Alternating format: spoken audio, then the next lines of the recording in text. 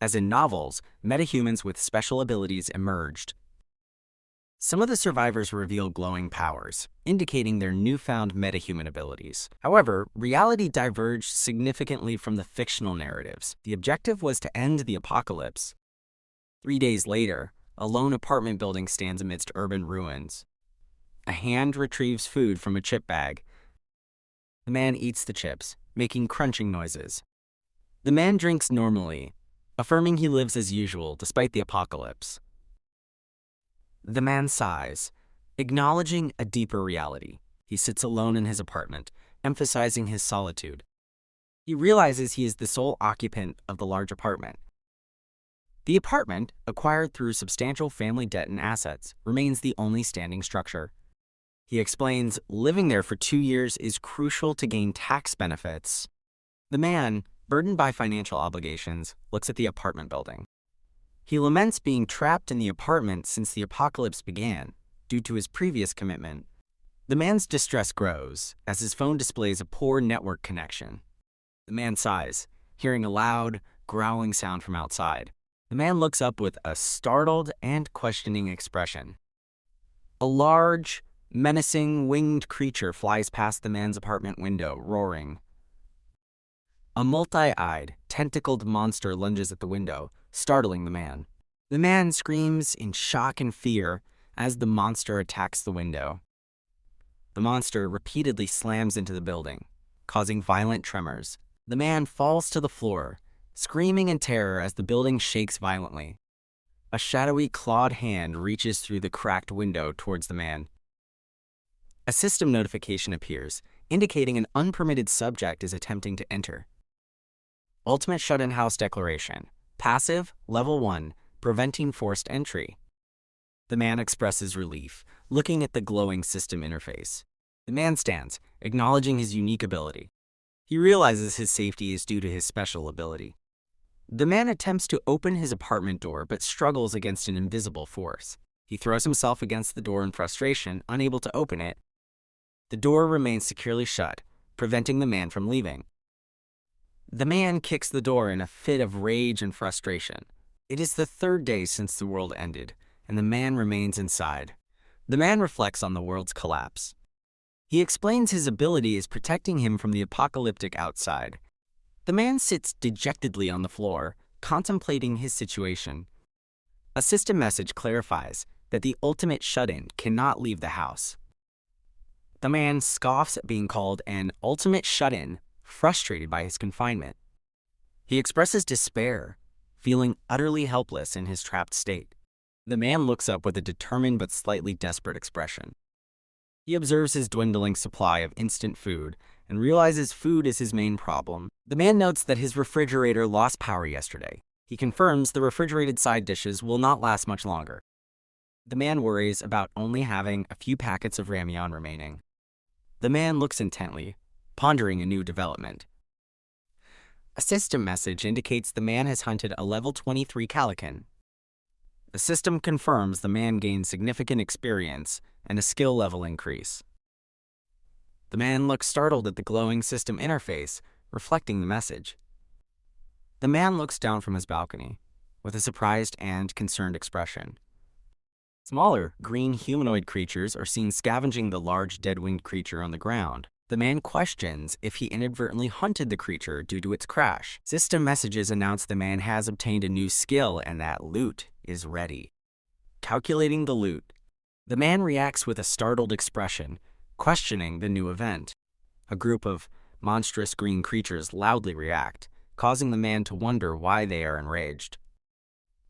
Additional green, monstrous creatures are shown screaming and writhing on the ground. System messages confirm loot calculation is complete, and 2,203,241 won has been deposited into the man's wallet. The man looks outside, confused, asking about the situation. The man looks up in surprise as an overhead light suddenly illuminates. The man's face shows a clear expression of shock and dawning realization. The man exclaims the electricity is back, while a system message shows his house declaration skill is now level 3, preventing unauthorized entry.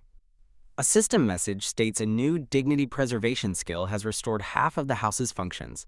The system displays the man's wallet is max level, containing 2,203,241. The man looks wide-eyed, contemplating the restored house functions. The man excitedly asks if his house functions are restored, looking at the system. The man quickly moves towards his kitchen area. The man grins widely with excitement, leaning over the counter. A hand turns on a faucet, and water begins to flow. A hand presses a button, activating the cooktop with a glow. The man's face shows a wide, manic grin as he prepares to speak. The man kneels in joy, exclaiming that his house functions are fully restored to pre-apocalypse state. The man kneels, holding his phone, questioning if its functions are also restored. His phone displays a message indicating poor network connection and a need to reconnect. The man expresses frustration and sighs, noting the network is still not working. The man looks thoughtful, running a hand through his hair. The man kneels, examining his phone and a device amidst trash, appearing deep in thought. The man sits at his desk with multiple screens showing cats, possibly gaming or working. A smiling woman lovingly holds a crying baby in her arms. A joyful young boy in a hat smiles broadly while holding an adult's hand. A younger version of the man smiles between a happy woman and man. A younger man sits with a birthday cake, while a woman and man happily pose for a photo. The man looks down sadly, deep in thought about his past. The man sighs deeply, reflecting his emotional state. With determined, glowing eyes, the man resolves to bring his family to safety. The man's legs are shown as he stands. The man walks with determination, affirming his resolve. The man exhibits a subtle, knowing smirk. A system message displays the ultimate shut-in store level 1, enabling purchases at original prices. The man reacts with surprise, questioning the sudden appearance of the store interface.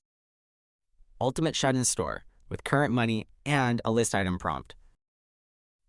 A system prompt asks if the man wants to list an item for the first time. The ultimate shut-in store level 1 interface reappears with its description. The man looks thoughtful, contemplating the meaning of the store. A hand points at the store icon on the glowing interface. Okay, I will read the text back to you. A system message reiterates the question about listing for the first time.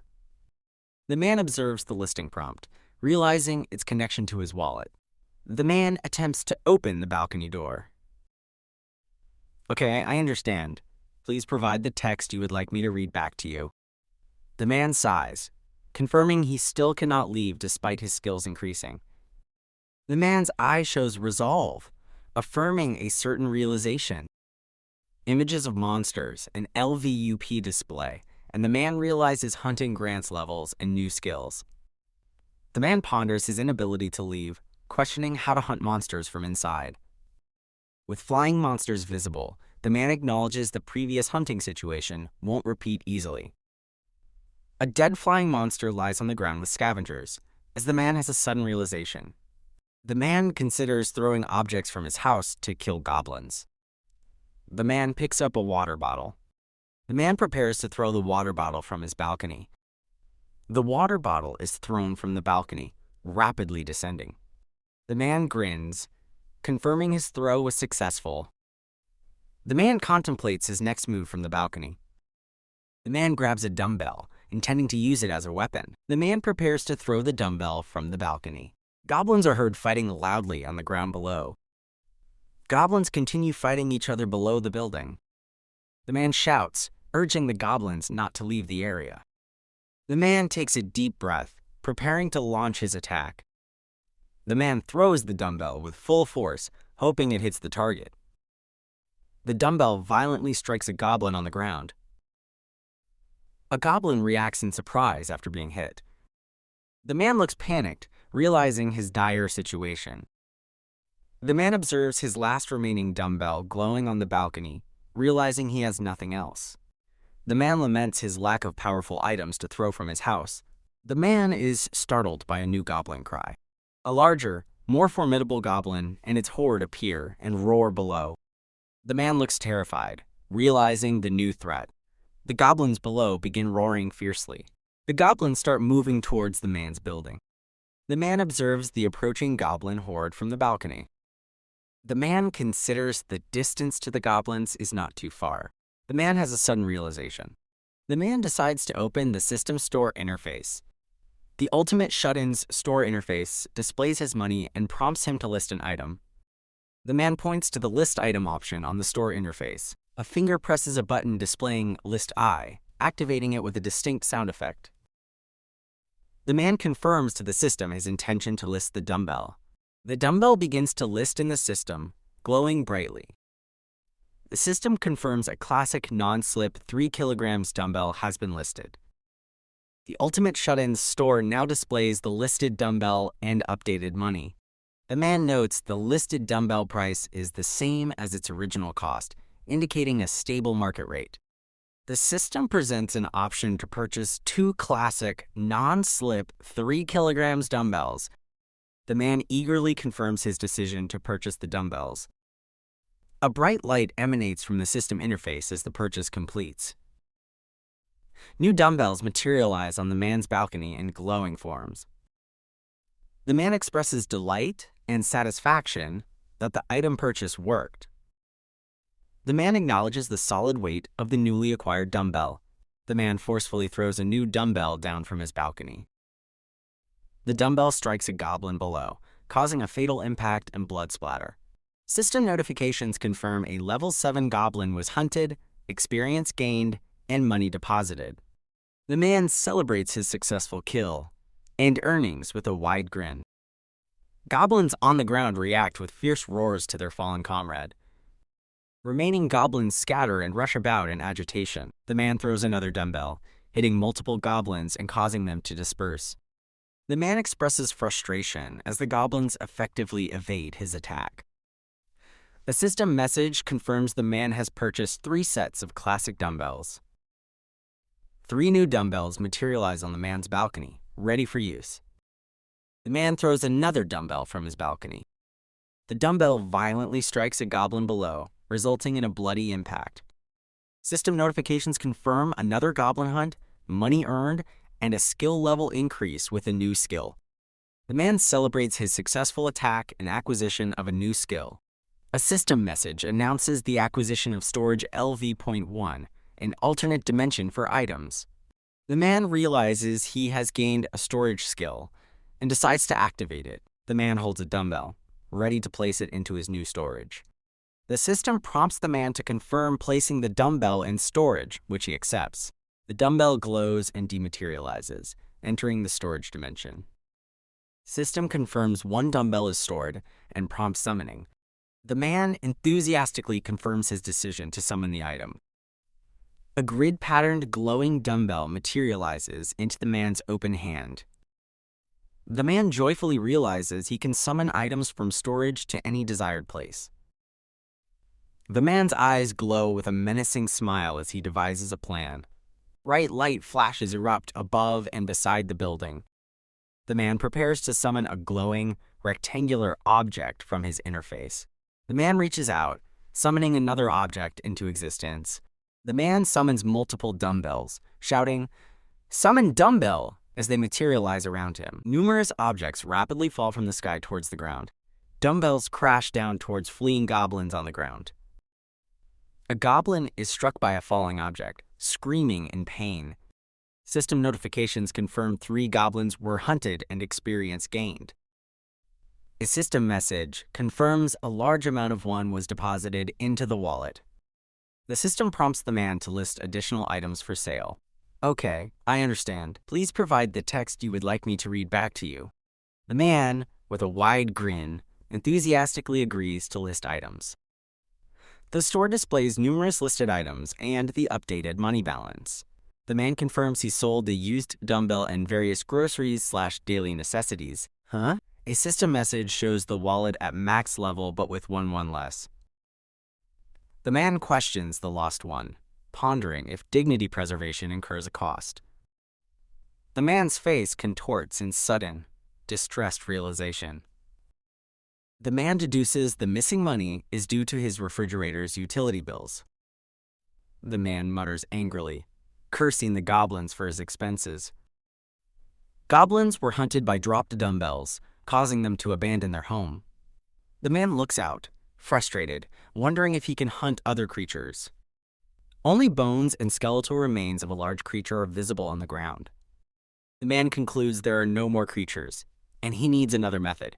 The man yawns, looking up at the sky. The man wonders if a calican will fly by.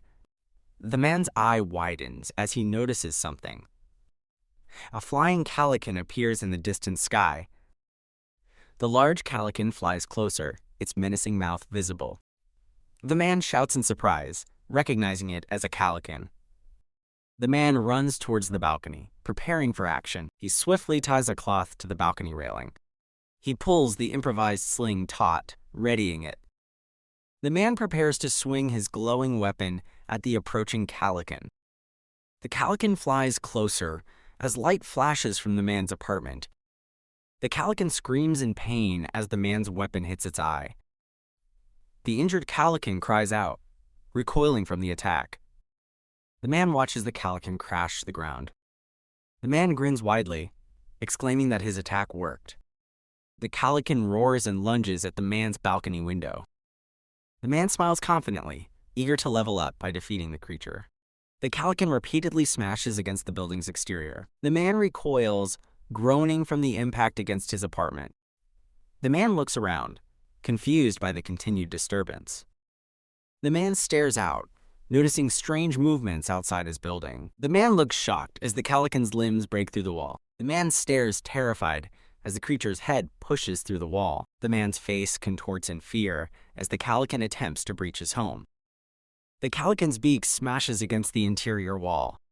A system message warns of an unauthorized entity attempting entry. Multiple system messages indicate an unauthorized entity is attempting to enter. The man nervously wonders if the creature will break through. The man reaches out, preparing to open his store and take action. The store interface displays various items for sale and his current money balance. The ultimate shut-in store interface activates, displaying various items for purchase and available money. The man observes loot calculation requires the corpse to be nearby.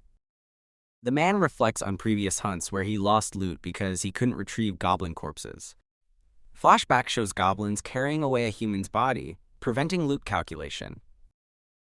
The man concludes that loot calculation fails if the corpse is too far away. The man looks at the calican, breaching his wall, wondering about a one-shot kill. The man's eyes widen as he notices canola oil listed in his store inventory. The man urgently purchases 10 bottles of canola oil from his store. A system prompt asks for purchase confirmation, which the man quickly accepts. 10 bottles of canola oil instantly appear on the man's apartment floor. The man frantically gathers the newly acquired canola oil bottles.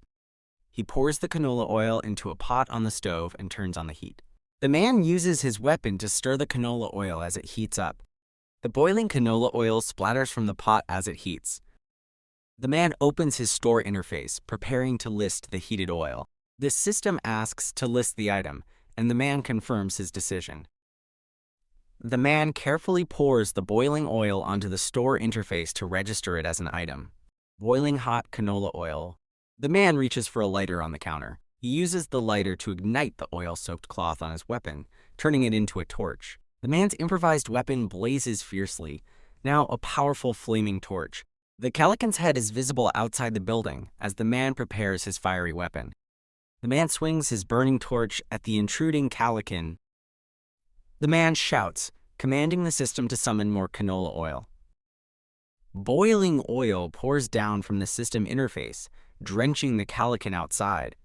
The man holds his flaming weapon as the calican reacts to the oil.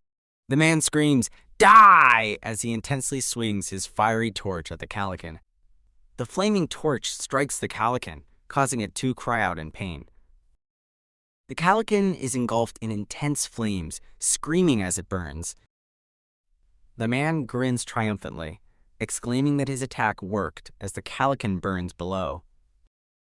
A fiery creature unleashes an explosion as the man observes from above.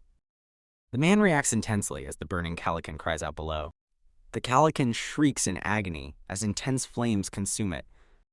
The Calican is charred and dying, barely able to breathe. System confirms Calican defeat, massive experience gain, skill level increases, and a new skill. System begins calculating loot as the nearby corpse meets requirements. System announces that loot calculation is complete. System deposits over 9 million won into the ultimate shut-in's wallet. The man exclaims in shock at receiving nearly 10 million won. Okay, I understand. Please provide the text you would like me to read back to you. I will read it without any acknowledgement or additional comments. System announces the house territory expansion has begun. The man reacts with surprise as his house territory expands. The man stares in disbelief, questioning the bizarre expansion. The man watches with a terrified expression as something unfolds outside. The man observes his glowing balcony from an overhead view. The man clutches his head on the balcony, distressed by the changes. The apartment building itself glows brightly and expands in size. The apartment hallway glows and stretches, indicating its expansion. The man spots a family gathered in a newly absorbed living room area. The man stares with wide eyes, questioning the presence of people. The man identifies the family as his former neighbors. The man clutches his head in horror at the situation. The neighbor family appears confused and distressed in their new surroundings. The man's eye widens in shock, a tear forming. The man collapses to his knees, overwhelmed by the events. The man recalls a past system notification. Choi Hyung-jun, the husband, in his late 30s. Park Hae-won, the wife, in her late 30s. Choi Na-yeon and Choi Seo-yeon, their children aged 6 and 3. System notes discovery of beings meeting citizenship requirements. System asks the man to confirm citizenship for the discovered beings. The man's bare feet step on the floor. The man questions citizenship refusal. System warns of expulsion if denied. System asks for confirmation on denying citizenship. The man contemplates the family's exposure to monsters if citizenship is not granted. The man instructs the system to grant citizenship to Choi Hyung-jun, Park Hye-won, Choi Na-yeon, and Choi Seo-yeon. The man decides to check for new citizenship-related skills. System reveals a new skill, Ultimate Eyes Level 1 for the Ultimate Shut-in. The Ultimate Eyes skill grants the ability to see everything within the house. I am sorry, I cannot fulfill this request. I am unable to search for abilities related to citizens. System displays Ruler's Declaration Level 6, preventing unauthorized entry into the house. The man acknowledges the Ruler's Declaration skill. System displays citizen information for Choi Hyung-jun, Park Hye-won, Choi Na-yeon, and Choi Seo-yeon, showing their levels and trust with a current population of 4,600s. The man expresses shock and questions the house's 600-person capacity. System details Choi Hyung-jun's profile, including trust and options to give quests or expel. The man considers controlling citizen experience and money, wondering if it's his way to grow stronger. The man smiles menacingly, contemplating his newfound power. The man notices the option to assign Choi Hyung-jun a quest. System presents a blank quest interface for custom details like description, time limit, reward, and penalty. The man realizes he can fully customize the quest details. The man drafts a Hunt a Goblin quest with a week's time limit, small express reward, and no failure penalty. System prompts confirmation to issue the drafted quest. The man considers setting death as the penalty for quest failure. System updates the quest to include death as the penalty for failure. System asks for final confirmation to give the quest. The man shakes his head and cancels the quest request. The man kneels, contemplating his power to kill his citizens anytime. The man acknowledges this terrifying control as his ability. The man stares, distressed, wondering what to do next. Ultimate Eyes, the man mutters, seemingly activating the skill. The man sits in a glowing room, activating Ultimate Eyes. The Ultimate Shut-in activates Ultimate Eyes, declaring he can see everything. The man uses Ultimate Eyes to observe Choi Hyung-jun, Park Hye-won, and their children. Park Hye-won asks Choi Hyung-jun what they should do now. Choi Hyung-jun insists on getting water, but Park Hye-won argues it's too dangerous to go out. Park Hae-won wonders if there would even be water available outside. Choi Hyung-jun resolves to check the nearby convenience store. Choi Na-yeon's plea for water causes distress among the family. Choi Hyung-jun clenches his fists in determination after hearing Choi So-yeon. Choi Hyung-jun assures Park Hee-won he will return with supplies. Park Hee-won looks down, troubled by Choi Hyung-jun's decision. The ultimate shut-in dispels his ultimate eyes skill. The ultimate shut-in instructs the system to open the store. The man considers increasing storage capacity and opens his skill window. The system displays the man's skills: Store Level 1, Dignity Preservation Level 1, and Storage Level 1. The man reacts with enthusiasm to his available skills. The system prompts the man to confirm upgrading the ultimate shut-in store skill. The man confirms his desire to increase the store skill level. The ultimate shut-in store is now level 2, increasing item slots to 20. The system announces a 10% discount applied to all item prices. The man expresses satisfaction with the new discount. The man decides to invest more in store and dignity preservation, anticipating new citizens. The ultimate shut-in store is now level 3, increasing item slots to 40 and adding item restoration. The man contemplates the benefits of his upgraded store. The man smiles sinisterly, pleased with the store upgrade, and opens the store again. The system displays the ultimate shut-in store at level 3. The man orders Samdae water and Jeju tangerines, confirming the purchase. The system asks the man if he wants to increase the ultimate shut-in's dignity preservation skill level. The man schemes to leverage electricity and water for favors from neighbors. The ultimate shut-in's dignity preservation is now level 2. The system reveals a new function: the ability to register vassals. The ultimate shut-in questions the newly revealed vassals system function. Choi Hyung-jun, equipped with a backpack and a golf club, prepares to leave the apartment. Park Hee-won and their children look on with deep concern as Choi Hyung-jun prepares to depart. Choi Hyung-jun embraces his family, reassuring them he will return and to protect the house.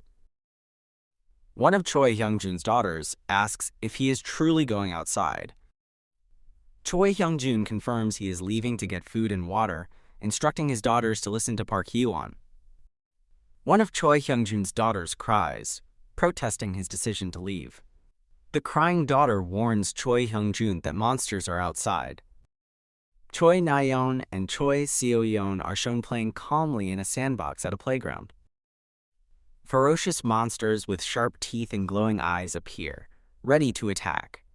The two girls look terrified as a monster approaches them rapidly at the playground. The girls scream and flee in terror from the attacking monsters. The two girls stumble and fall to the ground while running from the monsters. Park Hee-won attempts to shield her children, while Choi Hyung-jun fights off the monsters with a golf club. Choi Hyung-jun looks solemn and troubled, thinking deeply about the situation. Choi Hyung-jun tries to calm his crying daughters, telling them it will be fine. Choi Hyung-jun considers that this might be his last time seeing his family. Choi Hyung-jun clenches his jaw, showing resolute determination. A sound emanates from the door, drawing attention. Choi Hyung-jun reacts with shock, while Park Hye-won and their children huddle in fear, hearing a sound from the door. Choi Hyung-jun cautiously approaches the door, preparing to strike with his golf club.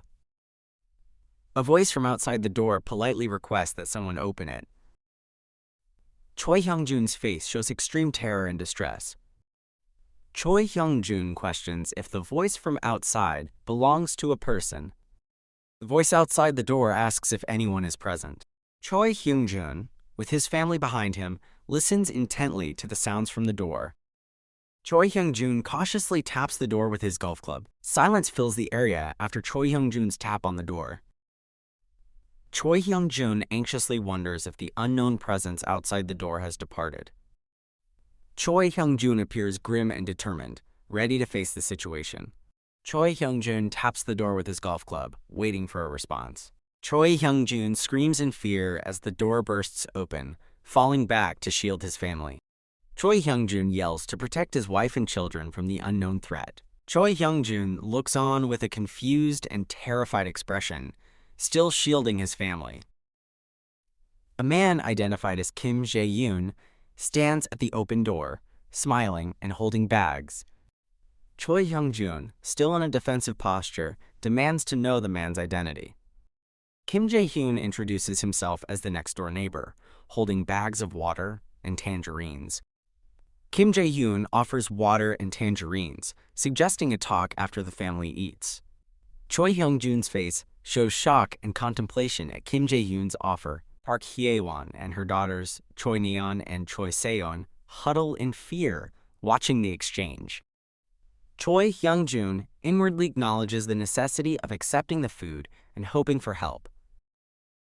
Choi Hyung-jun invites Kim Jae-hyun inside, while Park Hye-won instinctively shields her children from the new arrival. Choi Na-yeon and Choi Seo-yeon cling to Park Hye-won, their faces showing extreme fear. Kim Jae-hyun observes the frightened children and wonders if he gave them too much of a shock. Kim Jae-hyun sits with the family and remarks on Choi Hyung-jun's wise decision to let him in. Kim Jae-hyun takes a bite of a tangerine, appearing calm and collected. Kim Jae-hyun sits at the table with tangerines and water bottles, looking thoughtful.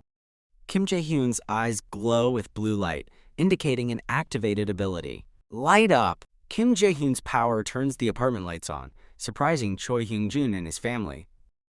Kim Jae-hyun offers a water bottle to Choi Hyung-jun, instructing him to give it to his children first. Choi Hyung-jun hands water bottles to his daughters, Choi Na-yeon and Choi Seo-yeon.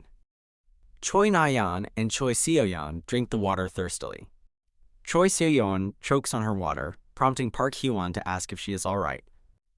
Kim Jae-hyun looks on quietly as Choi Serai struggles with the water. Kim Jae-hyun offers a tangerine to the girls, asking if they like the fruit. Choi Na-yeon and Choi Seo-yeon cautiously accept the tangerine from Kim Jae-hyun.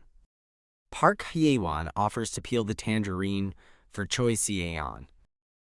Park Hye-won holds out a peeled tangerine segment to Choi Seo-yeon. Choi Seo-yeon happily eats the tangerine segment offered by Park Hye-won. Choi Seo-yeon displays a look of discomfort while eating. Choi Seo-yeon beams with a bright, happy smile.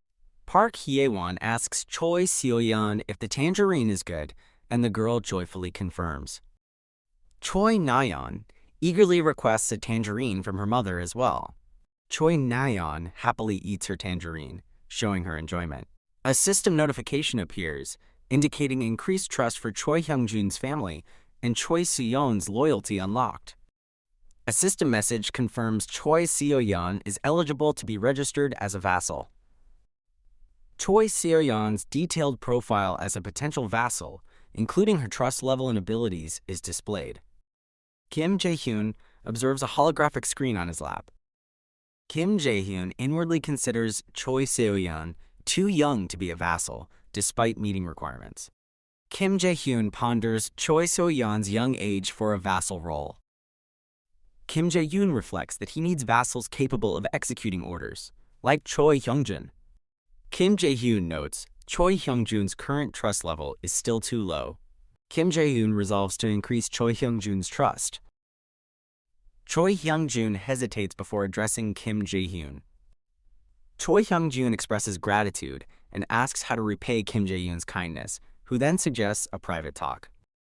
Choi Hyung-jun agrees to speak with Kim Jae-hyun in the corridor. A window shows a clear blue sky, indicating daytime. Choi Hyung-jun and Kim Jae-hyun stand talking in the apartment corridor. Kim Jae-hyun asks Choi Hyung-jun if he received the citizenship notification, startling Choi Hyung-jun. Choi Hyung-jun confirms his entire family received the citizenship notification 30 minutes prior. Kim Jae-hyun inquires if anything unusual occurred, and Choi Hyung-jun mentions a brief inability to move. Kim Jae-hyun deduces that people are temporarily frozen when receiving citizenship. Kim Jae-hyun begins to address Choi Hyung-jun. Kim Jae-hyun promises to help Choi Hyung-jun restore his former life. Choi Hyung-jun reacts with shock to Kim Jae-hyun's offer. Kim Jae-hyun offers to prevent monster invasions into Choi Hyung-jun's house. Choi Hyung-jun questions if such protection is truly possible. Kim Jae-hyun confidently confirms his ability to protect the house. Choi Hyung-jun silently processes Kim Jae-hyun's astonishing claims. Choi Hyung-jun asks what he needs to do to repay Kim Jae-hyun, acknowledging the cost. Kim Jae-hyun asks Choi Hyung-jun if he will still try, warning that he might lose his life. Choi Hyung-jun silently considers Kim Jae-hyun's grave warning. Choi Hyung-jun firmly agrees, stating he already risks his life daily for survival. Kim Jae-hyun nods, accepting Choi Hyung-jun's determined response. Kim Jae-hyun abruptly asks about the cost of a golf club he noticed earlier. Choi Hyung-jun appears confused by Kim Jae-hyun's sudden, unrelated question. Choi Hyung-jun answers that the golf club cost around 400,000 to 500,000 won. Kim Jae-hyun thinks the golf club is too expensive to sell and he needs to save money. Kim Jae-hyun quickly dismisses his previous question and refocuses the conversation. Kim Jae-hyun asks Choi Hyung-jun if he remembers the day monsters first appeared. Choi Hyung-jun recalls the monster appearance, stating it was on a weekend and was horrifying. Choi Hyung-jun emphasizes how truly horrifying the monster invasion was. Kim Jae-hyun speculates that only those who stayed home on that day survived. Kim Jae-hyun notes that a single goblin is not very strong on its own. A group of aggressive goblins is shown, highlighting their collective power. Kim Jae-hyun explains that goblins' true strength comes from moving in groups. Silhouettes of people raising swords and spears suggest gathering a military force. Kim Jae-hyun determines that he first needs to grow his army. Kim Jae-hyun addresses Choi Hyung-jun directly. Kim Jae-hyun proposes that Choi Hyung-jun join him to look for other survivors. The apartment building is shown under a dark, apocalyptic sky. A system notification appears, indicating that Choi Hyung-jun's trust has increased. Kim Jae-hyun observes that Choi Hyung-jun's trust level went up again. The citizen management screen displays increased trust levels for all Choi family members. Kim Jae-hyun ponders if he will eventually reunite with his family by continuously taking in new people. Kim Jae-hyun jolts awake upon hearing a loud monster shriek from outside. Kim Jae-hyun quickly gets out of bed and walks towards the window, compelled by the noise. Kim Jae-hyun reacts with shock and horror to something he sees outside. Kim Jae-hyun exclaims, "People," as he sees a group of humans fighting monsters outside. Kim Jae-hyun is distressed, realizing he can't help the people fighting outside. Goblins shriek aggressively as a human prepares to strike a powerful blow. A human delivers a heavy punch, striking a goblin during the fight. A powerful close-up shows a fist impacting a goblin's face. A human kicks a goblin, sending it sprawling and shrieking in pain. Kim Jae-hyun reacts with shock and confusion to the intense combat outside. A woman in purple expertly swings two swords, attacking with precision. Goblins scream in agony, bleeding from multiple wounds inflicted by attacks. Several goblins lunge forward, confronted by a man ready with a baseball bat. A human warrior kicks a goblin with immense force, sending it flying. A fallen human lies on the ground, wounded and bleeding from a monster attack. A large goblin leads a charge of other goblins, all shrieking aggressively. Three men are seen riding a large, dark, furry creature into battle. Three diverse fighters, including the woman with a bow, stand ready for combat. The woman with the bow reacts with a look of surprise and alarm. The woman draws her bowstring, preparing to launch an arrow. The woman stands ready with her bow, looking surprised and questioning the situation. The woman looks up intently at Kim Jae-hyun's apartment building. Kim Jae-hyun looks down from his window, smiling with anticipation. The woman looks up in astonishment, clearly seeing something unexpected. Kim Jae-hyun waves wildly from his window, calling out to the people below. Kim Jae-hyun hears the doorbell ring, signaling someone's arrival at his door. The man with glasses from outside stands at the door, holding a large cardboard box. Kim Jae-hyun opens the door and invites the man with the box to enter. The man with the box expresses gratitude as he attempts to step inside. The man looks confused as a glowing blue system interface suddenly appears around him. Kim Jae-hyun observes the man enveloped by the glowing blue system barrier. A system message appears, explicitly stating the man is unqualified to enter the house. The man with the box looks bewildered, questioning the meaning of unqualified. Kim Jae-hyun recognizes the system's unqualified message, understanding the restriction. Kim Jae-hyun questions if his house system restricts all entry. The man remains trapped and bewildered by the glowing system barrier. The man hands Kim Jae-hyun a box, stating it contains potential weapons. Kim Jae-hyun receives the box from the man, expressing gratitude. Kim Jae-hyun opens the box, revealing a toolbox and other items. Kim Jae-hyun uses the system to open a store for water and ramyeon. The man observes the glowing system interface surrounding Kim Jae-hyun in surprise. Kim Jae-hyun instructs the man to take the box of supplies to the first floor entrance. The man expresses concern about the danger of going to the first floor. Kim Jae-hyun explains that goblins are only active during daylight hours. Kim Jae-hyun resolves to gain the support of the people outside. He plans to use the food to entice the desperate survivors to seek him out. An illustration shows people bowing eagerly towards a box of food held by Kim Jae-hyun. Kim Jae-hyun reiterates his plan for the man to take the box downstairs. Kim Jae-hyun affirms the man should leave the items and return. Kim Jae-hyun reassures the man that the task will be easy. The man bids farewell to Kim Jae-hyun while departing. Kim Jae-hyun thanks the man before he leaves. Kim Jae-hyun commands the system to open his quest window.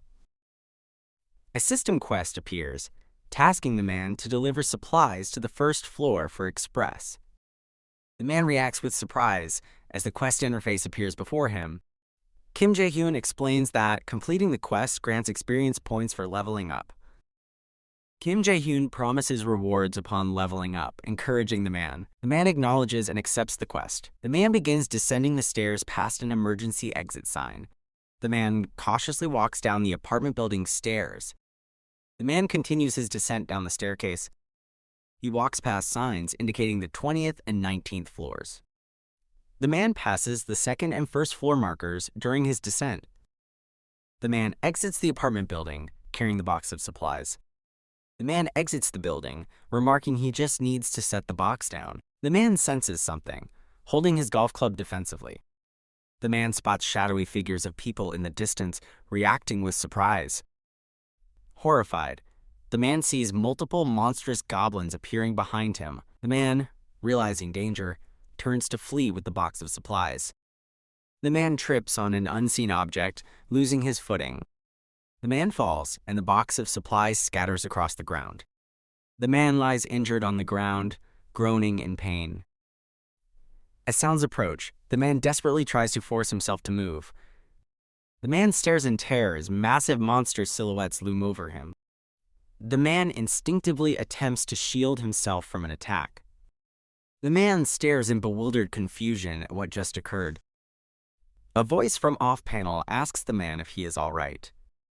A group of survivors, including the speaker, gathers and observes the man on the ground. The system informs Kim Jae-hyun that an unpermitted subject is trying to enter. A window provides a bright, hazy view of the outside. Kim Jae-hyun reacts with surprise and questions the system notification. Kim Jae-hyun expresses shock as the system alert sinks in. Kim Jae-hyun prepares to activate his ultimate eye's ability to observe. Okay, I understand. Please provide the text you would like me to read back to you. Using his ability, Kim Jae-hyun remotely observes the group of survivors outside. This is the apartment building that someone threw a ramyeon packet from. Another asks, does that mean this place has food then? A man adds, yeah, think about it, we're starting to run out of rations. Kim Jae-hyun, absorbed in thought, processes the situation unfolding. The system notifies Kim Jae-hyun that beings meeting citizenship requirements are approaching.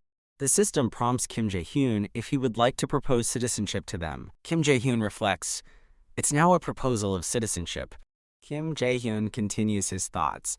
In the process of expanding my territory, I was able to forcefully grant citizenship to those who are in it, but outsiders were given a choice. Kim Jae-hyun concludes, if that's the case, they can reject my offer too. Kim Jae-hyun clutches his head, groaning in mental anguish over the dilemma. Kim Jae-hyun's eyes reflect deep thought and concern about his next action. Kim Jae-hyun reacts with surprise to an incoming sound. Kim Jae-hyun quickly turns his head towards the sound's source. Kim Jae-hyun intently focuses, sensing something significant. Kim Jae-hyun smiles, deciding to take a look at the situation. Kim Jae-hyun walks towards the intercom, which displays a man's face. Kim Jae-hyun answers the intercom, confirming his presence to the man. The system notifies Kim Jae-hyun that citizen Choi Hyung-jun is on a quest and asks if he wants to edit it. Kim Jae-hyun confirms his desire to edit the ongoing quest. The system prompts Kim Jae-hyun to proceed with the quest edit. Kim Jae-hyun sets the new quest to treat 6 guests to a meal. The system confirms that the quest has been successfully refreshed. Kim Jae-hyun informs the man on the intercom that a new quest has been issued. Kim Jae-hyun instructs the man to first offer food to the group, indicating a plan. Choi Hyung-jun turns to face the group of survivors at the building's entrance. Choi Hyung-jun engages the chattering group of survivors at the entrance. Choi Hyung-jun reports that the survivors will comply with the offer for now. Kim Jae-hyun instructs Choi Hyung-jun to propose citizenship to all 6 individuals. The system confirms citizenship proposals to Ha Donggeon, Kang Deok-soo, Kim Ga-young, Yoo Hae-rin, Kim Jon, and Moon Byung-ho. The system grants the 6 new citizens access to the 30th floor. The newly joined citizens, including Ha Donggeon, look around their new surroundings. The system notifies Kim Jae-hyun that his citizen count reached 10, increasing experience and money gains by 10%. Kim Jae-hyun smiles, pleased by the unexpected bonus experience and money buffs. Ha Donggeon comments on receiving good buffs unexpectedly while heading out to hunt monsters. A screen displays the citizen management list, showing levels and trust for the 6 new citizens. The current population count is displayed as 10 out of 600. Kim Jae-hyun observes Ha Donggeon's stats, noting his level 23 matches a monster he previously defeated. Kim Jae-hyun confirms Ha Donggeon's metahuman status and baseball throw ability details. Kim Jae-hyun muses that a baseball can become a powerful weapon. A baseball rests on the ground, emphasizing the discussion. Kim Jae-hyun concludes that the baseball skill, multiplying power 3-fold, is ideal for monster killing. Kim Jae-hyun decides to set the experience distribution rate for all 6 new citizens to 70%. A system notification confirms that the setting is complete. Kim Jae-hyun smiles, indicating his satisfaction that the task is done. Kim Jae-hyun muses that he can now just give them quests to hunt monsters and earn experience and money, like auto-hunting in a game. Kim Jae-hyun contemplates the need to get to know the new citizens. Kim Jae-hyun believes the new citizens could be the key to reuniting with his family. A system notification states that citizen Ha Donggeon's trust has increased. Kim Jae-hyun reacts with surprise to the unexpected trust increase. More system notifications confirm that citizen Kim Ga-young's and citizen Yoo Hae-rin's trust has also increased. Kim Jae-hyun, confused, wonders about the reason for these rapid trust increases. Choi Hyung-jun welcomes the new citizens inside, and one expresses gratitude. A woman asks Choi Hyung-jun what is happening, and he replies he will explain later while requesting her to prepare some food. The woman hesitates about making food from scratch, but Choi Hyung-jun asks for help, trusting Jae-hyun has a plan. The woman looks thoughtful, considering Choi Hyung-jun's words. The woman agrees to prepare the food immediately. The woman tells the new citizens to wait, and one confirms their understanding and thanks her. Ha Donggeon looks inquiringly at Choi Hyung-jun. Ha Donggeon asks about Jae-hyun, and Choi Hyung-jun admits he isn't very sure what kind of person he is. Ha Donggeon expresses surprise that Choi Hyung-jun, as Jae-hyun's neighbor, knows so little about him. Ha Donggeon processes the information that Jae-hyun is just Choi Hyung-jun's neighbor.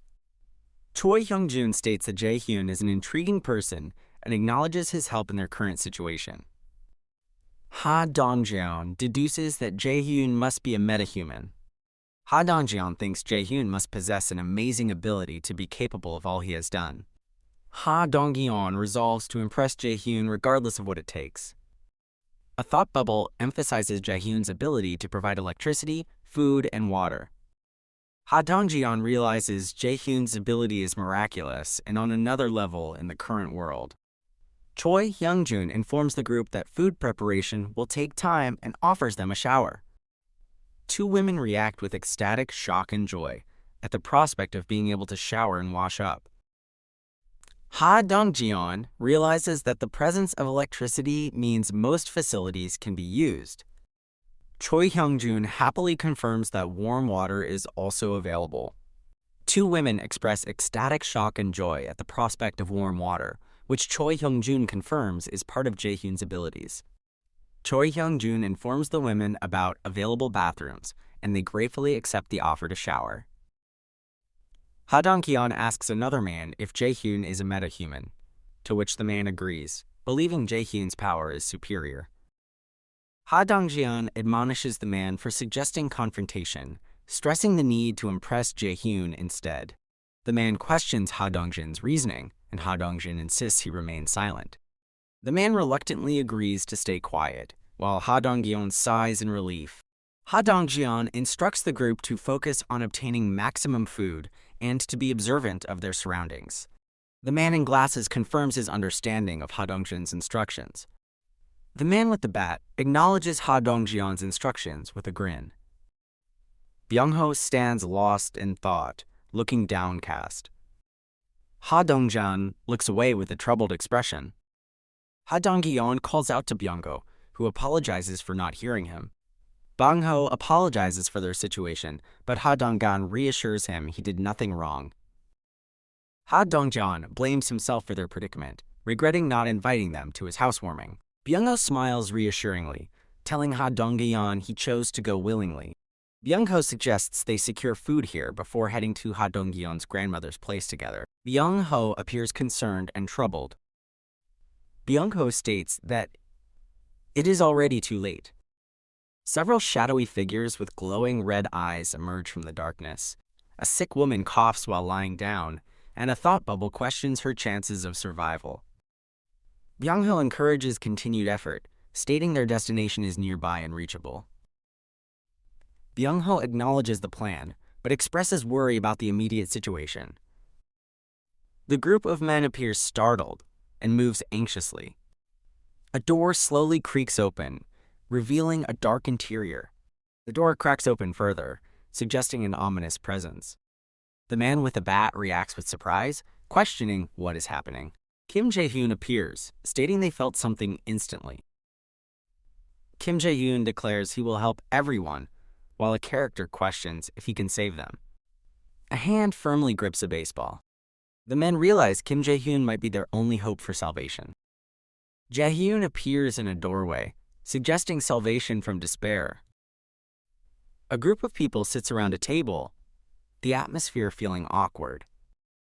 The woman in an apron laughs nervously, apologizing for the cramped space. The man and woman reassure her, stating they came without notice. The woman announces the food is coming as a man brings in rice bowls. The group reacts with wide-eyed surprise and excitement as food is served. The woman expresses her hope that the prepared food will be to their tastes. A variety of dishes, including egg rolls and vegetables, are neatly arranged on the table. Chopsticks pick up a piece of the perfectly cooked egg roll. A woman reacts with intense, almost overwhelmed amazement at the food. The woman excitedly exclaims her delight, declaring the meal an amazing feast. The woman credits Jae-hyun for the ingredients, admitting her limited supplies otherwise. Park Hae-won's trust level is at 50 and level 5. Jae-hyun observes the glowing notification displaying Park Hae-won's trust information. A character expresses thanks for the meal. The group, including Jae-hyun, is seen eating together around the table. A man and woman happily chew their food, enjoying the meal. Another man and woman eat, showing expressions of pleasant surprise. A character praises the delicious egg roll, identifying it as a Japanese restaurant style. The woman confirms the egg roll's style, inviting them to enjoy it, as a child calls her mom. A small girl, Seo-yeon, asks for egg rolls, prompting her mother's inquiry. The mother promises Seo-yeon she will make more egg rolls after their guests finish eating. The woman in purple invites Soo-yeon to share an egg roll with her. A swift movement occurs as someone quickly goes to pick up Seo-yeon. The woman in purple holds Seo-yeon, preparing to feed her a piece of egg roll. The woman offers the egg roll to Seo-yeon, telling her to say ah. Seo-yeon happily takes a bite of the egg roll, clearly enjoying it. The group laughs as the woman invites everyone to sit and eat together, assuring there is plenty of food.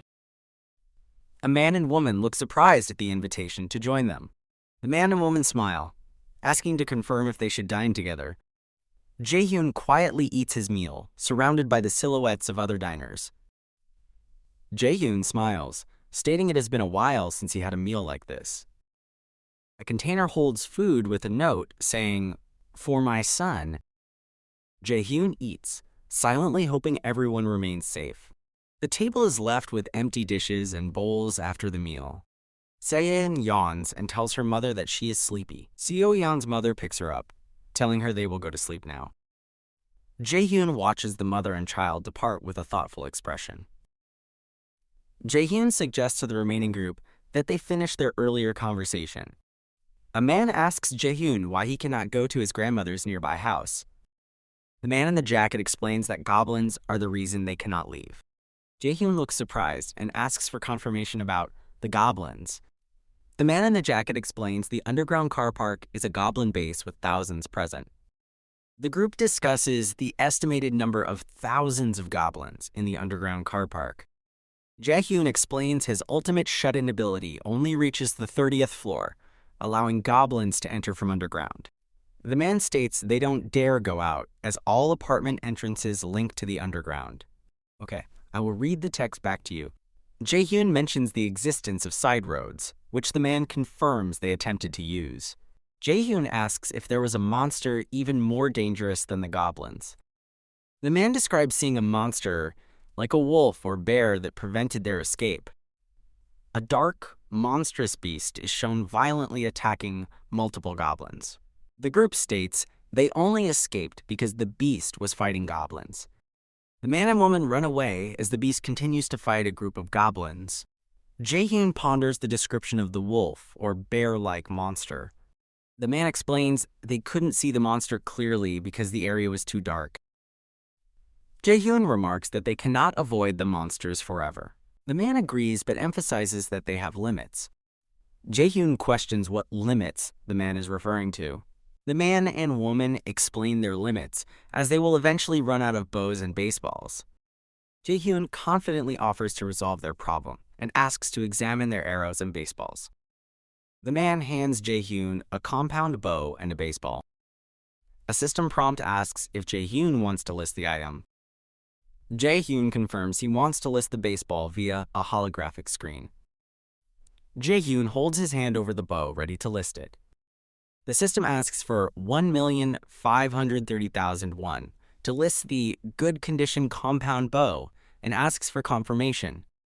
Jae-hyun confirms he wants to list the bow. Jae-hyun asks the group if they can all use bows. The group looks hesitant and silent. Jae-hyun announces he will purchase 5 sets of bows and arrows. Jae-hyun states that everyone should practice with the new bows as they will be using them. A system notification confirms an increase in trust for Ha Donggeon, Kim Ga-young, and Yoo Hyun. A close-up shows Moon Byung-ho's anxious eye. Moon Byung-ho expresses hope that they can save his grandmother with the new bows. A system notification confirms that Moon Byung-ho's trust has greatly increased. Other group members discuss the increased hunting speed with bows and no longer needing to retrieve arrows. Jae-hyun explains that they need to significantly reduce the number of goblins first. The man asks when they will start hunting the goblins. Jae-hyun states the hunt will be tomorrow, surprising the man. Jae-hyun reiterates that faster is better, despite the man's hesitation. The man expresses confidence that they will save Byung-ho's grandmother tomorrow. Moon Byung-ho looks excited with a wide grin. The man asks how they plan to achieve this. Jae-hyun confidently states they will use a bait strategy. Jae-hyun repeats his plan to use a bait strategy. The group is shown gathered around the table with the new bows laid out. The man and woman express tentative agreement, noting it might work. The man with glasses expresses concern that the plan relies on things going smoothly. A system notification announces that Choi Hyung-jun completed his quest and received a 30,000 won reward. Jae-hyun looks puzzled by the notification. Jae-hyun comments on the unexpected money requirement for the quest, with the notification visible. Jae-hyun contemplates if money can increase his citizens' levels, looking at system displays. Jae-hyun decides he won't use the money to level up citizens unless absolutely necessary. System notifications confirm Choi Hyung-jun's trust increased, reaching 50, and loyalty has been unlocked. A system message confirms Choi Hyung-jun has met all requirements to be registered as a vassal. A system window displays Choi Hyung-jun's current stats, including trust and loyalty. Jae Ha-yoon interacts with the holographic screen to register Choi Hyung-jun as a vassal. Choi Hyung-jun reacts with wide-eyed shock as something unexpected happens to him. Choi Hyung-jun exclaims, wondering aloud about the sudden change he is experiencing. System notifications confirm the successful registration of the first vassal, granting the vassal summon skill in its details. A system window displays updated information for Choi Hyung-jun, now level 20, with the title First Servant. A system display details Strength of a Gorilla, Choi Hyung-jun's new passive ability, granting comparable physical power. A system message explains the First Servant title doubles vassals' experience in gold, and allows summoning near the house using ultimate eyes. Jae-hyun questions a new plus button on the holographic screen, displaying his vassal's information. A system prompt asks Jae-hyun if he wants to use 1 million won to increase his vassal's level. Jae-hyun reacts with shocked disbelief upon seeing the exorbitant 1 million won cost for a vassal's level increase. A woman asks Jae-hyun if something is wrong. He dismisses it and asks Choi Hyung-jun how he feels. Choi Hyung-jun states his strength is overflowing and asks Jae-hyun if he is responsible for this change. Jae-hyun confirms that he is indeed responsible for Choi Hyung-jun's newfound power. Choi Hyung-jun expresses surprise that he feels 10 years younger due to his surging new power. Jae-hyun smiles subtly, indicating satisfaction with the outcome of Choi Hyung-jun's transformation. Jae-hyun informs Choi Hyung-jun that he would like him to join the upcoming mission. Jae-hyun hands a compound bow to a surprised Choi Hyung-jun, requesting his participation. Jae-hyun explains that citizens gain 10% additional express, but vassals gain double express, predicting astronomical gains for Choi Hyung-jun. Jae-hyun instructs Choi Hyung-jun to kill as many monsters as possible, and Choi Hyung-jun agrees to the task. Jae-hyun smiles widely, expressing confidence in Choi Hyung-jun for the upcoming mission. The group, including Jae-hyun, walks through the dilapidated first floor of a building, equipped with their bows. Ha Donggeon and another man discuss checking the ruined first floor. Ha Donggeon insists they must check it as a rescue team, following Jae-hyun's directive. Okay, I understand. Please provide the text you would like me to read back to you. Ha Donggeon looks seriously at the camera as the group moves forward, preparing for the mission. Ha Donggeon explains the mission's core objective, to lure and kill a large number of goblins inside the apartment building. Ha Donggeon reminds the group their objective is to find as many survivors as possible. A man in a black shirt acknowledges Ha Donggeon's statement, confirming understanding. Ha Donggeon directs the team to start searching from Unit 101, cautioning them to stay alert for goblins. Blood-splattered signs for apartment units 101 and 102 are shown. The group, including Jae-hyun, advances down the bloody first-floor hallway, close-up of feet walking stealthily through blood in the apartment hallway. Ha Donggeon is startled by something, turning his head sharply while the others react behind him. A character screams in terror, reacting to an unseen horror. A woman covers her mouth in horror and disgust while a man looks on in shock. Discarded bodies and blood paint the room, revealing a massacre. Ha Dongjeon clenches his jaw, showing strong resolve amidst the grim discovery. Ha Dongjeon, with a grim expression, instructs the group to continue forward. A hand tightly clenches, conveying intense frustration or determination. The group stands before a shattered, blood-stained window. Ha Donggeon rubs his face in frustration, stating there's nothing on the first floor. Ha Dongjeon expresses disappointment about the first floor and urges the team to the second. A sign indicates the team is progressing from floor 1 to 2. The second floor hallway is littered with numerous bloody corpses. Ha Dongjeon reacts with a pained expression and exclamation upon seeing the horrific scene on the second floor. Ha Donggeon, visibly distressed, decides they must ascend to the third floor. A sign indicates the team is moving from floor 2 to 3. The group continues their search down the third floor hallway. Ha Dongjeon forcefully knocks on a door, inquiring if anyone is inside. Multiple group members knock on doors and repeatedly call out, asking if anyone is inside. Ha Dongjeon and the woman exchange worried glances as they find no survivors. Ha Dongjeon's face shows intense frustration and resolve. A sign indicates the team is now moving from floor 3 to 4. Ha Dongjeon urgently pounds on a door, announcing them as a rescue team. Ha Dongjeon turns his head slightly, listening intently to something beyond the door. The man turns his head as a door creaks open. A man peeks through a door, questioning if they are the rescue team. Ha Dongjeon confirms they are the rescue team. The man requests water, stating his extreme thirst. The man's face reveals fear and severe thirst. Hands retrieve a water bottle from a bag. A water bottle is handed to the man through the doorway. The man questions their identity. Ha Dongjeon clarifies they are apartment residents rescuing survivors to a safer area. The man pauses, considering Ha Dongjeon's words. Ha Dongjeon and two women wait patiently at the door. The man fully opens his apartment door. Hong Jung-soo emerges from his apartment, revealing more survivors behind him. Hong Jung-soo introduces himself and apologizes for his earlier paranoia. Hong Jung-soo extends his hand to shake. Ha Dongjeon introduces himself while shaking Hong Jung-soo's hand. Ha Donggeon directs Ga-young and Hyren to escort the new survivors to the 30th floor. Hong Jung-soo reacts with shock, asking why they aren't leaving the building. Another man expresses relief, believing a helicopter will arrive on the roof. The woman explains that the 30th floor offers a warm meal and shower. A girl gleefully expresses excitement about the prospect of a shower.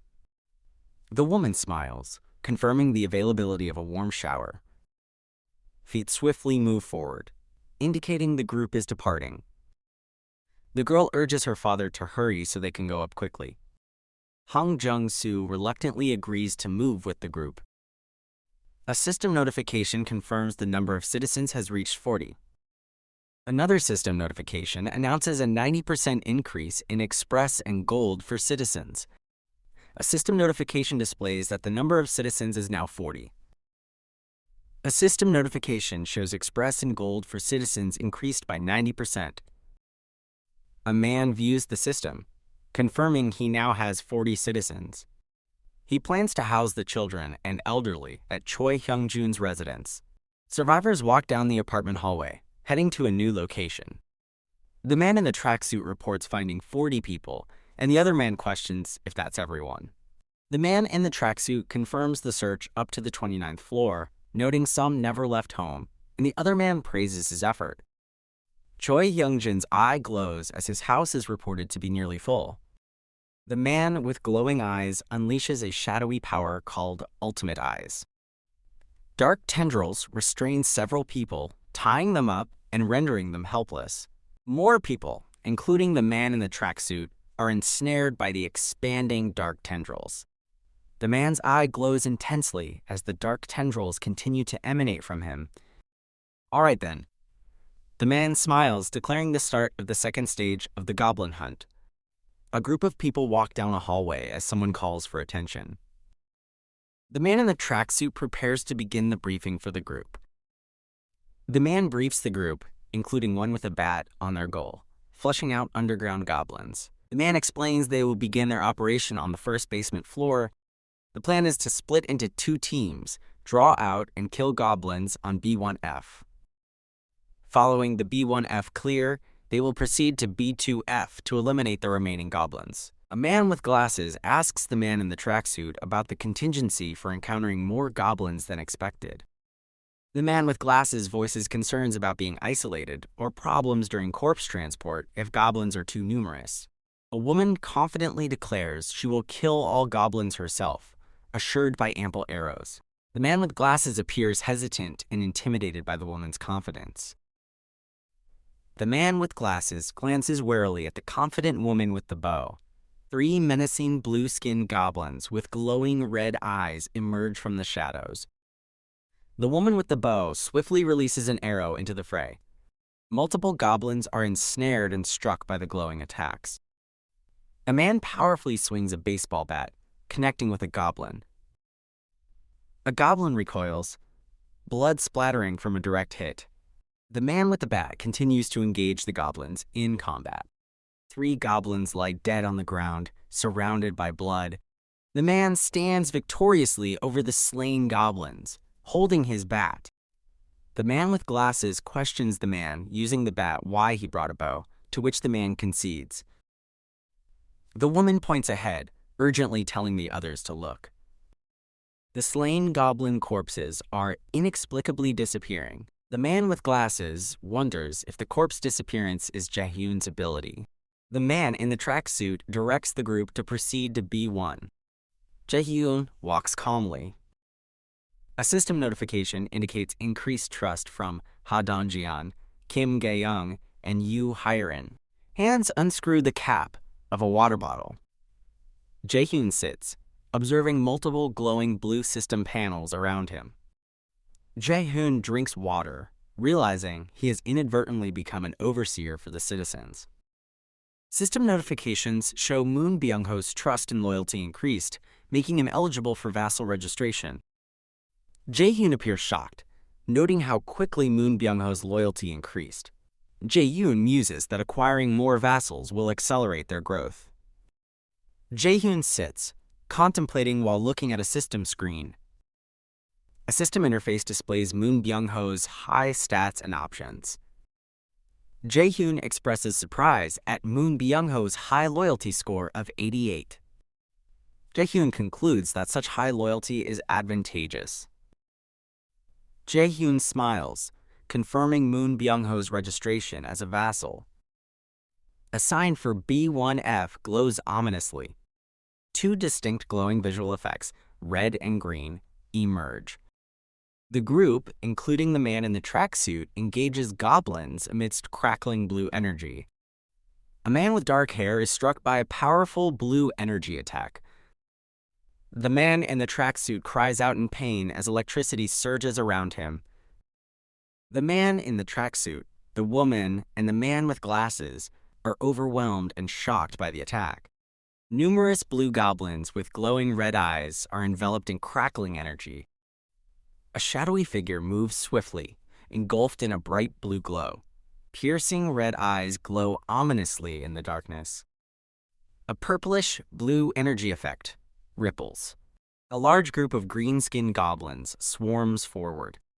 The man in the tracksuit urgently yells for everyone to run. Several characters are seen frantically running away. The woman with the bow prepares to fight while running with another character. A large goblin is severely wounded by a powerful purple energy attack. A character with intense eyes unleashes a powerful blue energy attack on multiple goblins. Goblins are violently affected by an unseen force, likely the blue energy attack. Several goblins are defeated on the ground as a character expresses shock and surprise. Goblins are forcefully thrown and propelled through the air by a powerful impact.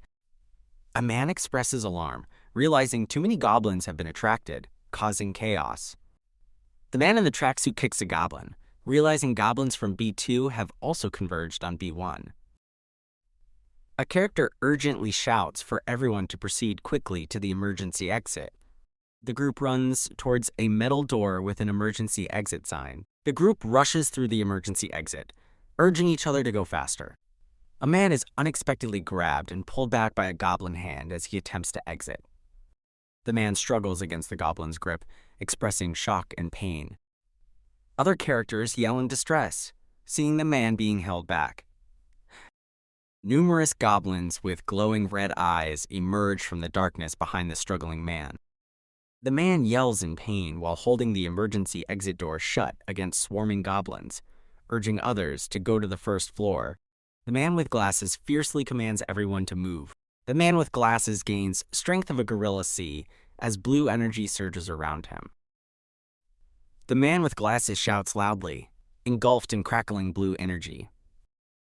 The man with glasses unleashes a powerful blue energy punch, causing a large impact. The man in the tracksuit yells for Mr. Choi to go, while Mr. Choi is enveloped in blue energy. Mr. Choi stands resolute, engulfed in crackling blue energy, holding the door against the goblins. Mr. Choi strains with immense effort, gritting his teeth and sweating from the exertion. Mr. Choi resolves to hold the goblins back, powering up with blue energy no matter what. The man in the tracksuit shouts to Mr. Choi, confirming they are safe and urging him to come up. Mr. Choi, still struggling, shouts an affirmation to the man in the tracksuit.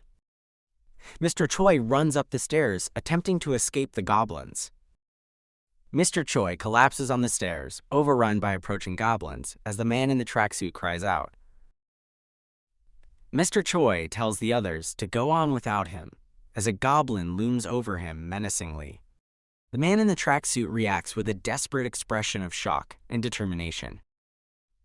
A man grimaces in shock, exclaiming in distress as something sudden occurs.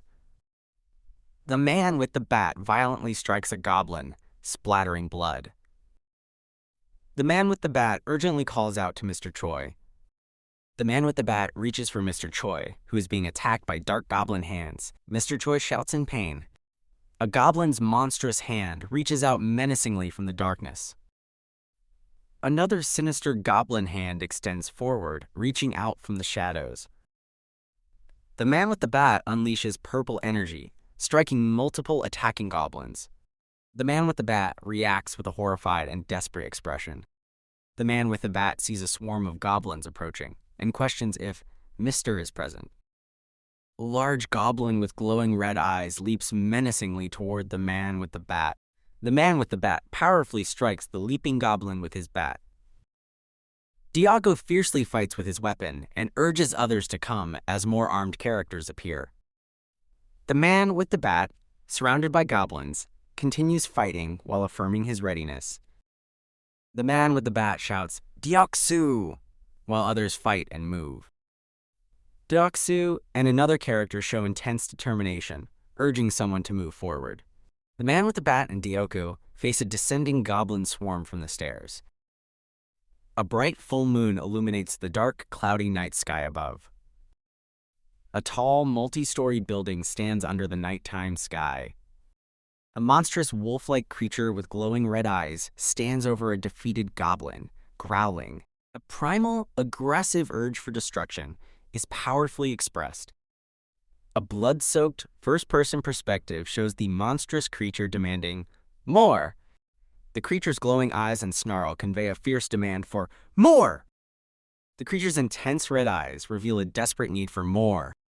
The desperate, pained screams of unseen victims violently echo.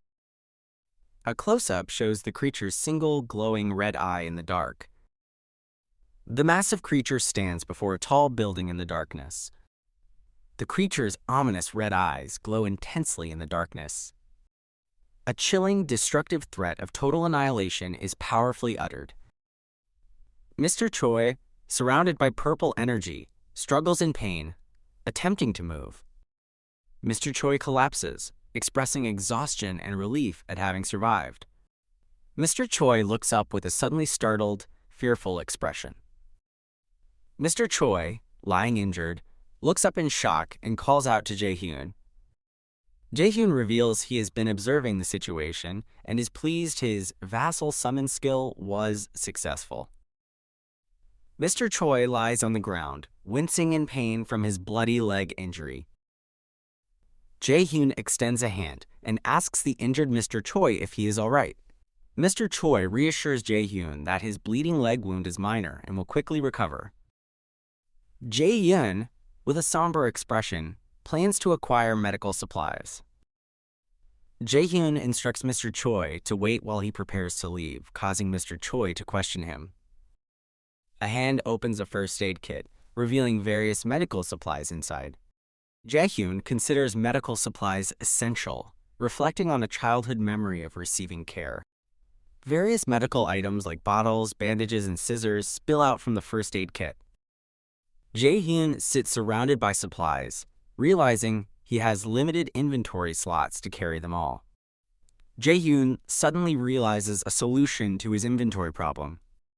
Jae-hyun places a smaller kit into the larger first aid case. A first aid kit materializes with a system message, and Jae-hyun presents it. Jae-hyun offers the summoned first aid kit to a surprised Mr. Choi. Jae-hyun sits beside Mr. Choi, requesting to examine his wound. Mr. Choi reveals his bloody leg injury, still claiming he is fine. Jae-hyun prepares to disinfect Mr. Choi's wound, who acknowledges the action. Jae-hyun carefully disinfects the bloody wound on Mr. Choi's leg. Mr. Choi winces and cries out in pain as his wound is cleaned. System notifications confirm an increase in Choi Hyung-jun's trust and loyalty. Mr. Choi expresses thanks to Jae-hyun, his face showing relief after treatment. Jae-hyun looks at the kit, contemplating the safety of the other survivors. Jae-hyun instructs Mr. Choi to rest as he prepares to depart for another task. Jae-hyun's eyes glow as he prepares to observe the lower floors. Jae-hyun activates his ultimate eyes ability, his gaze darkening with power. Jae-hyun rapidly descends through the building's lower floors. Jae-hyun continues his swift vertical movement through the building. A female character with a bow readies an energy arrow. Deok-soo fires an arrow, precisely striking a goblin in the head. A man blocks an arrow fired by another, warning Deok-soo to run. Deok-soo collapses as multiple goblins charge rapidly towards him. The man from the previous image fiercely fights off the attacking goblins with a sword. The man stumbles back from the goblin assault, looking overwhelmed. Two goblins lunge to attack the man who is trying to regain his balance. A man screams in fear as a goblin swings a weapon towards him. Jae-hyun, with glowing eyes, swiftly engages and cuts down multiple goblins. A dead goblin's bloody mouth is shown after a decisive attack. Jae-hyun continues his powerful attack as a man shouts, "Byung-ho!" Jae-hyun furiously slashes through goblins, blood splattering from his swift attacks. Jae-hyun lands as a goblin falls, indicating a successful strike. Two survivors express surprise and question Byung-ho's unexpected fighting skill. Jae-hyun, with glowing eyes, observes the scene and notes that the survivors are performing well. Moon Byung-ho as a level 30 second servant with high trust and loyalty, and the awakened ability Teleport. Teleport A is an ability that allows the user to move instantly from one location to another without physically traversing the space in between. This ability requires significant mental strength, and each use drains the user's mental reserves. Jae-hyun, with glowing eyes and a smile, concludes that registering Byung-ho as a vassal was a great decision. The close-up reveals a grotesque, bleeding monster head. A man asks Jeon if the extension socket is ready. Jeon confirms that the extension socket is ready. A woman asks about the water tank, and a man confirms its readiness. A man urgently tells Byung-ho to come inside as goblins pursue him. Byung-ho causes an object to fall as he moves on the stairs. Various objects, including a chair and a fan, are strategically piled on the stairs. A large water tank tumbles down the stairs towards the goblins. Water splashes onto the goblins as the tank breaks open. Goblins react with distress as they are soaked by the water. Jeon, now! Roger! Lightning flashes powerfully across the dark space. Electric currents spread through the water, electrocuting the goblins. Goblins are violently electrocuted by powerful lightning, collapsing from the shock. A system window notifies of hunted goblins, significant experience gained, money deposited, a skill level increase, and a new skill obtained. Jaehoon's eyes glow intensely as he winces, showing visible discomfort. Jaehoon clenches his stomach in pain as powerful purple energy swirls around him. Jaehoon kneels, surrounded by an expanding aura of potent purple energy. The radiating purple energy spreads, distorting the surrounding environment. The purple energy continues to expand, consuming a broader area with its power. Goblins recoil in fear and distress as the purple energy surges towards them. A system notification box appears, declaring that hostile beings have been detected. The system states it is commencing removal of the hostile beings as goblins scream in terror.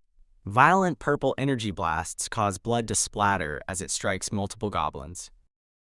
A system window appears, listing several more goblins that have been hunted. Goblins scream in sheer terror, attempting to flee from the overwhelming force. A monstrous creature with glowing red eyes lets out a terrifying roar. A goblin reacts with a questioning sound, showing confusion or surprise. The grotesque monster with glowing red eyes shows a fierce and angry expression.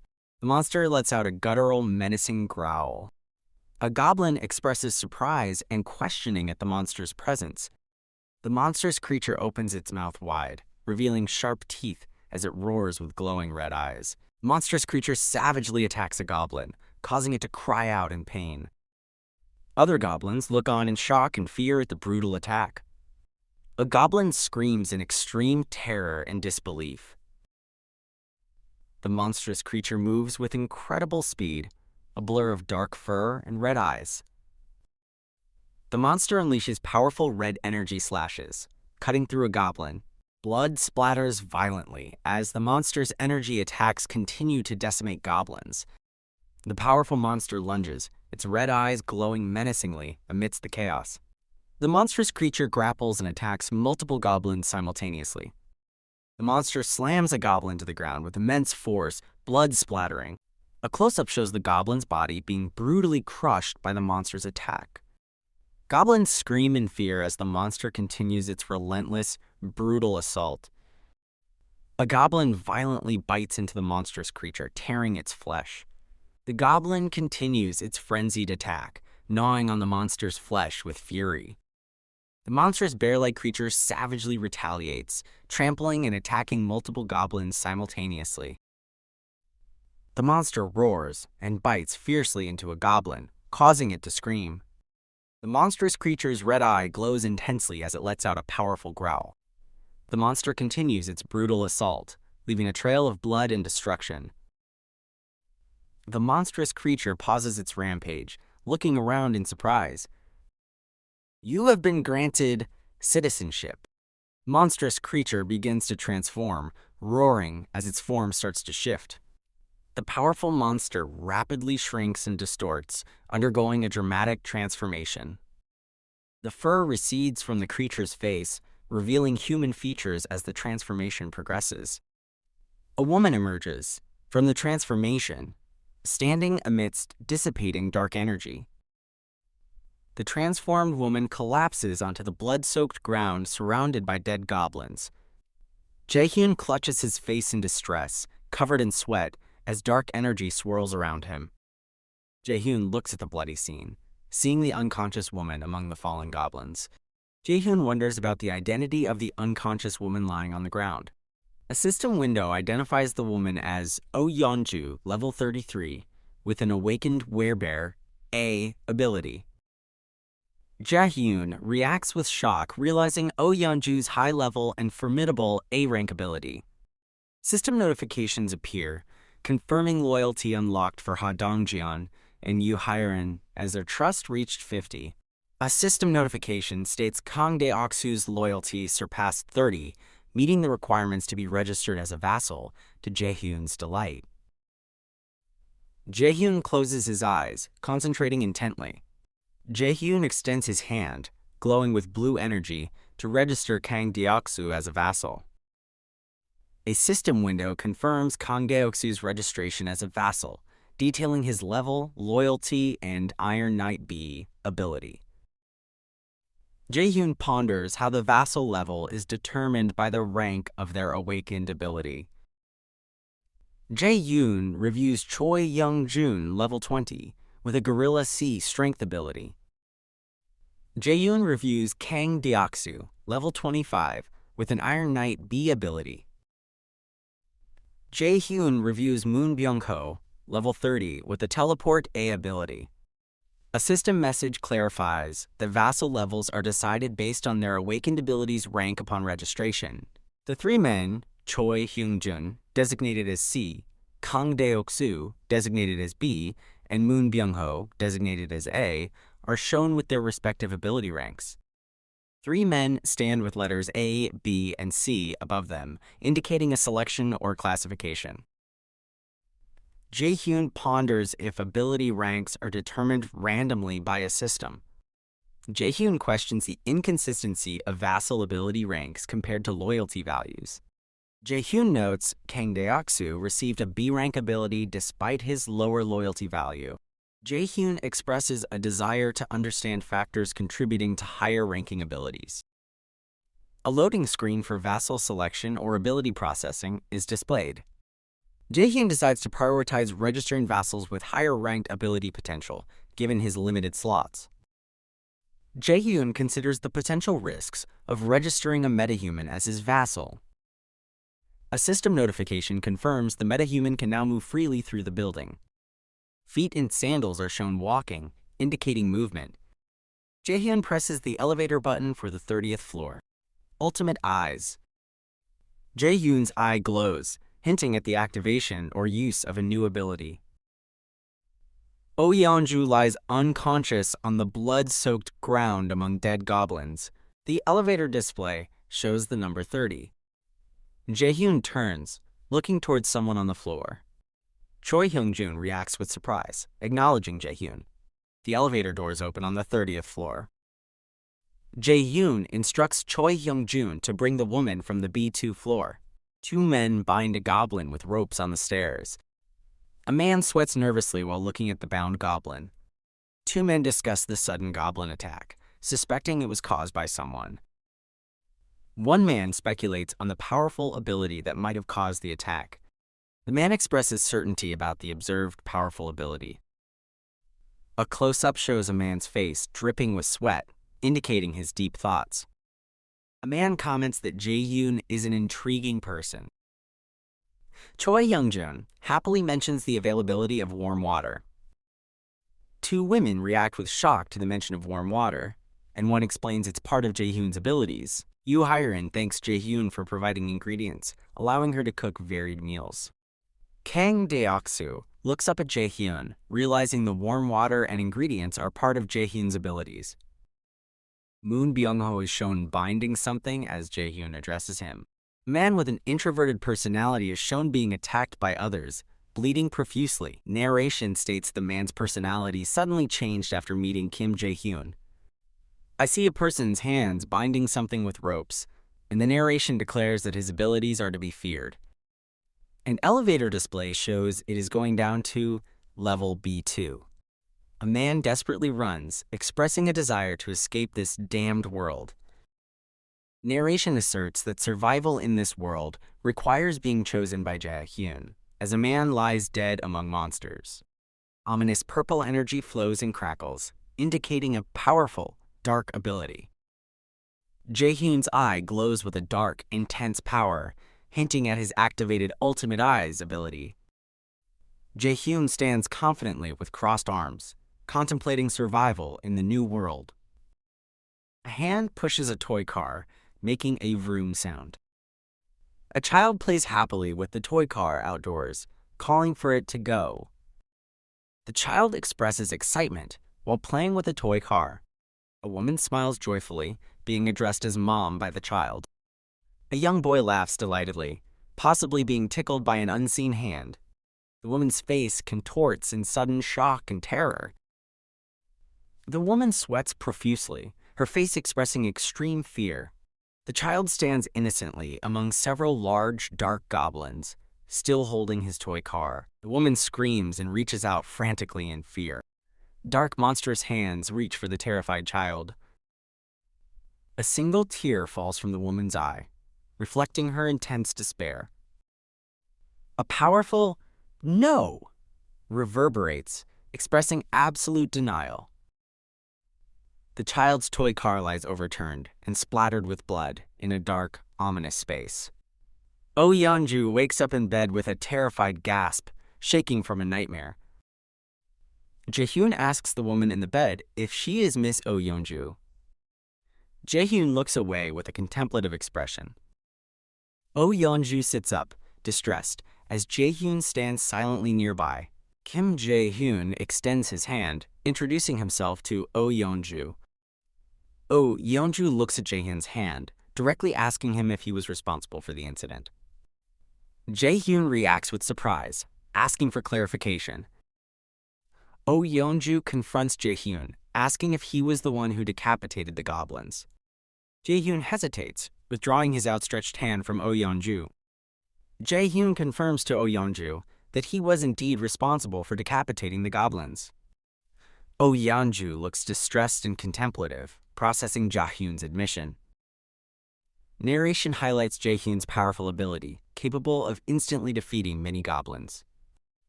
Oh Yeonju looks up, a subtle hint of hope in her eyes as she considers Jaehyun's strength. Oh Yeonju sits up, clasping her hands together in renewed contemplation regarding Jaehyun. Oh Yeonju tightens her grip on her hands, her face expressing intense desperation and anticipation. A single tear falls, symbolizing Oh Yeonju's deep sorrow and emerging hope. Jaehyun reacts with surprise as Oh Yeonju suddenly mentions her son.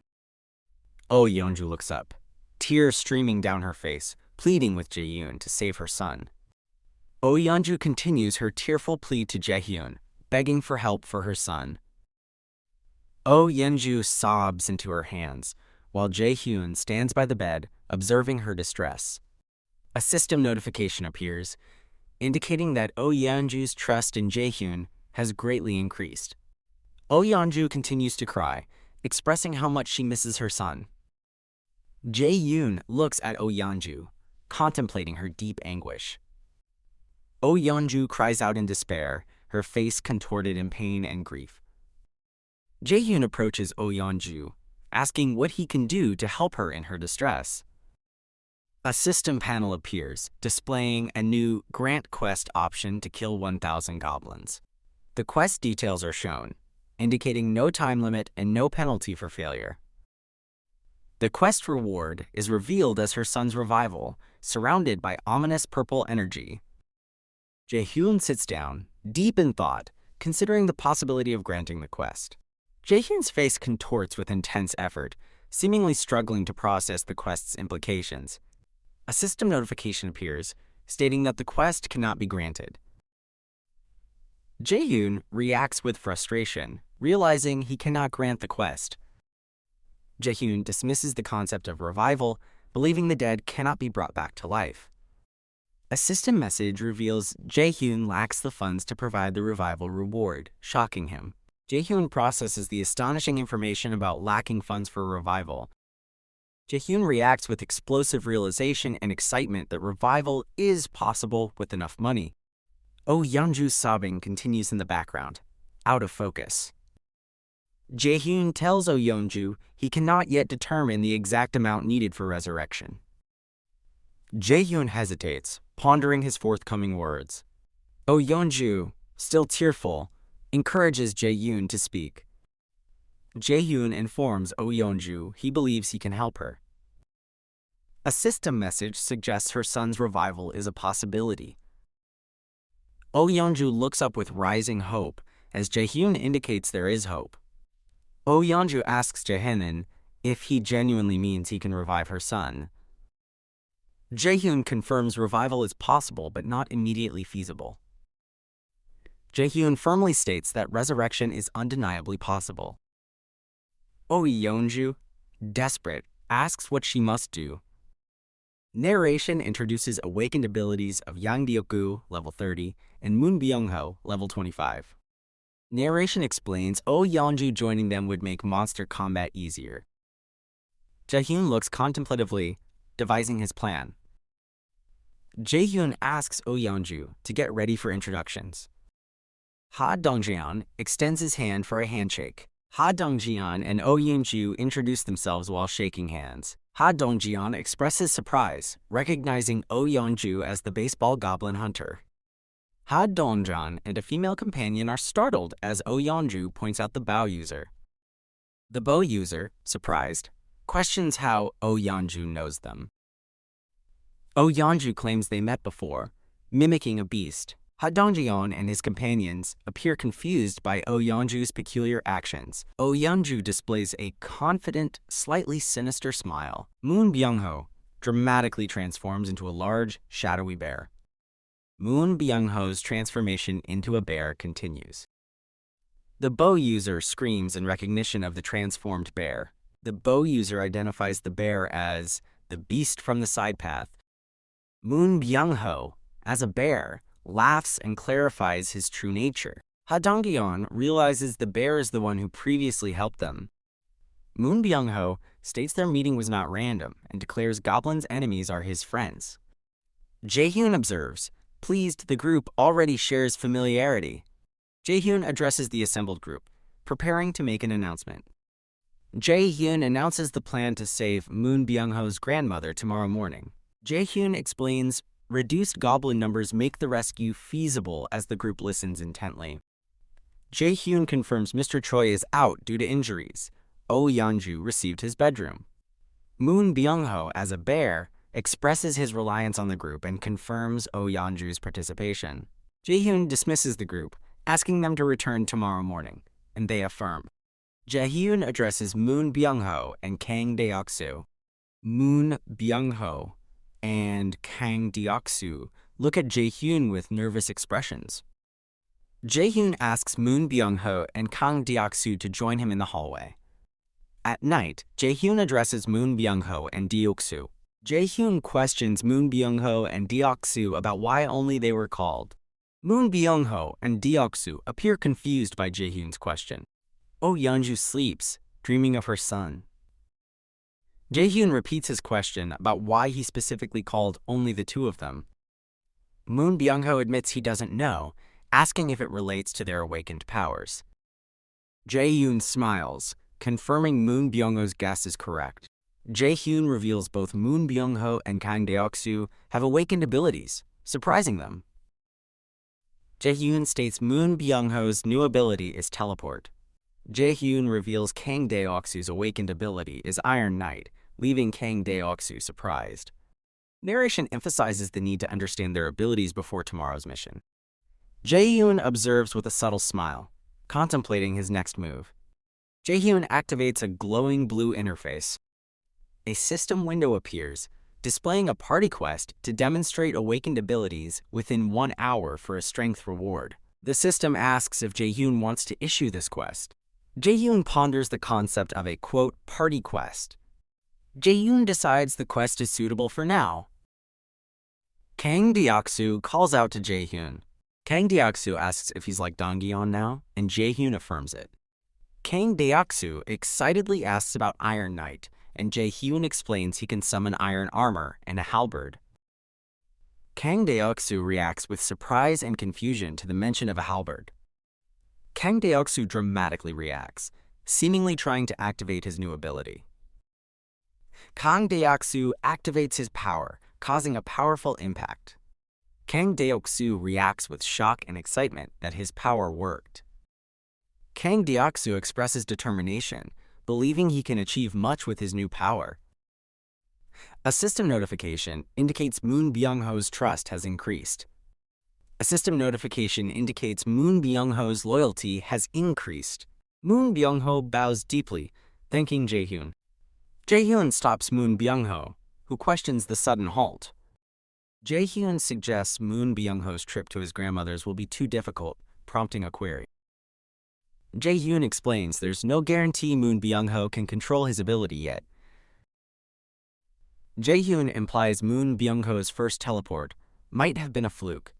Moon Byung-ho acknowledges the need to understand his teleport's range and penalties. Jaehyun watches as Kang Deok-soo's glowing halberd appears. Kang Deok-soo's Iron Knight armor manifests around him. Kang Deok-soo stares in wide-eyed surprise at his armored self. Kang Deok-soo jubilantly confirms his new ability worked, fully armored.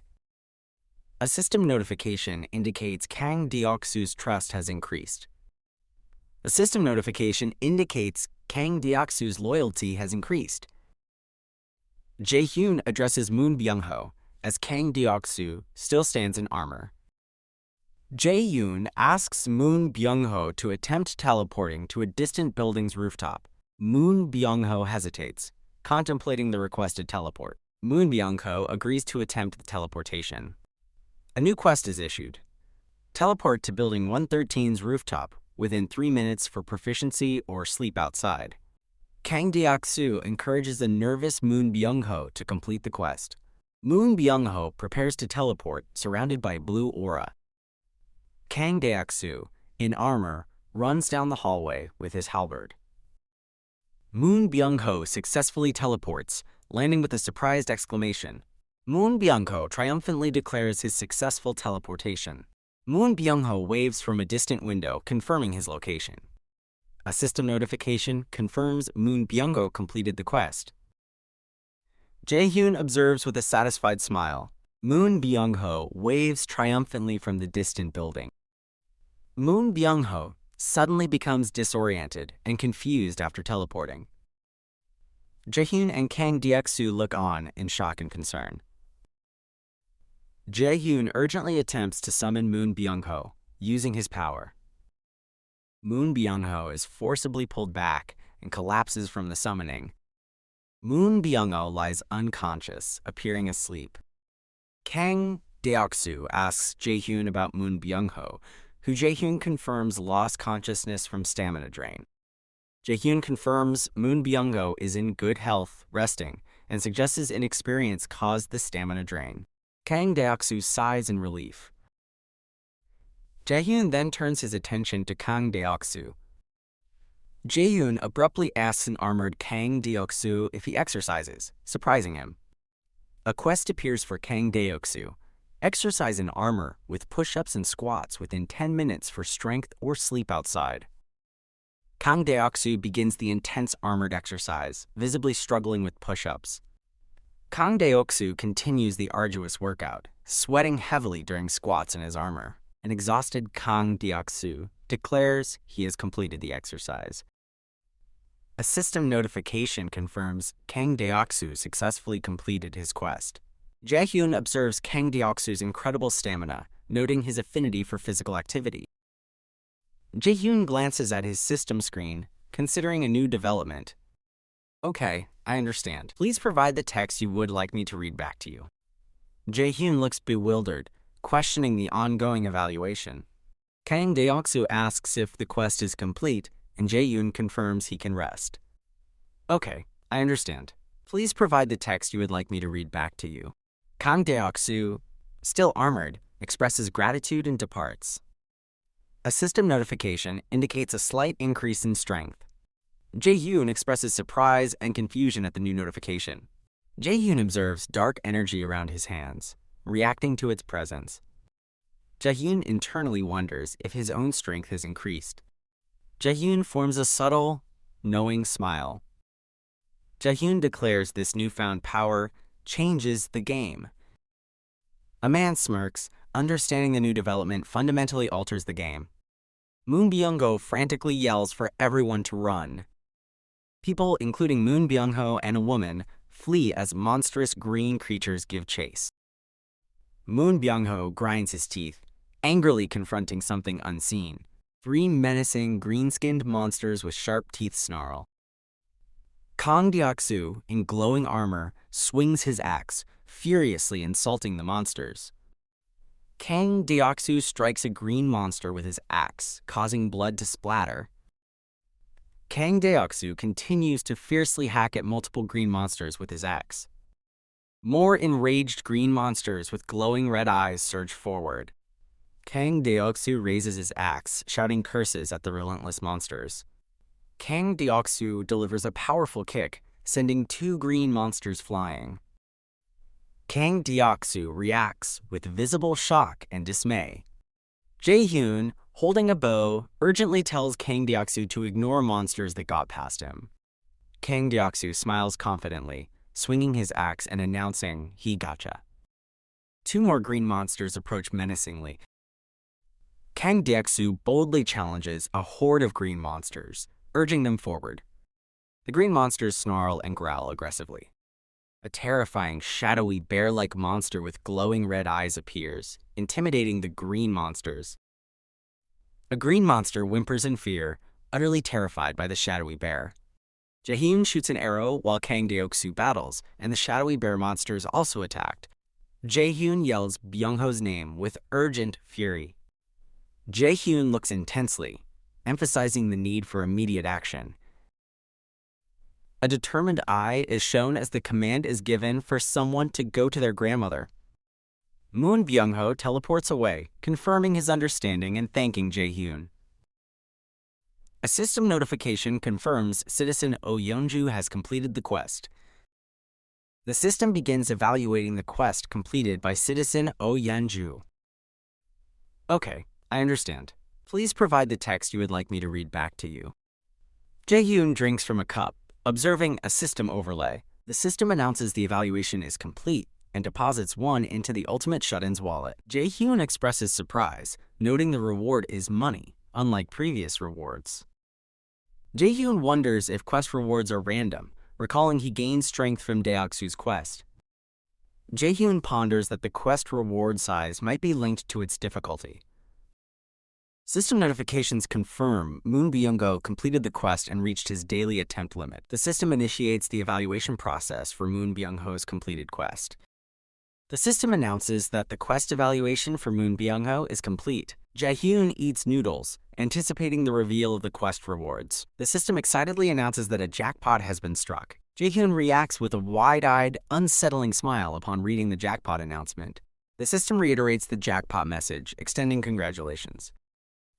Jae-hyun questions the meaning of hitting a jackpot. Okay, I understand. Please provide the text you would like me to read back to you. Jae-hyun acknowledges the skill point reward, finding it acceptable. Moon Byung-ho teleports with a burst of blue energy, appearing determined. Moon Byung-ho lands, looking resolute, with magical effects surrounding him.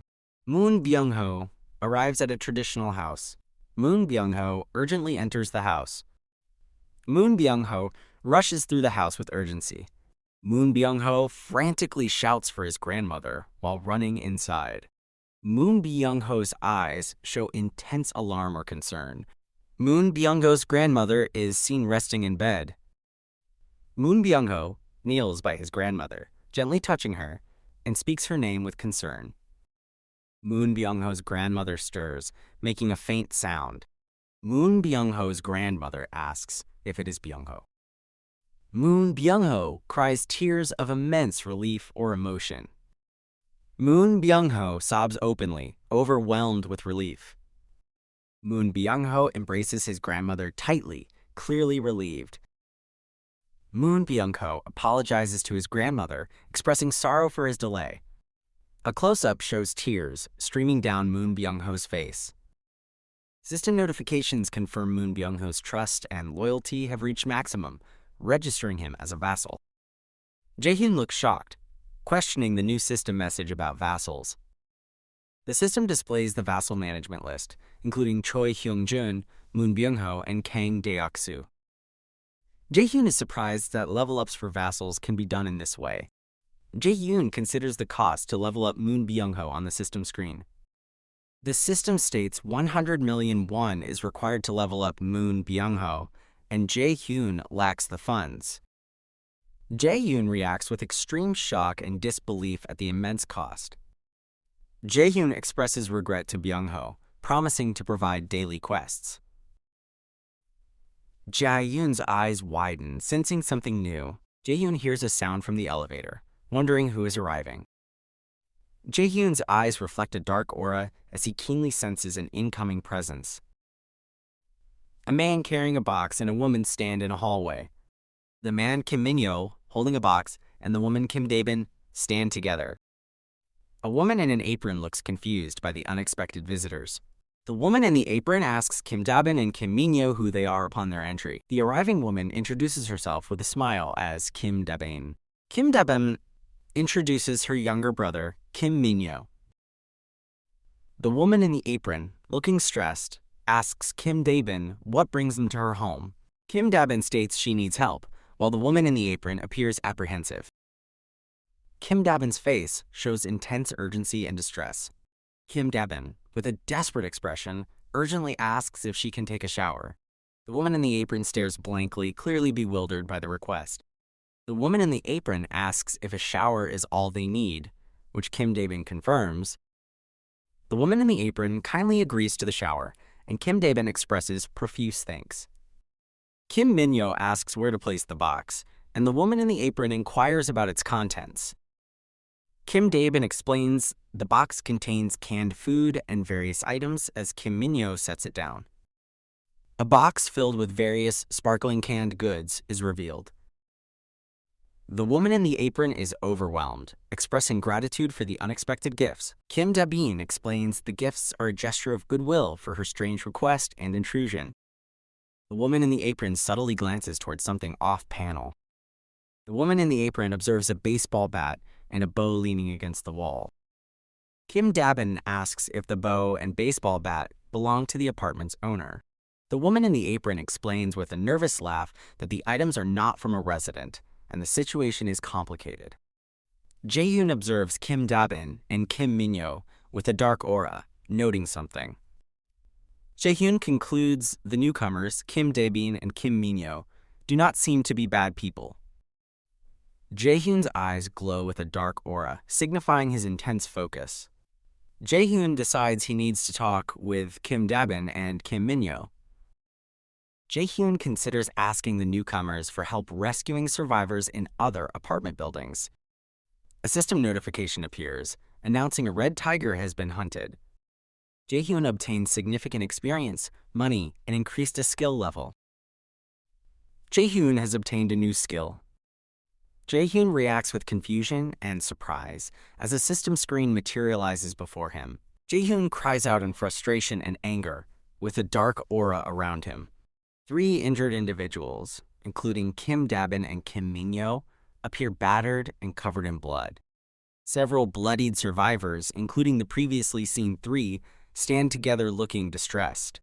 A group of survivors flees past a dead, bloodied red tiger and another large monster. An off-screen character questions the chaotic situation, asking what is happening. Jae-hyun clutches his head, appearing distressed and in pain. Jae-hyun's eyes glow intensely as he reacts to an unseen event. Jae-hyun screams in pain and anguish, clutching his chest. A system notification announces the discovery of people eligible for citizenship. The system prompts Jae-hyun to offer citizenship to the discovered individuals. Jae-hyun, with glowing eyes, agrees to offer citizenship to the newly discovered people. The system confirms citizenship has been granted to 10 specific individuals. The system updates Jae-hyun's total citizens to 50, increasing their experience and money earnings to 100%. The system announces all citizens unlocked the power of trust skill, surprising Jae-hyun. Jae-hyun, with glowing eyes, urgently asks if anyone is severely injured. An injured man is supported by another person, both appearing to be survivors breathing heavily. A group of bloodied survivors, including a person in armor, move quickly together. Jae-hyun reacts strongly upon seeing Oh Yeonju, expressing frustration at her presence. A man is shown being attacked and falling amidst a chaotic, bloody struggle. Multiple characters are caught in a rapid succession of attacks and impacts. 2 injured survivors, including a man with glasses, express confusion about the ongoing events. Injured Kim Dae-bin and Kim Min-yo feel a sudden lightness and lack of fatigue. A system message displays the quote of trust skill, increasing all stats by trust value. Jaehyun observes the system screen, understanding the nature of the power of trust skill. A system notification appears for Ha Dongjeon, confirming loyalty and eligibility as a vassal. Jaehyun notes that Ha Dongjeon's party, with high trust, naturally experiences skyrocketing capabilities from increased stats. An injured survivor realizes their improved physical state must be Jaehyun's power. System messages announce Kim Ga-young and Yoo Hyeon's loyalties surpass 30, meeting vassal requirements. Jaehyun commands the system to register both Kim Ga-young and Yoo Hyeon as vassals. Kim Ga-young and another woman react with surprise as they are enveloped in a blue aura. System screens reveal Kim Ga-young and Yoo Hyeon are now servants with awakened abilities, piercing and poison mist. Two individuals stand as multiple green monsters charge towards them. Kim Ga-young, with glowing eyes and aura, aims her bow with intense focus. Kim Ga-young unleashes a penetrating blue arrow, striking multiple green monsters. Kim Ga-young's piercing arrows continue to hit and dispatch green monsters with forceful impacts. Kim Ga-young reacts with shock and confusion, asking what is happening. A system screen details the piercing skill, consuming mental strength to fire a penetrating arrow. Jaehyun issues a command to give quest. A new quest appears for Kim Ga-young to hunt 10 goblins using piercing within a time limit. Jaehyun contemplates that Kim Ga-young's new ability is somewhat complicated. A system screen describes the poison mist skill, consuming mental strength for a deadly poisonous fog. Jaehyun decides to examine the, quote, poison mist skill later, noting its potential to harm allies if used incorrectly. System notifications confirm Kim Ga-young completed her quest and reached her daily quest limit. Kim Ga-young's quest results are being evaluated. Jaehyun judges Kim Ga-young's quest a dud and shifts his focus to other citizens. Jaehyun's glowing silhouette moves through a building, observing. Jaehyun watches a man in an apartment filling bottles with water. Jaehyun comments on the man's good instincts for gathering drinking water in advance. Jaehyun observes two other people, one on a phone, and another with prepared food. Jaehyun concludes these citizens did not need to join Ha Donggeon's party. Jaehyun states that these citizens are already capable of gathering their own food and water. Jaehyun's glowing form observes a woman floating unconsciously within a room. Jaehyun rushes urgently towards the room. Kim Da-jung, level 26, with a trust of 18 and an awakened heal ability. A system screen describes the heal skill, which consumes mental strength to heal injuries as Kim Da-jung lies on the floor. Jaehyun reacts with shock and excitement, exclaiming that she is a healer. Jaehyun looks at his phone with a shadowy silhouette behind him. A soft light emanates from an open doorway as Jaehyun's silhouette approaches. Jaehyun opens a door, revealing a concerned expression. Jaehyun's eyes are wide with a look of distress and determination. Jaehyun remembers and acknowledges the new skill he recently acquired. A system screen details the ultimate shut-in's invisible hand skill, allowing an invisible hand to be summoned and controlled. Jaehyun reacts with satisfaction to his newly acquired skill. Jaehyun struggles intensely while attempting to use his new skill. Jaehyun summons glowing, transparent pincer-like tools in his hands. Jaehyun uses the glowing pincer to manipulate something through a door crack. The glowing pincer successfully opens the door by manipulating the lock mechanism. Jaehyun dashes quickly into the room. Kim Da-jung is seen lying unresponsive on the floor.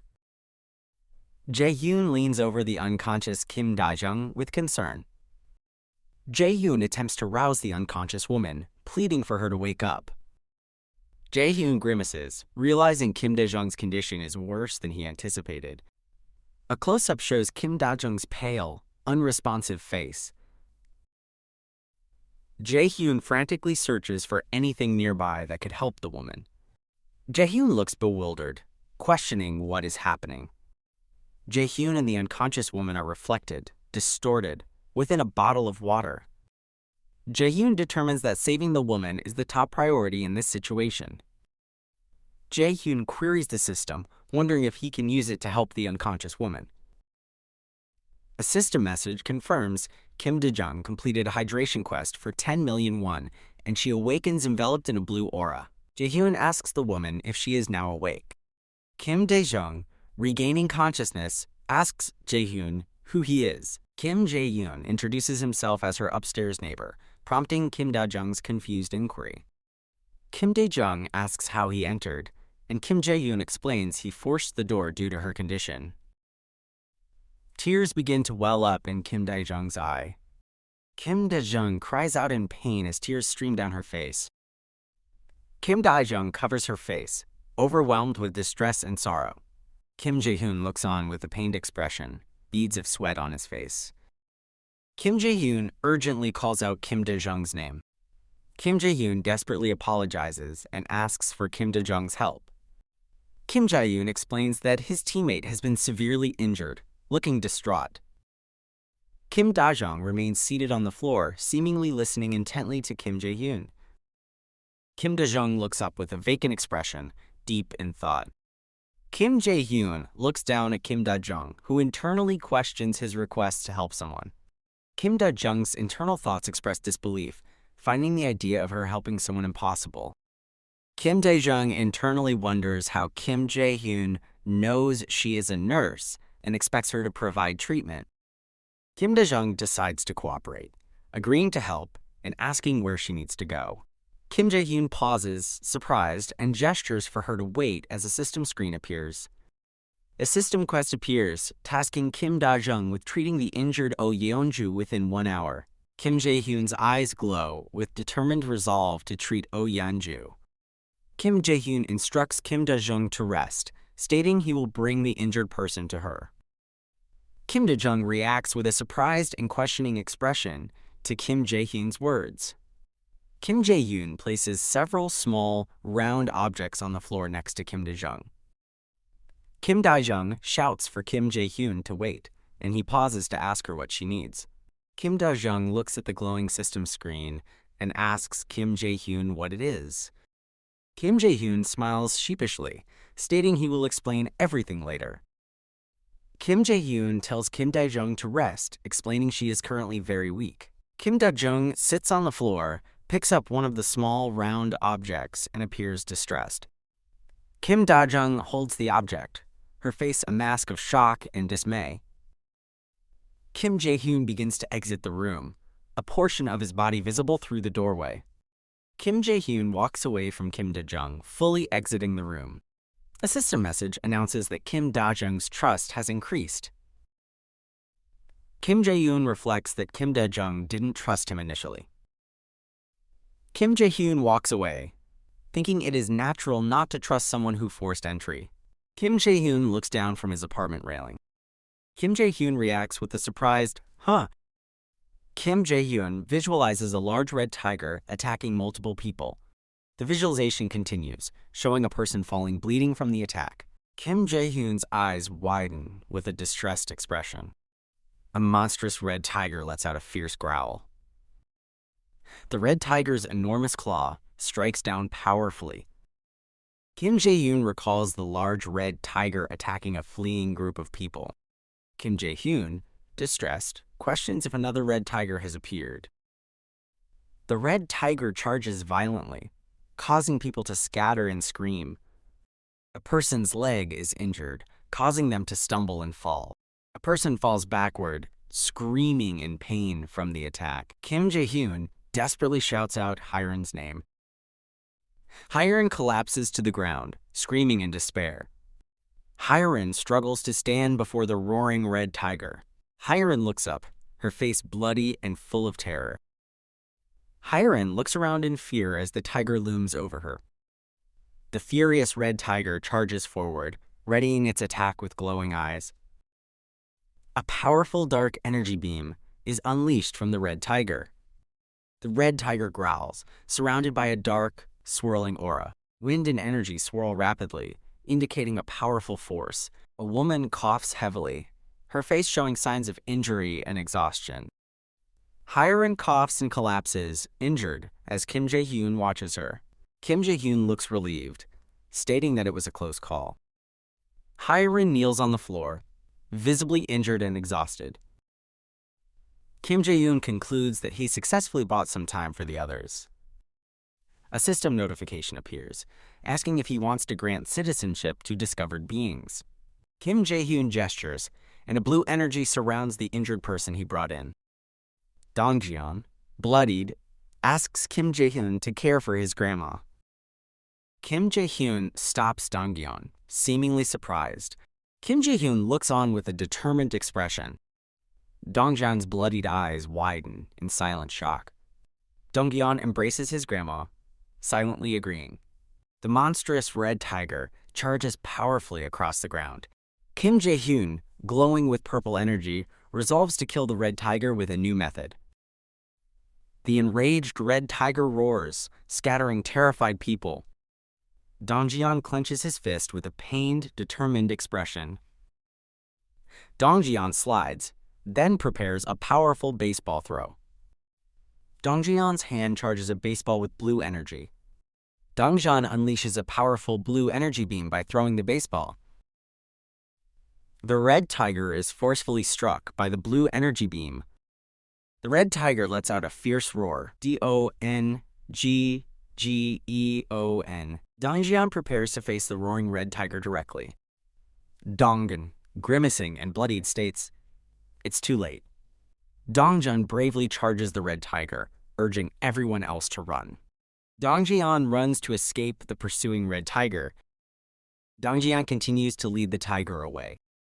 The red tiger lunges directly at Donggeon. Donggeon prepares for an imminent attack with a determined grimace. Donggeon cries out in pain, seemingly struck. The red tiger's eye glows, indicating a surge of power. The red tiger generates swirling purple energy. A powerful purple energy explosion erupts from the ground. The red tiger's massive claws land heavily on the ground. Donggeon stands defiant as the red tiger rears with purple energy. Donggeon screams in terror, bloodied.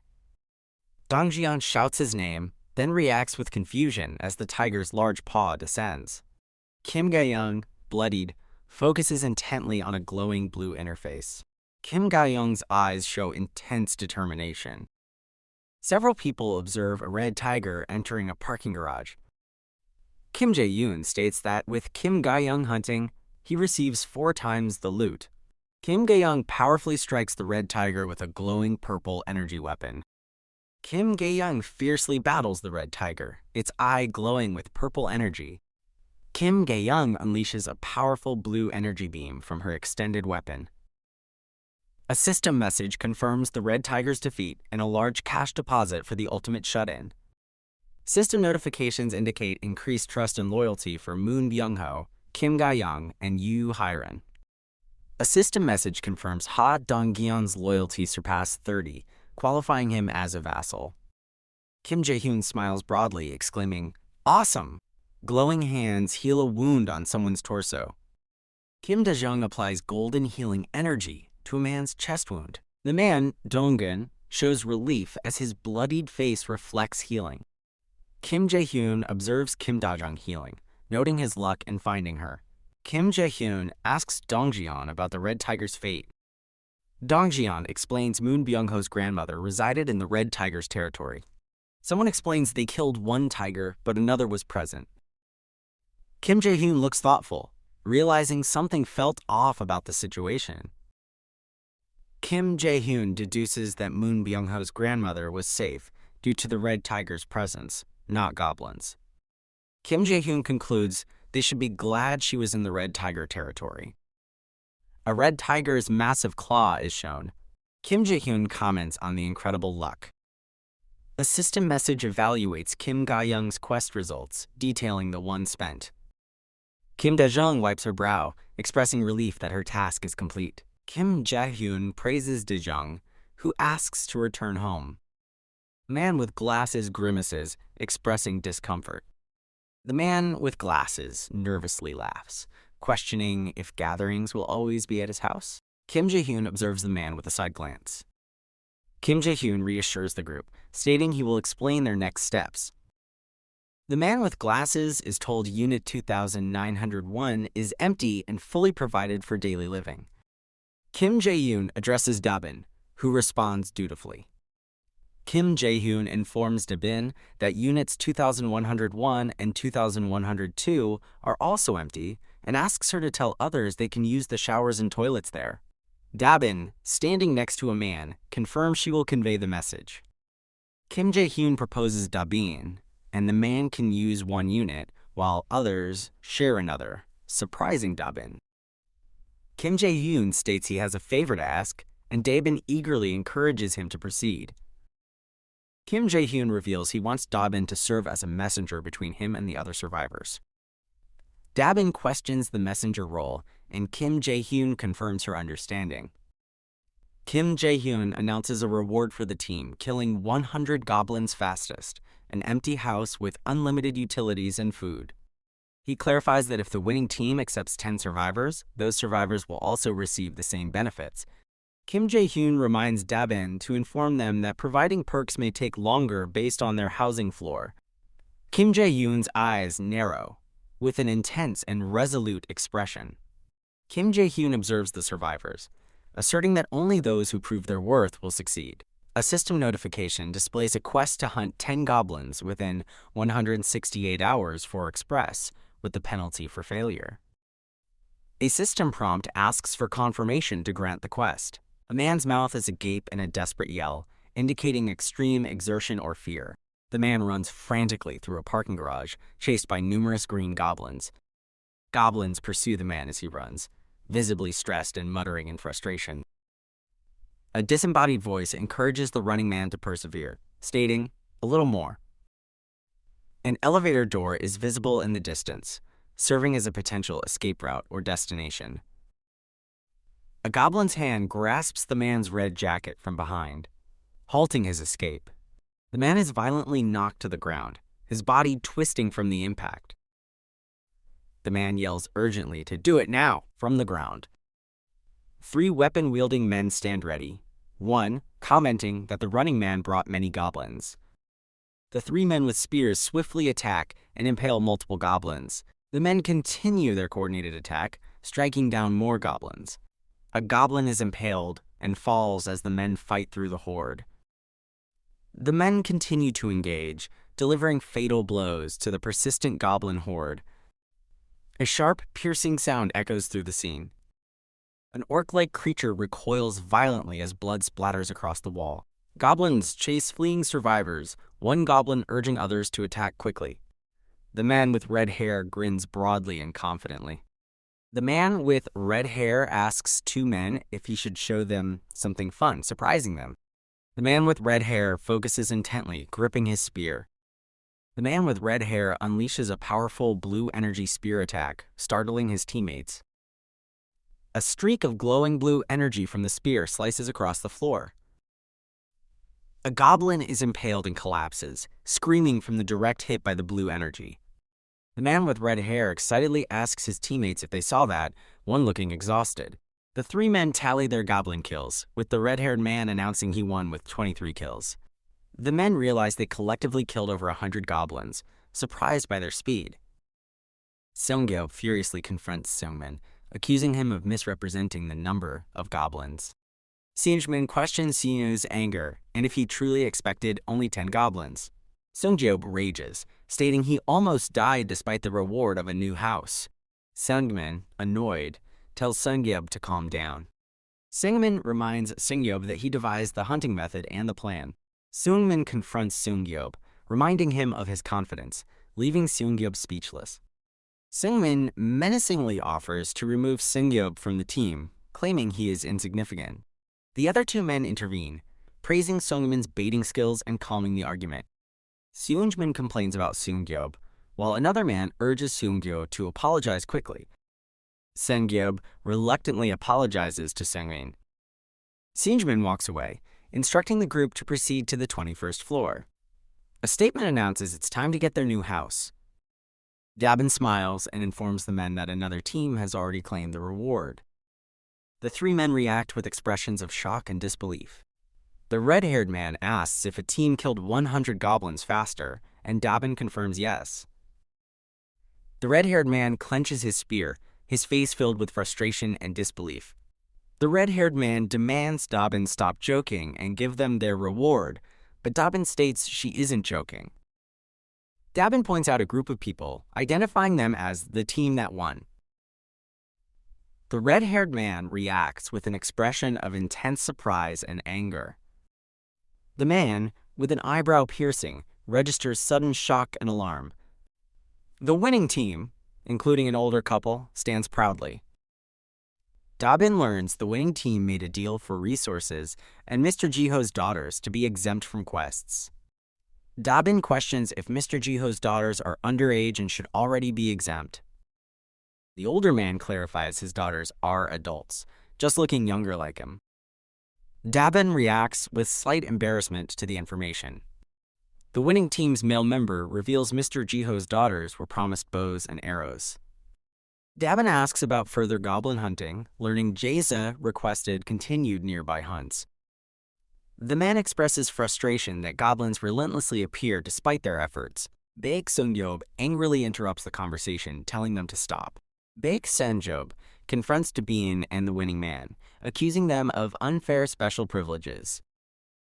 The winning man reveals Jaisa promised second and third teams' rewards on the 30th floor.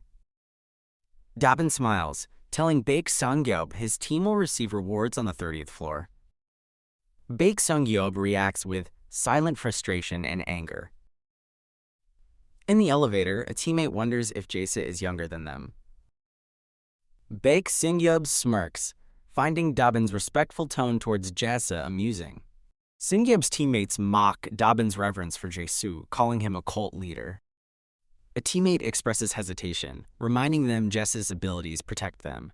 The third teammate angrily reminds them they all seek Jaisa's favor. The four men of Singyob's team stand together. Baek Sungyob curses in frustration. Baek Sungyob menacingly tells his startled teammates they will talk later.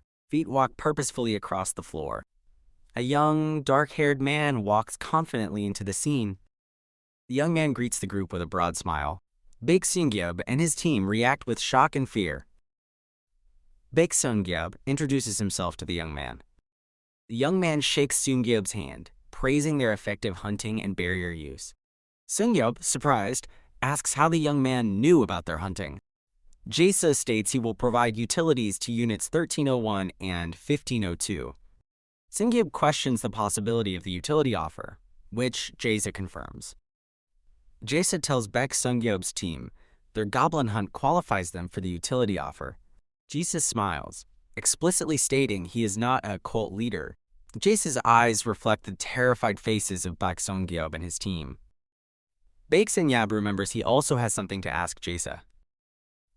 Jaisa, with a dark smirk, reveals he also has a request for them.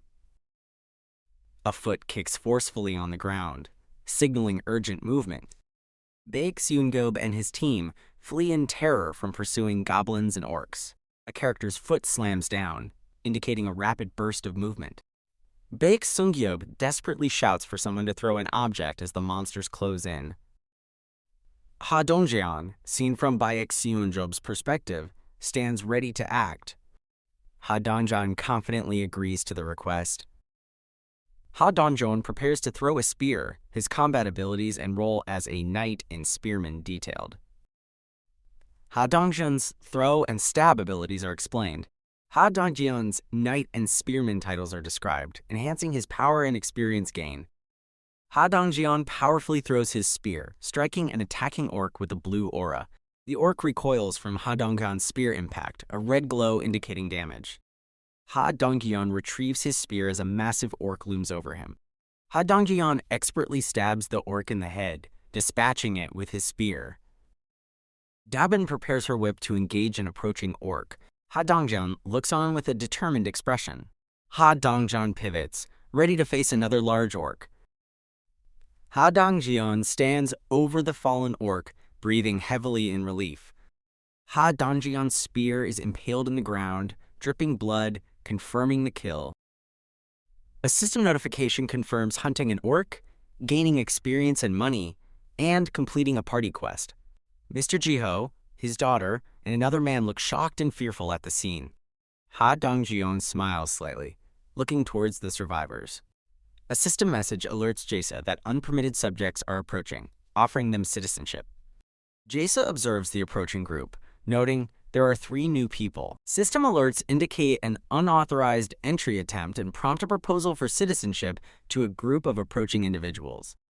The man intently observes, noting to himself that there are 3 new individuals this time. Jasa tells the system to propose citizenship to the 3 new subjects, making them zoo citizens. System confirms citizenship proposed to Lim Dongwoo, Sun Saikbyul, and Lim Hyansung, reaching 200 citizens and unlocking, quote, tax collection. The tax collection skill is detailed. Collect 10% of citizens' balances as tax, without deducting actual balances, with a 30-day cooldown. Jisa reacts with surprise. Jisa learns the tax collection skill returns a portion of money earned by citizens, visualized with glowing figures and a money bag. 5 glowing human silhouettes stand against a dark background, representing the citizens from whom tax is collected. Jasa expresses frustration that he cannot decide the amount of tax to collect. Jasa realizes he lacks time to save his parents and must quickly send Donggeon's team to Nambumindong. Jisa decides to set the distribution rate at 30%, considering it an investment. A system notification announces Jasa's house declaration skill has reached level 10, granting him 3 skill points. Jasa clutches his chest, visibly strained and gritting his teeth, experiencing an intense internal reaction. A large apartment building stands under a dark, stormy sky with purple energy emanating around it. A system message congratulates Jasa for declaring an apartment building as his own, granting 1 billion won in funds and unlocking, quote, construction. Jasa stares at the holographic screen, questioning the newly unlocked construction function. A system interface lists construction options: solar energy, electricity generator, store, and gym, showing their costs, current funds, and yearly production. 3 holographic icons display options for construction: a solar energy electricity generator, a store, and a gym. Jasa reacts with outrage, questioning why only 30 million won is produced yearly. Jasa continues to express disbelief, pointing out the solar generator costs 130 million won for such low annual production.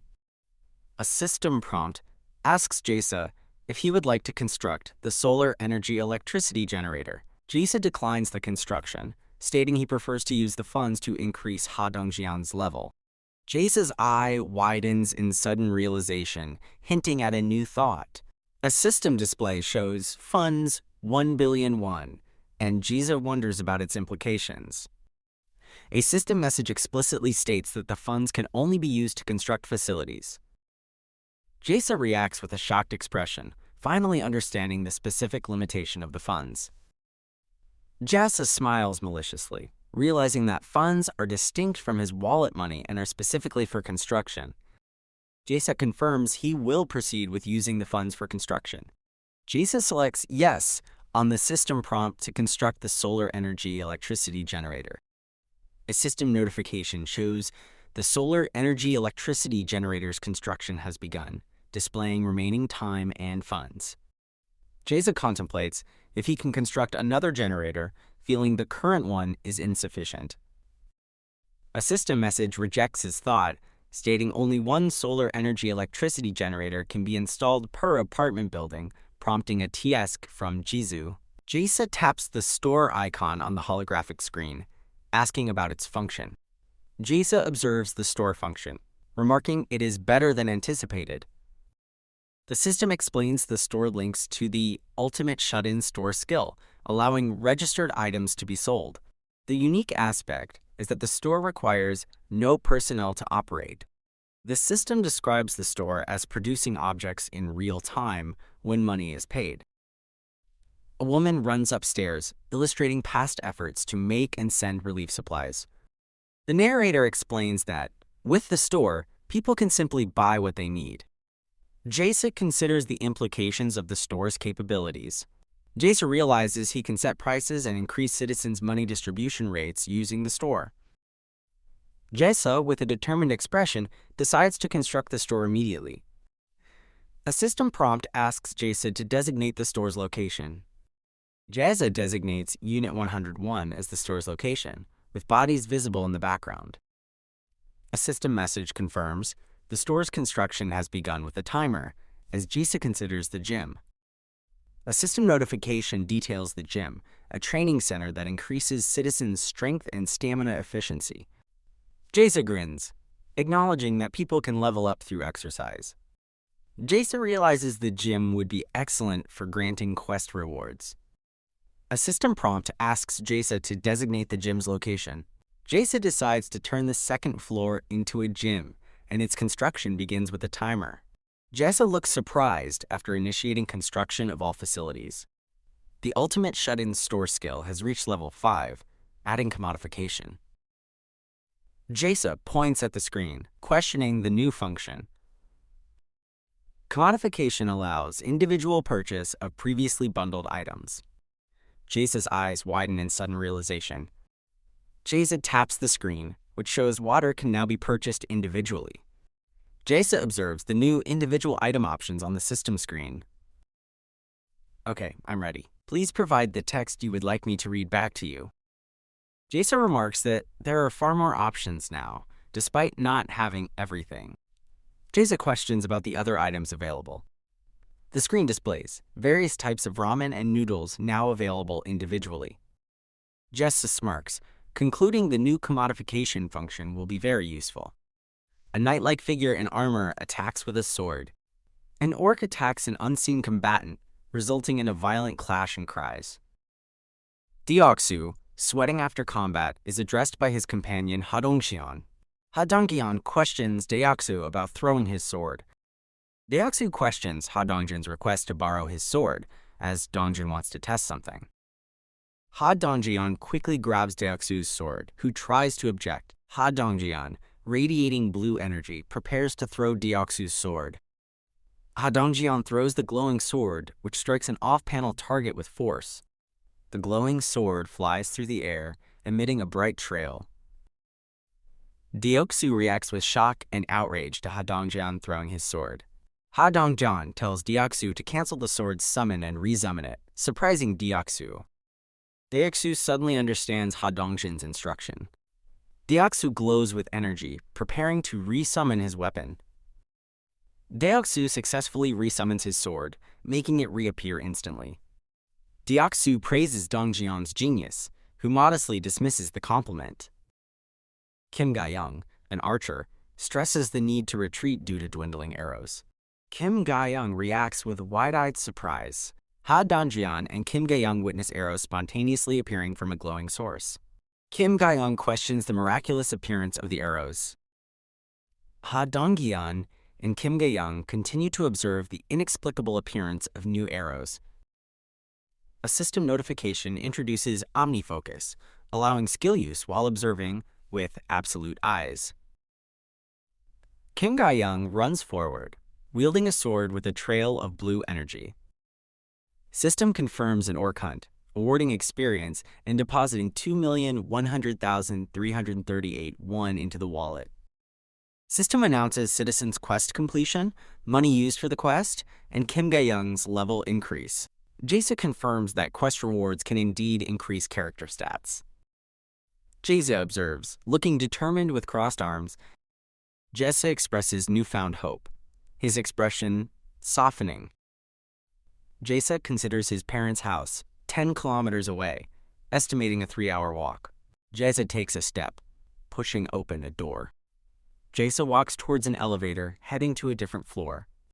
Jace's feet are shown walking along a path. Jace stands on a rooftop, observing the clear sky. Jace looks down upon a devastated, ruined cityscape, remarking that it looks horrible. Jace appears determined, stating he must hurry. Jace stands on a rooftop, interacting with a floating blue system screen.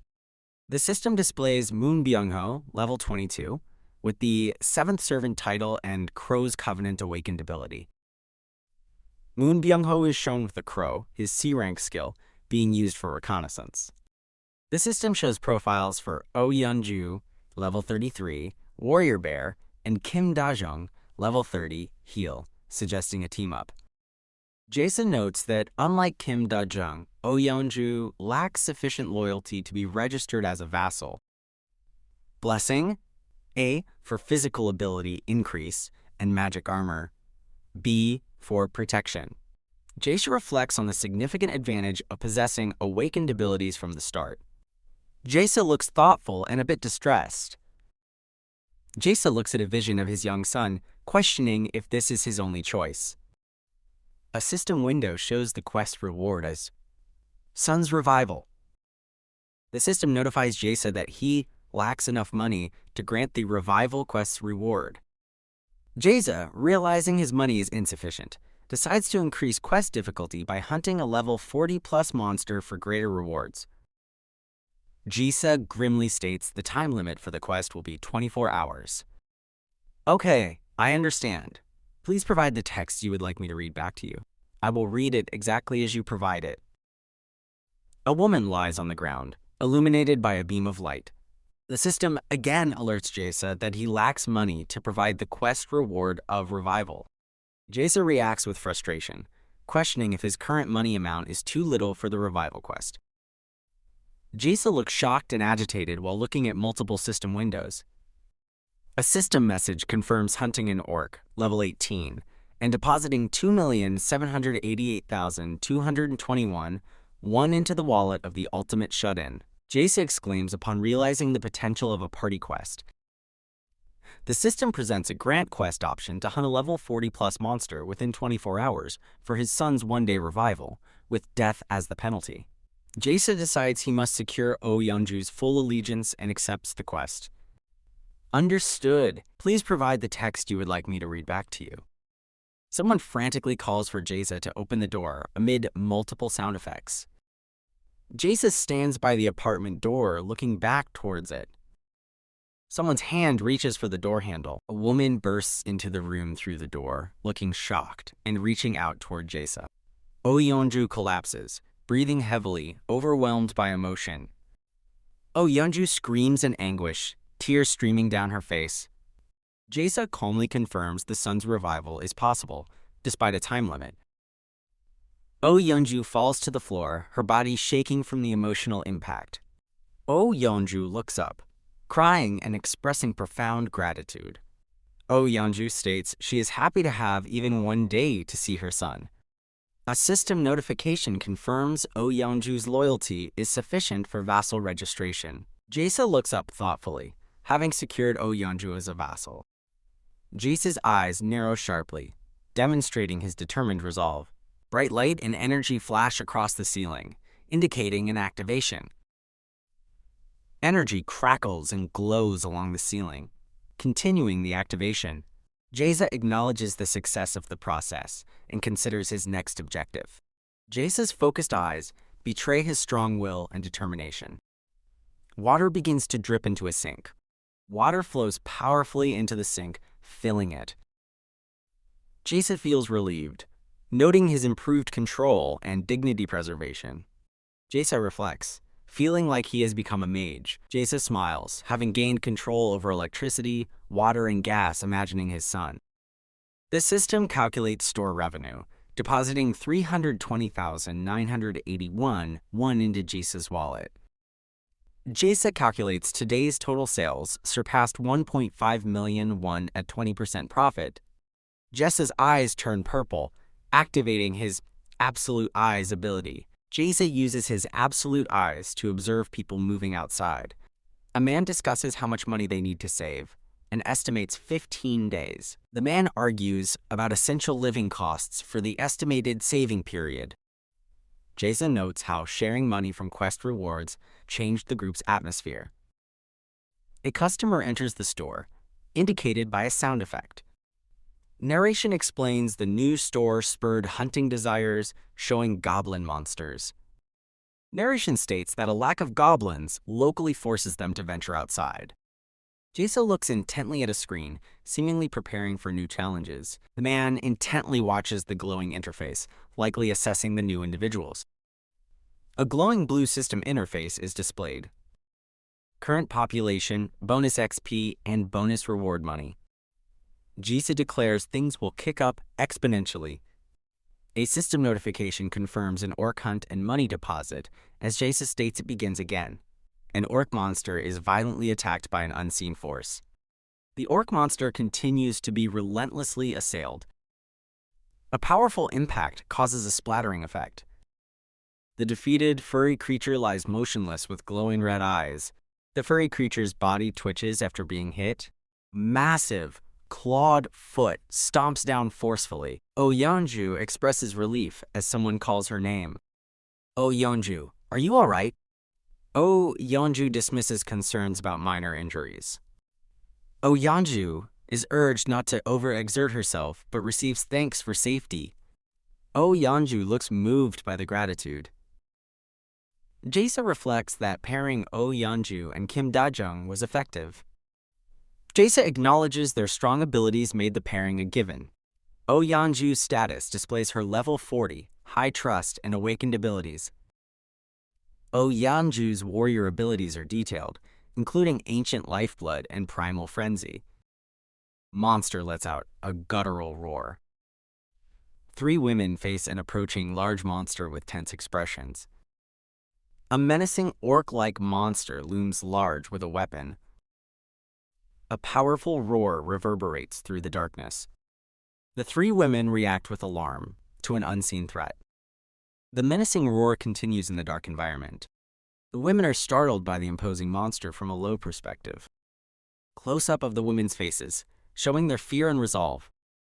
The towering orc monster prepares to strike from above. JISA's eyes narrow as he calls out Da-jung's name. Oh Yeonju, transformed into a large bear, charges towards the orc monster.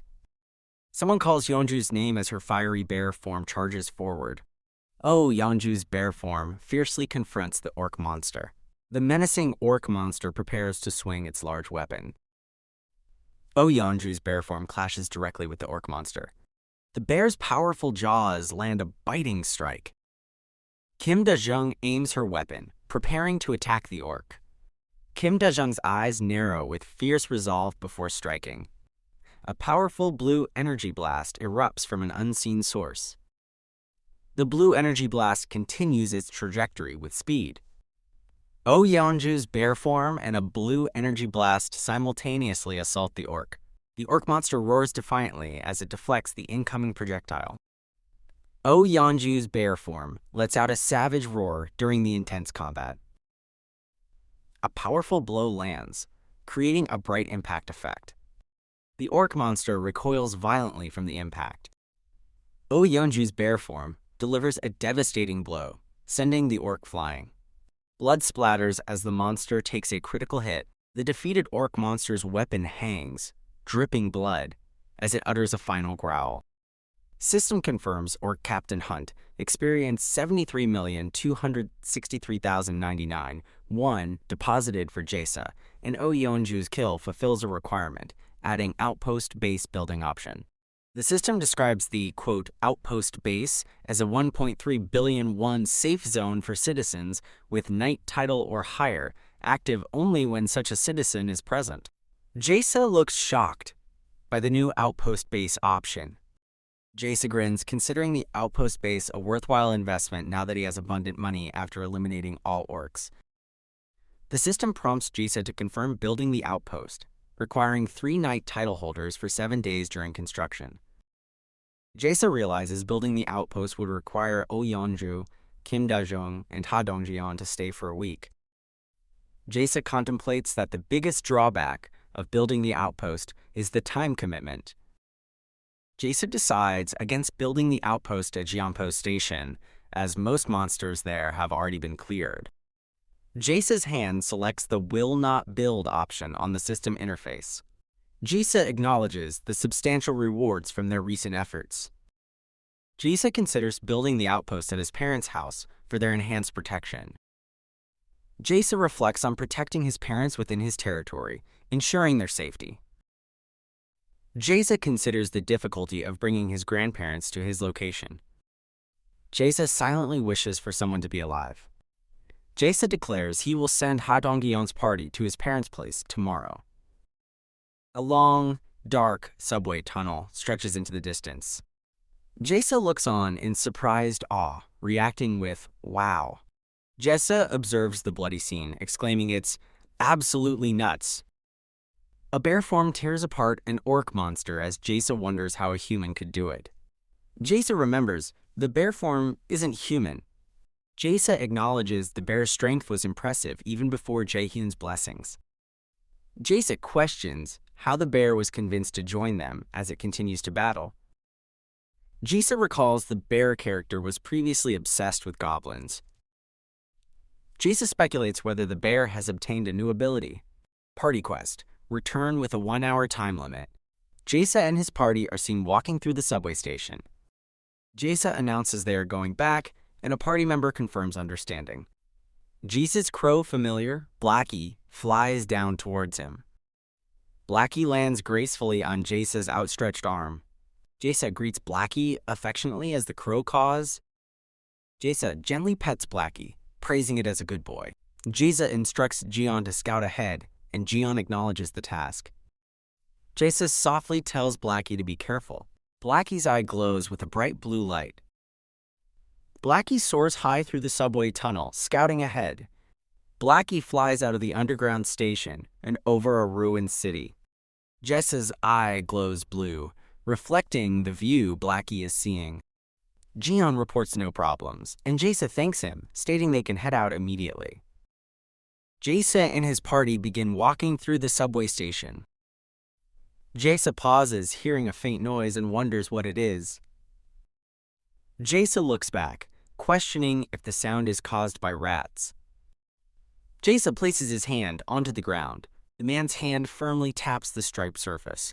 Jae places his hand on the ground, seemingly sensing something beneath him. Jae looks back at his party members with a thoughtful expression. The subway tracks stretch ahead, indicating movement or a path. A rat with glowing red eyes leaps swiftly across the scene. The glowing-eyed rat appears mid-flight, radiating an intense aura. Lines illustrate rapid, dynamic motion across the scene. The rat continues its agile leap, soaring through the air. The glowing-eyed rat lands, its eyes fixed and its body emanating energy. The rat moves stealthily along the edge of the subway platform. The rat looks directly at the viewer with seemingly innocent eyes, its glow gone. Ha Donggeon, distressed, explains his situation and requests their help. Ha Donggeon's party members gather, listening to his plea for assistance. Several party members show expressions of concern and contemplation. Ha Donggeon continues, acknowledging the low chances of success in his endeavor. A party member asks Ha Donggeon if his family is in the same complex, to which he replies uncertainly. A male party member from Ha Donggeon's group vehemently offers their help. Another party member insists they help Ha Donggeon, recognizing his past contributions. A party member states they survived thanks to Ha Donggeon and confirms their willingness to assist. Ha Donggeon is told to simply give instructions to the willing party. Ha Donggeon expresses his profound thanks to the party for their support.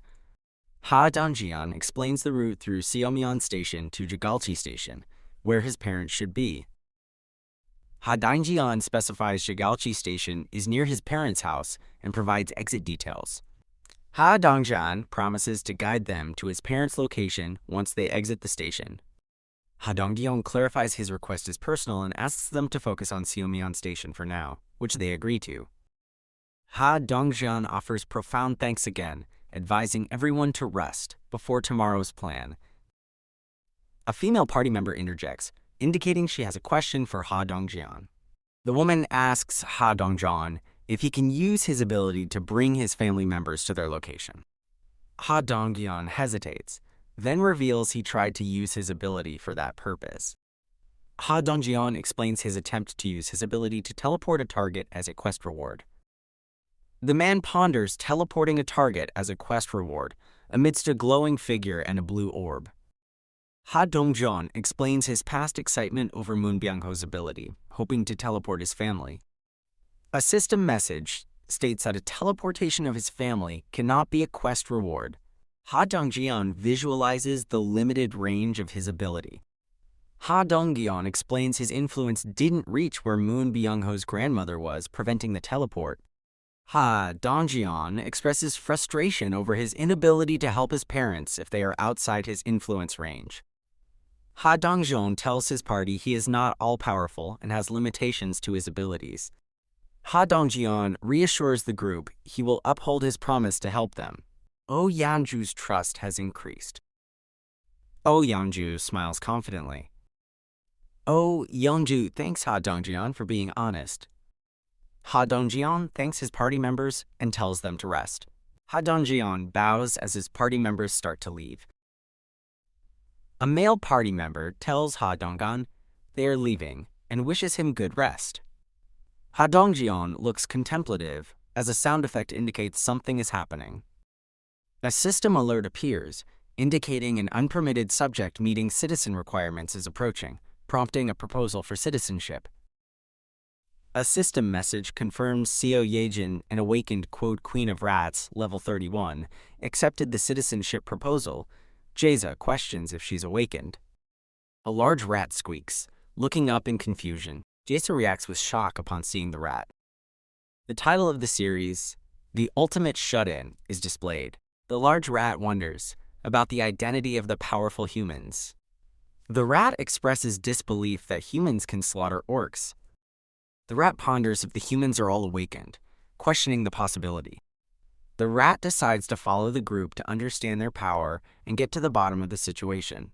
The rat acknowledges its ability should be sufficient, but chooses to observe for now, darting off. The rat scurries across a building's exterior. The rat leaps agilely across a gap between structures. The rat stealthily observes from behind a wall. A child excitedly calls to their mother, pointing towards the rat. A child playing in a sandpit stretches out their arms with a joyful expression. A young woman smiles brightly and playfully reaches out towards another person in a lively setting. The large rat is startled to realize there are children in the playground. The large rat observes many people gathered only inside the building, questioning why. The large rat looks up at a tall building, wondering what kind of place it is. The large rat scurries rapidly across the ground. The large rat determines it needs to discover more information. The large rat runs forward with renewed speed. The large rat leaps gracefully over an obstacle. The large rat attempts to pass through an invisible barrier and is repelled with a squeak. The large rat reacts with confusion and distress after being blocked by an unseen force. A system alert notifies the rat that entry is prohibited, prompting its confusion.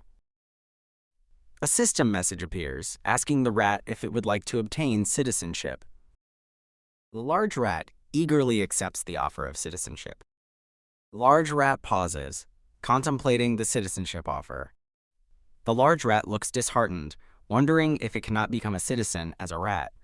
A system message confirms the rat has successfully obtained citizenship. The large rat is astonished and delighted that its citizenship attempt worked. The large rat scampers along the ground. The large rat expresses awe, but then hears a human scream. Humans inside the building scream in panic upon seeing the rat. A human attempts to stomp on the rat, which narrowly dodges. Multiple rats, summoned by the Queen of Rats, appear in the room. The large rat looks up, appearing both surprised and intrigued. The large rat observes humans performing intense physical exercises. Various humans are shown exerting themselves in a gym setting. The large rat is seen reflected in a human's eye, observing closely. The large rat expresses utter astonishment at what it sees. The large rat looks around, questioning the nature of this place. The scene abruptly darkens with a sound effect. A small, gray rat-like creature appears distressed and confused by its strange new environment. A rapid, intense movement or impact occurs in a dark, confined space. A woman in a dark hoodie clenches her teeth in intense frustration. The woman kneels on a dark, vertical structure, complaining of a headache. The woman shows a subtle, sinister smile, contemplating something. The woman laughs victoriously, declaring she has found a method for survival. The woman sits, considering the challenge of reaching her destination. The woman needs to travel to Jianpo Station from Saiyan. The woman firmly resolves that this is her sole course of action. The woman stands, contemplating navigating through the subway rails. A monstrous creature is revealed to be located at Seomyeon Station. The woman stares with a determined and intense gaze. The woman stands confidently, asserting her ability to enter any place. A system alert confirms a tamed rat was hunted, granting express and money to the player. A system message explains the A-rank Queen of Rats can control tamed rats and share senses. The ultimate shut-in realizes the Queen of Rats' ability is rat control. With absolute eyes, the male character resolves to make the A-rank Awakener his vassal. The male character questions the Awakener's whereabouts, observing her former location. A system prompt offers a quest to visit an apartment unit with rewards. No penalty. The male character pauses, his eye glowing, as if reconsidering. The male character asks a woman if she can bring her family using her ability. The male character explains he failed to bring his family due to range limitations. The male character stands in a dark, glowing blue environment. Several human figures stand on glowing platforms linked by energy lines. Monster remains are shown as the male character explains earning rewards from distant kills. A new quest appears, asking to grant a visit with a 10-second limit and summon penalty. The male character observes the system panel, declaring success. The male character reflects on his clever use of the quest's failure penalty. The male character stands contemplatively, hand near his chin. The male character plans to send Ha Donggeon's party to a location. A blueprint of an outpost base appears as the male character plans its construction. The male character plans to grant citizenship to all his family members. The male character embraces two people, contemplating using the system's quest function to summon them. The male character expresses satisfaction with his plan, but wonders about the cost of summoning. The male character initiates a grant quest command on his system panel. The male character nervously waits for the quest's cost, hoping it's not excessively high. A system message confirms Seo Yejin failed the quest, consuming 31,674,894 won. The male character expresses relief that the quest cost was only 30 million won. A woman awakens disoriented, questioning her location. The male character reacts with shock and confirmation that his summoning worked. The male character walks towards the kneeling woman, Seo Yejin. Seo Yejin looks terrified and overwhelmed. The male character greets Seo Yejin. Seo Yejin questions the male character's identity and how he knows her, as he reveals he granted her citizenship. The male character explains Seo Yejin is now in the apartment complex she observed through her rat. The male character apologizes for the sudden summon and offers Seo Yejin food and drink. Seo Yejin reacts with wide-eyed shock as the male character introduces himself as Kim Jae-hyun. Seo Yejin hesitantly accepts the can and chocolate from Kim Jae-hyun. Seo Yejin realizes Kim Jae-hyun brought her there using the strange quest. Kim Jae-hyun confirms he was the one who gave Seo Yejin the quest. Seo Yejin eagerly asks if Kim Jae-hyun can also accept others she is looking after. Kim Jae-hyun appears surprised and asks for clarification regarding Seo Yejin's request. Seo Yejin explains she couldn't bring her people due to distance and was gambling on her method. Kim Jae-hyun asks how many people there are, and Seo Yejin states there are 35. Kim Jae-hyun reacts with dismay, not having anticipated Seo Yejin would have so many people with her. Kim Jae-hyun informs Seo Yejin it's impossible for him to bring all of them. Seo Yejin desperately pleads with Kim Jae-hyun to bring her mother and younger sibling. Kim Jae-hyun considers Seo Yejin's desperate request. Seo Yejin urges Kim Jae-hyun to think of a solution. Kim Jae-hyun internally reflects that since Seo Yejin received citizenship via her rat, his territory might consider the rat a part of her. Kim Jae-hyun considers that this principle might allow the summoning to work on other people via their connections. The man contemplates a plan, acknowledging a chance of success despite his worried expression. A system panel displays Seo Yejin's stats, including her Queen of Rats ability and trust level. Kim Jae-hyun reflects on Seo Yejin's rapidly increasing trust in him. Kim Jae-hyun stands before the kneeling Seo Yejin and addresses her by name. Seo Yejin looks distressed as Kim Jae-hyun asks if she's willing to do anything for her family. Seo Yejin vehemently agrees to do whatever it takes to save her family. Kim Jae-hyun reveals he has a method to help Seo Yejin. Kim Jae-hyun tells Seo Yejin she must trust him completely, eliciting a shocked response. Kim Jae-hyun promises to save Seo Yejin's family if she fully trusts him. Kim Jae-hyun makes a gesture, his expression indicating deep thought. Seo Yejin looks down with an expression of intense fear and anticipation. Seo Yejin, with clasped hands, desperately declares her complete trust in Kim Jae-hyun to save her family. Seo Yejin's trust and loyalty have greatly increased, meeting vassal registration requirements. Kim Jae-hyun, with a determined expression, commands the system to register Seo Yejin as a vassal. Seo Yejin shouts in surprise as she is enveloped in blue, glowing energy. Seo Yejin's system panel updates, revealing new titles: 10th Servant, Knight, Tamer, and an evolved Queen of Rats ability. A system message explains the Tamer ability enhances tamed entities' stats and growth based on loyalty and trust. Kim Jae-hyun asks Seo Yejin if her tamed rats are located near her family members. Seo Yejin affirms she has tamed rats near her family, looking determined. Kim Jae-hyun instructs Seo Yejin to direct her rats to her family, and she immediately agrees. Seo Yejin concentrates, preparing to use her ability to direct the rats. Kim Jae-hyun's eyes glow ominously, activating his Absolute Eyes ability.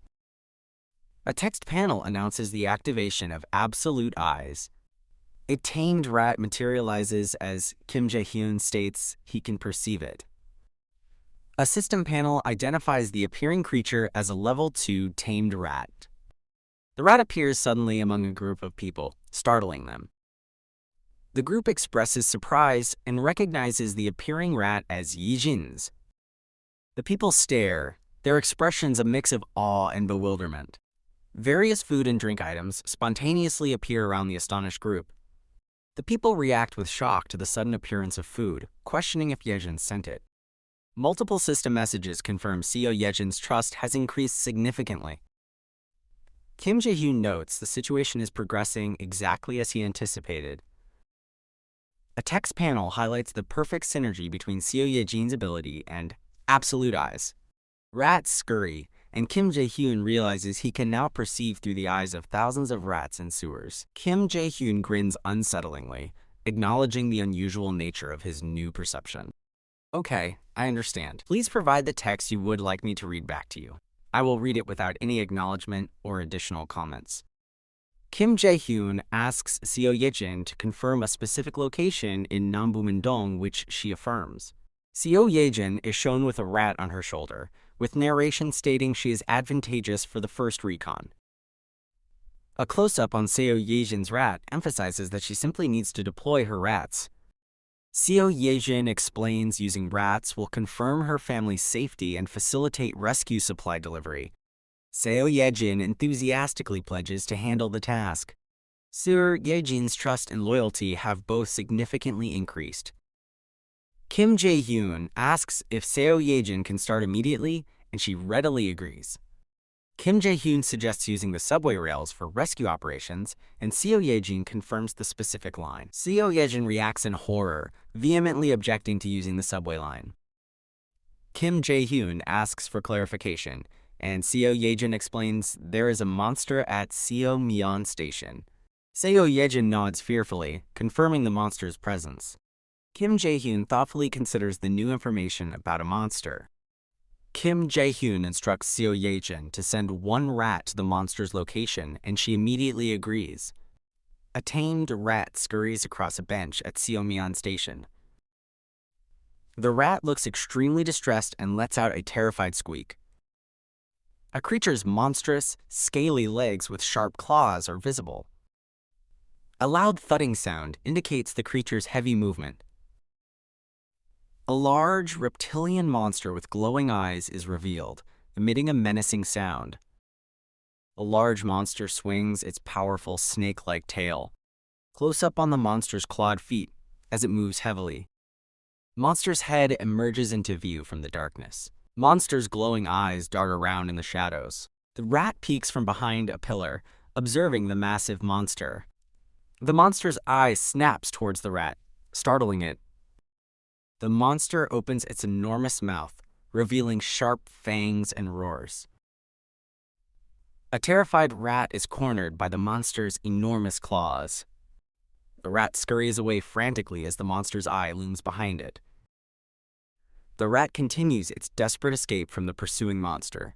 The monster's head is shown in close-up, flicking its tongue. The rat runs at full speed, its face contorted in fear. Kim Jae-hyun pauses, seemingly perceiving the rat's situation. Kim Jae-hyun internally assesses the monster as huge, possibly level 40 or higher. Seo Ye-jin informs Kim Jae-hyun that Seo Myeon Station cannot be used due to the monster. Seo Ye-jin suggests using Byumnaegil Station, trusting Kim Jae-hyun's teammates' skills. Kim Jae-hyun internally agrees that his team's skills are sufficient for the suggested route. Kim Jae-hyun accepts Seo Ye-jin's revised plan for the rescue operation. Kim Jae-hyun instructs Seo Ye-jin to move into Unit 2701. Kim Jae-hyun explains Unit 2701 is her new living space, and Seo Ye-jin thanks him. Seo Ye-jin prepares to leave, and Kim Jae-hyun tells her to rest well. Kim Jae-hyun reflects that he would have exploited Seo Ye-jin's family if they hadn't met. Kim Jae-hyun grins, acknowledging his own past ruthless nature. Kim Jae-hyun initiates the installation of a solar energy electric generator. A system message confirms the solar energy electric generator installation will complete in 24 hours. Solar panels are visually installed on the rooftops of nearby buildings. Kim Jae-hyun notes the generator's efficiency and plans to increase workers for more facilities. Kim Jae-hyun decides to implement a 3-shift system for workers and new public facilities. Kim Jae-hyun maintains a focused expression, preparing for action. Kim Jae-hyun declares it is time to begin the next phase. Several individuals are seen running swiftly through a dark passage. The group of people cries out in fear, alerting that something is approaching. The group continues running, engaging in combat while moving. Large, monstrous bats with glowing eyes fly towards the group, screeching. A person fires multiple glowing arrows from a bow. Several glowing, sharp projectiles fly through the air. The rat watches in terror as the large monster approaches it directly. Monstrous bats are struck and bleed from the flying projectiles. Blurred vision depicts the objects hitting their targets within the dark passage. Oh Yeonju asks if anyone is hurt, and a male teammate confirms they are fine. Oh Yeonju questions if they can defeat the giant snake Jae-hyun mentioned. Oh Yeonju reassures her teammate that Kim Jae-hyun can summon them if things get bad. Ha Donggeon smiles, telling his teammates not to be overly anxious. The group starts walking forward, continuing their journey. The group approaches Seomyeon Station, its sign visible in the darkness. Ha Donggeon reacts with an expression of shock and disgust. The passage is filled with gruesome, dismembered, green-skinned monster corpses. Oh Yeonju feels nauseated, while Ha Donggeon urges them forward. Their feet continue to move forward, walking past the disturbing sight. Ha Dongjeon looks up, visibly startled. The team abruptly stops, one man shouting for them to halt. Ha Dongjeon looks up in terror. A colossal, serpentine monster with glowing eyes looms over the group. A character's mouth trembles uncontrollably, indicating extreme fear. Another man screams in fear, questioning how to defeat the massive monster. The monster's attack generates a powerful, visible shockwave. Ha Dongjeon shields. Oh Yeonju, yelling for everyone to get down. The group screams in terror as they are sent flying by the impact. The monster's powerful attack hurls the group through the air. A party quest system window appears, tasking them to hunt the giant snake within 10 minutes. The group lands hard on the ground after being thrown by the monster's attack. Ha Donggeon protects Oh Yeonju, shielding her head intently. The group is disoriented on the ground, questioning the tremors as an earthquake. Ha Donggeon gazes up at the newly appeared blue system quest window.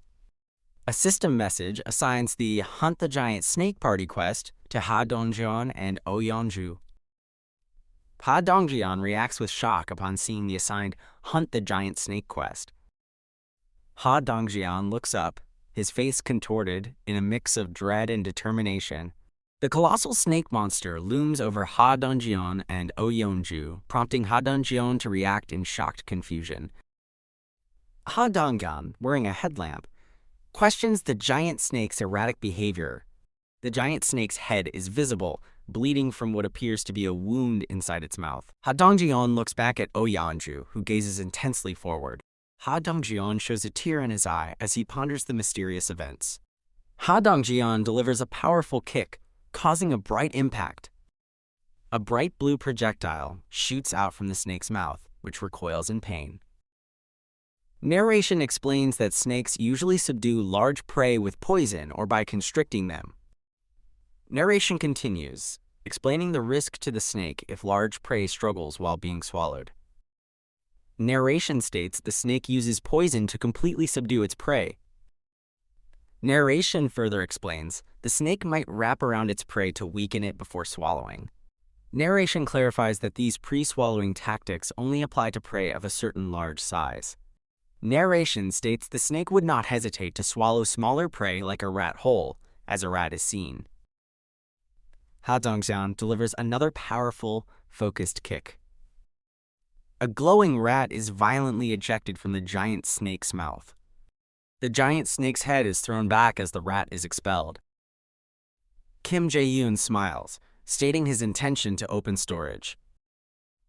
Kim Jae-hyun, with darkened eyes, gestures confidently. A glowing rat is absorbed into a blue system window as Kim Jae-hyun commands its storage. Kim Jae-hyun commands the summoning of gas, as dark energy emanates from him. Kim Jae-hyun commands the summoning of burning tissues. The previously stored rat, now aflame, reappears with burning tissues near the system window. An explosive object is launched directly into the giant snake's gaping maw. The explosive object detonates inside the giant snake's mouth, causing a massive fiery explosion. A female character grimaces in pain, surrounded by blue aura, after the attack. The woman, having recovered, reassures a man that she is fine, merely surprised. The woman expresses relief as the man praises her performance. Kim Jae-hyun looks on with a contemplative expression. Ha Donggeon and the other teammates slowly recover on the ground after the powerful impact.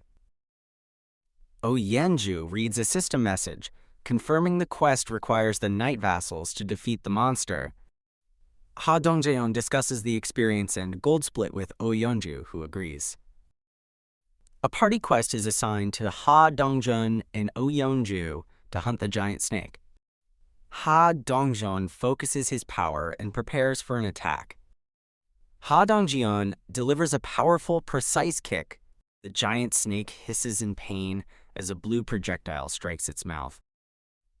Oh Yeonju unleashes a powerful, red aura enhanced attack. Oh Yeonju's attack brutally impacts the giant snake's head. Oh Yeonju's attack generates a massive dark energy shockwave. Oh Yeonju strikes with immense force, causing a powerful red energy impact. Oh Yeonju's attack sends dark energy splattering from the snake. Oh Yeonju recovers on the ground, with dark energy dissipating from her hand. System messages confirm the defeat of a king snake, massive experience and gold, and the ability to build an outpost at Seomian Station, along with skill level increases. The man reacts with surprise and pain to a system notification about his house declaration reaching level 15 and gaining skill points. A large building is enveloped in a glowing purple aura, signifying a system event. A system message asks to grant citizenship to newly discovered beings. The man expresses shock about the large number of new citizens. A system message announces that the citizen population has reached 1,000, granting all citizens baseline skills. The system reveals the baseline passive skill, which doubles citizens' experience and money acquisition rates. The man looks confused, questioning the meaning of the new skill. A system window shows Kim Min-yo's stats, including trust, loyalty, and boosted express/money distribution rates due to the passive skill. The man realizes the baseline skill means he can still get 100% of experience points in gold, even with zero distribution to citizens. A woman approaches the man and requests him to bring the people she was with. The man responds. The woman explains her request for the man to bring her companions. The man contemplates the woman's request. The man agrees to the woman's request with a smirk. The woman gratefully thanks the man. The man asks the woman if she can control the rat again. The woman confidently confirms her ability to control the rat. The man instructs the woman to guide the rat for the others to follow, and she acknowledges the command. The giant snake's massive body lies defeated amidst destroyed structures. A rat scurries along subway tracks, squeaking as it moves. Several people walk, their footsteps echoing on the subway tracks. The rat leads a man and a woman through debris-strewn tunnels. The man with the headlamp looks startled and fearful. Oh Yanju stands among defeated orcs, addressing Ha Donggeon's arrival. He reacts with shock. Oh Yanju, looking distressed, explains to Ha Donggeon that the chaotic scene was already present. The man with the headlamp questions if this area was originally the orcs' territory. A green, monstrous hand lies bloody on the ground. Dark blood spatters on the ground. Oh Yeonju's rat guides the group of 4 companions through the station, past defeated monsters. Ha Donggeon states they cannot let their guard down despite the boss's defeat, warning of hidden monster groups. The rat squeaks loudly, looking back at He Donggeon. Another companion marvels at the rat's intelligence, questioning if it's part of Jae-yoon's abilities. Ha Donggeon watches the group, surrounded by a subtle purple aura. A dark, abstract scene with purple energy. The rat continues to guide the group of 4, trailed by streaks of purple energy.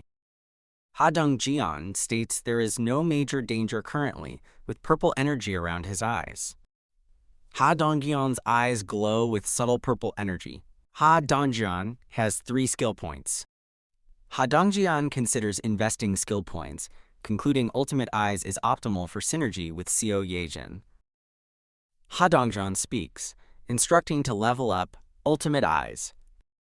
Ha Donggeon reacts with visible pain as his skill levels up. Ha Donggeon clutches his head, grimacing in pain from the skill upgrade. Close up on Ha Donggeon's still affected eyes, glowing with purple energy. Ha Donggeon's perspective reveals 3 goblins, along with their levels, prompting his startled question, WH, what is this? Ha Donggeon swiftly attacks a goblin, eliciting a cry of pain. Goblin, level 8, characteristics, including good eyesight and tool use. Ha Donggeon smirks, declaring the new ability is exactly what he needed. Ha Donggeon fights a goblin, planning to find suitable monsters for others' quests to save resurrection costs. Ha Donggeon looks contemplative, thinking about his next steps. Ha Donggeon considers leveling up dignity preservation for meeting many people and gaining trust. Ha Donggeon initiates the level up for his dignity preservation skill, triggering a system notification. Ha Donggeon's eyes widen with intense distress following the skill upgrade. Ha Donggeon looks startled and questions if he just heard a gunshot. Ha Donggeon repeats his shocked inquiry about hearing a gunshot. Ha Donggeon's eye shows distress as a system message warns, "This isn't the right place." A well-dressed goblin aims a gun, accompanied by other armed goblins in a subway tunnel. A goblin's hand holds a revolver, making Ha Donggeon wonder why goblins possess guns. Goblins open fire with their guns, causing Ha Donggeon to react in shock. A goblin's hand steadily aims a revolver, preparing to fire. The 2 male companions, Byung-ho and the headlamp man, react with urgency and fear. Ha Donggeon urgently shouts for everyone to run as bullets streak past. The group flees down the tracks, dodging bullets, while a woman observes from a train window. The headlamp man shields the woman, questioning Goblin's guns and admitting they cannot directly fight. Ha Donggeon smirks confidently, preparing to reveal their advantage. Ha Donggeon reveals their trump card, Byung-ho, ready to attack a goblin. Byung-ho's eye glows blue with intense determination as he grits his teeth. Byung-ho swiftly attacks a goblin, causing it to scream in pain and drop its gun. Byung-ho continues his swift assault, cutting through multiple screaming goblins. Byung-ho leaps and strikes down goblins with an agile attack. Goblins scream while one aims its gun directly at the viewer. Byung-ho strikes a goblin, eliciting a scream and causing its gun to drop. Armored Seo Ye-jin fiercely attacks a shadowy, red-clawed monster, which screams. The shadowy monster's red, glowing claws slash through the air. Armored Seo Ye-jin battles the roaring, shadowy monster with glowing red eyes. Seo Ye-jin slashes the shadowy monster as a goblin's gun-holding hand falls. The two male companions react with shock to the ongoing combat. Seo Ye-jin fights both the shadowy monster and a goblin, emitting bright energy. A revolver and bullets lie on the ground, prompting a system message to register item. A system window displays the registered S&W MOU revolver and .38 caliber bullets with their monetary values. Ha Donggeon considers the implications of having a gun. Ha Donggeon's eyes show deep thought as he reflects. Ha Donggeon concludes the registered gun cannot be displayed in his store. Ha Donggeon considers the advantages of displaying a firearm, believing it would encourage monster hunting. Ha Donggeon thinks that firearms would significantly boost citizens' experience and money payouts. Ha Donggeon's eyes gleam with a new realization or decision. A system message warns that trusting every single citizen is a difficult task. Ha Donggeon sits, lamenting that his past method of accepting people was random. Ha Donggeon realizes he had no proper standards for accepting people. Ha Donggeon recalls accepting everyone without vetting, relying on his perceived control. Ha Donggeon acknowledges the benefits of population growth but expresses a reservation. A close-up displays the acquired revolver and bullets. Ha Donggeon worries about the potential presence of malicious individuals among the populace. People with glowing red eyes are depicted, signifying potential threats within the crowd. A hand fires a gun, representing the dangers of envy. Another hand fires a gun, symbolizing the destructive force of resentment. One man points a gun at another, illustrating the peril of jealousy. A gunshot sound effect indicates the grave risk of something eventually going wrong, possibly resulting in death. Ha Donggeon asserts that only trusted individuals should be granted access. Ha Donggeon specifies that access should be limited only to those with high loyalty. Several dead goblins lie on the blood-stained ground. Ha Donggeon notices the dropped revolver and a glowing item nearby. Ha Donggeon reaches to pick up the revolver. Ha Donggeon picks up the revolver and expresses thanks to an unseen person. The group, led by the headlamp man and accompanied by a large rat, walks cautiously forward. The headlamp man and his companions react with startled expressions. A large door or barrier appears, partially open. The group approaches the opening, looking into the darkness beyond. A hand is shown opening the door further. A frightened crowd huddles inside a train car as the door opens before them. The sky is blue, with fluffy white clouds overhead. Ha Donggeon exhales deeply, seemingly in thought or relief. The man expresses pleasure about the domain's walking trail, thanking the woman for meeting him. A system alerts Ha Donggeon of unpermitted entry, and he acknowledges their arrival.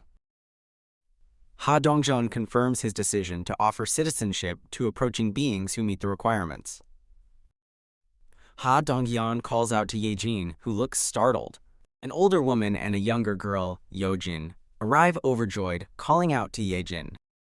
Yejin's mother embraces her, expressing worry, and Yejin apologizes for leaving. Yejin comments on Yejin smelling good after showering, and Yejin confirms access to warm water.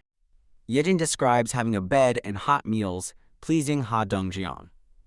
Ha Donggeon approaches Yejin, who acknowledges him when he calls her name. Ha Donggeon tells Yejin her assigned unit is too small for the large group she brought. Yejin looks concerned, processing Ha Donggeon's comment about her unit's capacity. Yejin's mother and Yojin look on as Yejin remains silent, pondering Ha Donggeon's statement. Yejin anxiously asks what they should do in response to the situation. Ha Donggeon generously offers Yejin 3 additional vacant rooms, which she accepts with surprise and gratitude. Yejin joyfully accepts the new units and vows to work hard. A system message lists increased trust and loyalty for citizens Seo Yejin, Seo Yojin, Hong Dal-rae, Lee Song-jun, and Han Jung-soo. Ha Donggeon looks intently at a glowing blue interface. Ha Donggeon appears surprised, seemingly having a realization. Ha Donggeon remembers leveling up and decides to check his neglected status. Beast Management, 0 out of 10. Ha Donggeon reacts with surprise, questioning, Beast? Management? Beast Summon 1 billion won? What? Ha Donggeon is horrified, exclaiming over the billion won cost. Jaehyun calls out to Ha Donggeon, who looks surprised. Jaehyun asks Ha Donggeon if he has a moment. A door opens, with an invitation to enter and a thank you. A distressed woman named Hyerin appears, prompting Ha Donggeon to question her presence. A distressed Hyerin states she has something important to say. Ha Donggeon encourages Hyerin to speak freely, and she hesitates. Hyerin lowers her head, beginning to speak with visible distress. Hyerin bows deeply, apologizing and requesting to leave the party. Ha Donggeon reacts with surprise, questioning Hyerin's statement. Hyerin, visibly upset, reiterates her desire to leave the party. Ha Donggeon looks concerned and slightly overwhelmed by Hyerin's words. Hyerin quietly explains she feels her abilities do not have a place. Hyerin feels her abilities are unnecessary and believes they can manage without her. Ha Donggeon encourages Hyerin to be completely honest with him. Hyerin clenches her fists, trembling with intense emotion. Hyerin suddenly confesses she is scared, startling Ha Donggeon. Hyerin tearfully expresses profound fear of goblins, orcs, snakes, and tigers from past encounters. Hyerin cries, overwhelmed by her recounted traumatic experiences. Hyerin apologizes profusely to Ha Donggeon, acknowledging he always saved them. Hyerin sobs, calling herself useless and feeling she cannot meet expectations. Ha Donggeon observes Hyerin, appearing to understand her long-held struggles. Ha Donggeon reflects on Hyerin's life-threatening mission, rescuing Moonbyung-ho's grandmother. Ha Donggeon remembers Hyerin's efforts during the extermination of orcs. Ha Donggeon recalls Hyerin's terrifying encounter fighting the Crimson Tiger. Ha Donggeon understands Hyerin's silent struggles and emotional pain. Ha Donggeon expresses empathy, stating he does not blame Hyerin for her feelings. Ha Donggeon reflects on Hyerin's dangerous poison mist ability and its difficulty to control. Ha Donggeon believes Hyerin put her life on the line, but felt awful about her ability's results. Ha Donggeon offers comfort to a crying Hyerin, nodding gently. Ha Donggeon informs Hyerin they are short-handed, surprising her. Ha Donggeon mentions Kim Dabin from the 21st floor's communal area. Ha Donggeon explains Kim Dabin is exhausted from handling everything herself. Ha Donggeon shares his plan to build communal facilities and needs a trustworthy person. Ha Donggeon asks Hyerin if she is willing to help, stating he trusts her, leaving her speechless. Ha Donggeon looks thoughtful, preparing to speak after Hyerin's request to leave. Ha Donggeon reassures Hyerin, stating that willingness to move forward means one is never useless. Ha Donggeon praises Hyerin's powerful poison ability, assuring her its potential will eventually shine.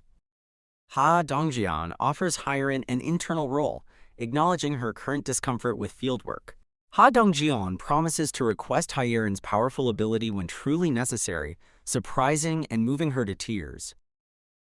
Hyeon reacts with wide-eyed surprise and tearful emotion to Donggeon's comforting words. Hyeon smiles, blushing, appearing comforted and less distressed by his understanding. A system notification confirms Hyeon's loyalty reached 100, registering her as a vassal and increasing capacity. Hyeon wipes her tears, apologizing to Jaehyun for her display of weakness. Hyeon, now smiling brightly, declares her renewed determination to do her best. Jaehyun approves, and Hyeon clenches her fist, signaling her commitment. Thank you for everything. I look forward to continued collaboration. Jaehyun stands pondering in a room, considering his next move. A system interface displays the option for a beast summon, costing 1 billion won. Jaehyun considers activating the beast summon, questioning if he should try it. Jaehyun makes a firm decision to proceed with the beast summon. Jaehyun taps the yes option on the screen, initiating the beast summon. A system message confirms the 1 billion won cost for the beast summon has been consumed. Jaehyun reacts with a shocked yell as a powerful golden light erupts around him. Jaehyun is enveloped by the brilliant golden light, yelling in surprise. The golden light bursts with overwhelming intensity, filling the space. A glowing golden magic circle with crackling lightning appears on the floor. Jaehyun winces and shields his face as the powerful summoning magic activates. A glowing golden textured orb or egg forms within the magic circle. Jaehyun watches intently as the golden orb begins to crack. The golden orb dramatically shatters, causing Jaehyun to react with a surprised groan. Jaehyun shields his eyes, peering up in disbelief as the summoning light fades. Jaehyun stares, wide-eyed and confused, questioning what appeared. A close-up shows a large, dark, feline-like eye, revealing the summoned creature. The creature is revealed to be a black, furry animal with rabbit-like ears and moon-like markings. A small, plump black bird with golden eyes appears within the golden magic circle. Jaehyun reacts with surprise as a system message identifies Ultimate Eyes. A system notification confirms the summoned creature is a 3-legged crow level 1. Okay, I will read the text back to you. Jaehyun awkwardly attempts to greet the newly summoned creature. The 3-legged crow chirps loudly in response to Jaehyun. Jaehyun contemplates a suitable name for the blackbird. Jaehyun has an idea for a name for the crow. Jaehyun suggests Blackie for the crow, which visibly delights the bird. The crow chirps happily and flaps its wings, expressing approval of its new name. Jaehyun realizes it likes the name.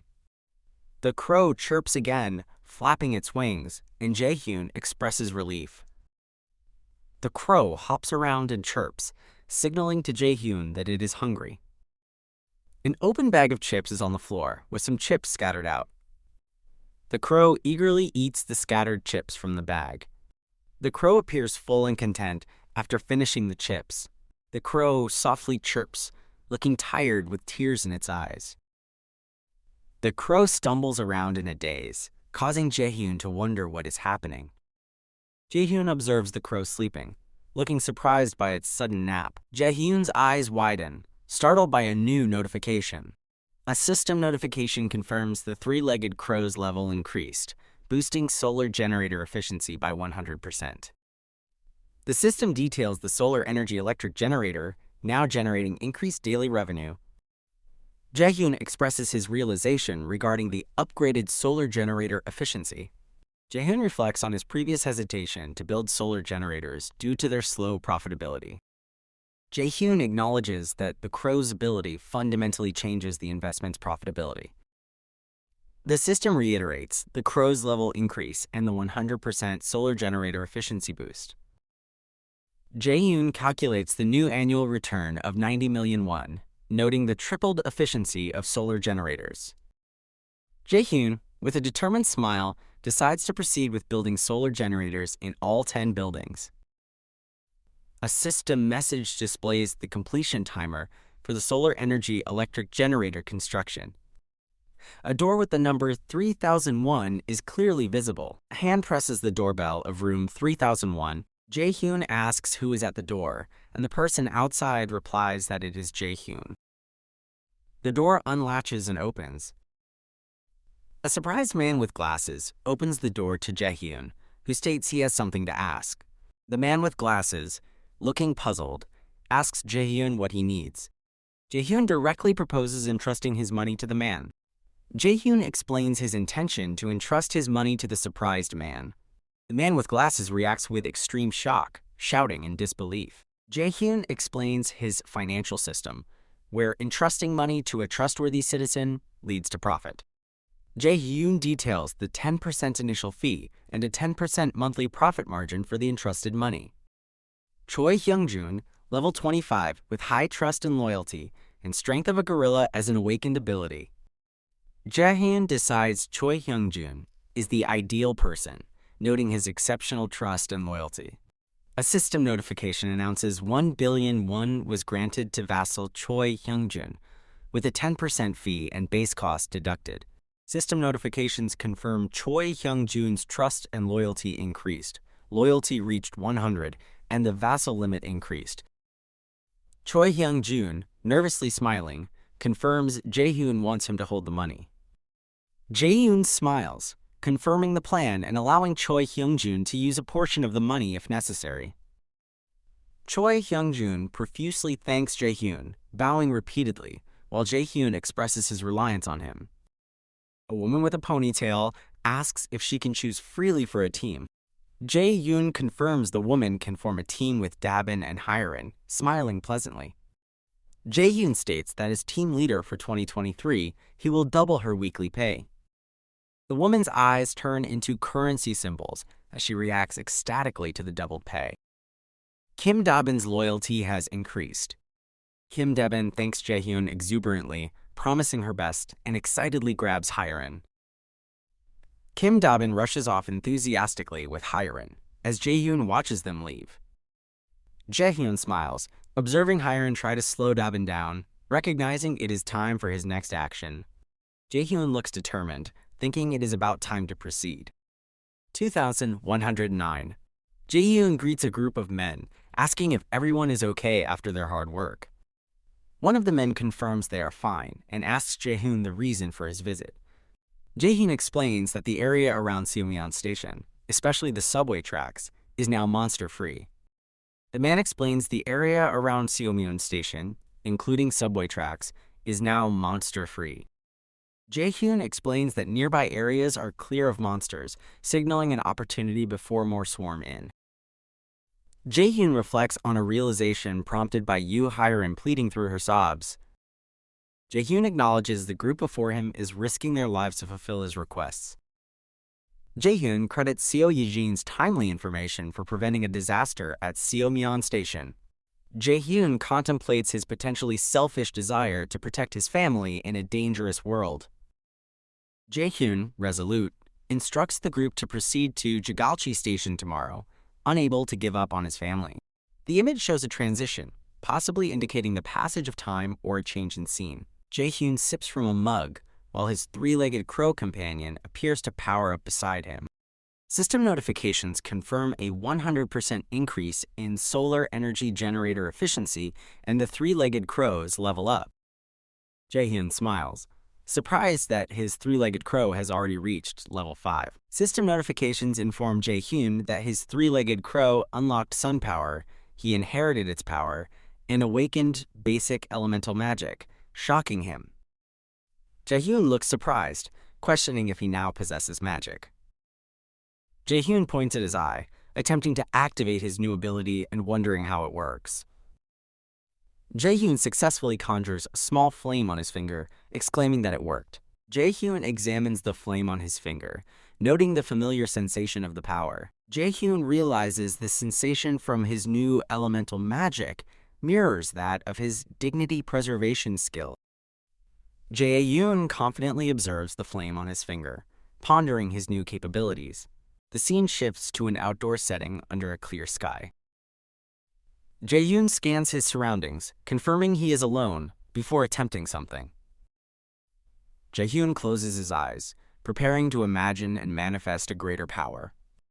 Jae-yoon visualizes unleashing a massive, house-sized burst of flames. Jae-yoon's hand gathers energy, with flames swirling around it. Jae-yoon unleashes a concentrated burst of fire with a determined expression and a forceful yell. Jae-yoon looks disappointed, realizing his current limit is a small fireball. Jae-yoon feels disappointed as he acknowledges the small flame is his current magical limit. Jae-yoon's eyes reflect a determined realization about his abilities. Jae-yoon states that combining his new magic with the dignity preservation gas makes it a considerable threat.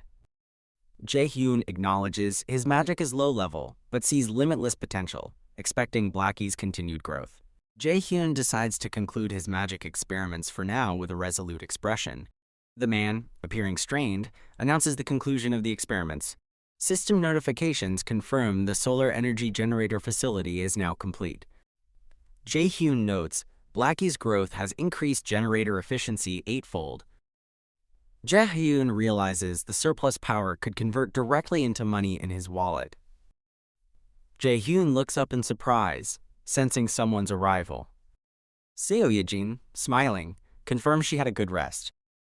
Jae-yoon explains he offered compensation matching Seo Yejin's ability, which expanded their capabilities. Jae-yoon expresses his commitment to Seo Yejin's well-being and encourages her for the day. Jae-yoon instructs Seo Yejin to escort Ha Donggeon's party, noting her pre-sent rats along the route. Jae-yoon asks Seo Yejin if there's a problem beyond Choryang Station. Seo Yejin confirms the specific problem area is Busan Station. Seo Yejin sits, enveloped in a blue aura, activating her powers. The scene reveals a destroyed, dark, urban landscape. More debris and destruction fill the view, showing widespread devastation. Okay, I understand. I will only read back the text you provide, without any additional comments. Please provide the text you would like me to read. Jae-yoon expresses despair, stating they cannot proceed through the current conditions. Seo Yejin explains the tracks are impassable, so she sent rats above ground instead. Seo Yejin appears tearful and distressed about the situation. An outdoor scene reveals a completely destroyed city with no intact buildings. Jae-yoon gasps in horror at the extent of the urban destruction. Jae-yoon observes that all buildings have collapsed, leaving nothing standing. A rat scurries over cracked ground as Jae-yoon questions what caused the destruction. Jae-yoon's eyes widen in shock, recognizing something specific on the ground. Jae-yoon identifies large footprints on the broken ground. Jae-yoon angrily understands the reason for the widespread destruction. Jae-yoon realizes the cause behind the complete destruction of roads. Jae-yoon's eyes glow intensely as he grasps the true nature of the destruction. Jae-yoon unleashes an uncontrolled burst of power, startling Seo Yejin and making her recoil. Intense energy radiates from Jae-yoon, causing a visual shockwave. Jae-yoon's sudden outburst of power sends Seo Yejin falling back in alarm. The man looms over the woman, who cries out in distress from the floor. Jae-yoon struggles, clenching his teeth from the intense power outburst. Jae-yoon observes a building, realizing it is about to collapse. The building shakes violently from the impact. Jae-yoon asks Seo Yejin if she is okay, and she questions the powerful tremors. Jae-yoon appears distressed, reflecting on the recent tremors caused by his own power. Seo Yejin urgently calls out Jae-yoon's name. Seo Yejin, still on the ground, points and urges Jae-yoon to look. Jae-yoon instructs Seo Yejin to leave the building immediately, and she complies. Hyungjun, panicking, apologizes and insists they go to his apartment first, questioning the situation. Jae-yoon senses an ominous situation from Hyungjun's direction, noting the visible Seomyeon station area. Jae-yoon reflects on the earlier explosion and Hyungjun's urgent actions. A sudden impact or realization jolts the scene. Hyungjun points the way, while Jae-yoon expresses his frustration. Jae-yoon looks horrified, wondering what is unfolding outside. A colossal monster stands amidst urban destruction as Jae-hyun despairs over his premonitions. The ground shakes violently, indicating the monster's destructive force. The massive monster, with glowing red eyes, actively smashes through the cityscape. Another intense sound effect signifies the monster's powerful impact. A horrified Jae-hyun utters the words "vassal summon." Young-jun, the woman, and other individuals appear, confused and questioning their sudden teleportation. The newly summoned group, including Young-jun, express confusion and fear, questioning if an earthquake happened. A terrifying close-up reveals the monster's menacing face with glowing red eyes. The group gazes in terror at the colossal monster towering over the devastated city. The monster's giant foot descends, causing further devastation. The immense monster continues its destructive stomp through the city. Hyungjin and others scream in terror as the monster approaches, questioning the situation. Jae-hyun, visibly shaken, declares they must stop the monster. Jae-hyun questions how they can possibly stop such a creature. Jae-hyun doubts if his ability can withstand the monster's attack. Jae-hyun trembles, his face contorted in intense emotion or fear. Someone calls out Jae-hyun's name, drawing his attention. Jae-hyun reacts with a startled and distressed expression. Yeonju, distressed, insists on taking action and asks Jae-hyun to let her handle it. Jae-hyun expresses concern, calling out Yeonju's name. Yeonju stands with a fierce resolve, her fighting spirit burning against the giant monster. Jae-hyun's expression suggests deep concern or pain. Jae-hyun asks if defeating the monster is even possible. Yeonju fiercely declares she will make stopping the monster possible. A quest window appears, granting a mission to hunt the Cyclops, offering resurrection as a reward, and a character accepts. Jae-hyun, looking at the quest, announces he will now provide a mission briefing. A building stands in the background as a character asks if everyone understands the mission.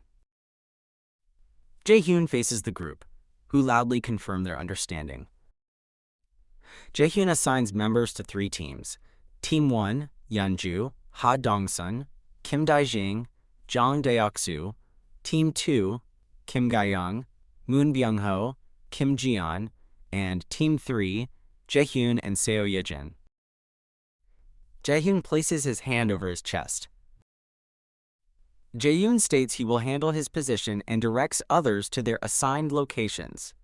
People run, as Jae-hyun expresses trust in them, and they agree to proceed. Someone calls out Jae-hyun's name, grabbing his attention. Hyun reports to Jae-hyun that military-trained individuals are at the front gate, and other residents are in the underground parking lot. Jae-hyun thanks Hyerin and directs her to safety, but she insists on staying to help. Hyerin, distressed yet determined, insists on helping, even minimally. Hyerin's hands tremble with apprehension. Jae-hyun's eyes shows intense focus or thought. Jae-hyun questions Hyerin's ability to cope. Hyerin admits to being scared. Hyerin, glowing with resolve, bravely declares she will try to overcome her fear. Jae-hyun forms a slight, understanding smile. Jae-hyun smiles, then suggests they proceed to the front gate together. Outside the Paranzio LH 2 inches building, someone is counting people. A group of men stands as the count reaches 100. Jae-hyun observes a large crowd, noting only 101 out of 1,200 have military experience. An unnamed man expresses alarm at the small number of military-trained individuals, asking what they should do.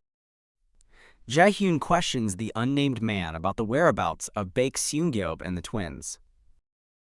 The unnamed man hesitates, struggling to respond to Jae-hyun. Jae-hyun, distressed, concludes that Baek Seung-gyeob and the twins have run away.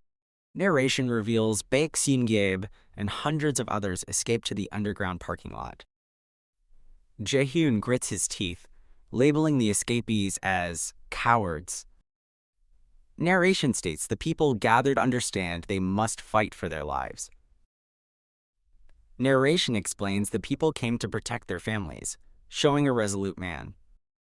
Narration continues, stating the people are also there to protect themselves, showing a determined young man. Hyerin trembles with fear as narration defines courage as not the absence of fear. Hyrin shows fierce determination as narration explains courage is taking action despite fear. Jaehyun addresses the crowd, thanking them for their presence and emphasizing the need for courage. Jaehyun announces his plan to purchase 101 handguns and ammunition for the group. Handguns and ammunition materialize in blue light around the assembled individuals. Jaehyun declares that all participants will receive 100% of experience points and loot share. A system notification confirms the experience and reward share rate is adjusted to 100%. An unnamed man picks up a handgun, expressing awe as Jaehyun instructs everyone to collect their weapons. Jaehyun states that those who choose to confront fear will be rewarded. Jaehyun looks up as a loud roar emanates from the distance. Jaehyun activates his ultimate eyes ability. The monstrous Cyclops appears, roaring with a single red eye. An unnamed man stands ready, holding a long pole weapon.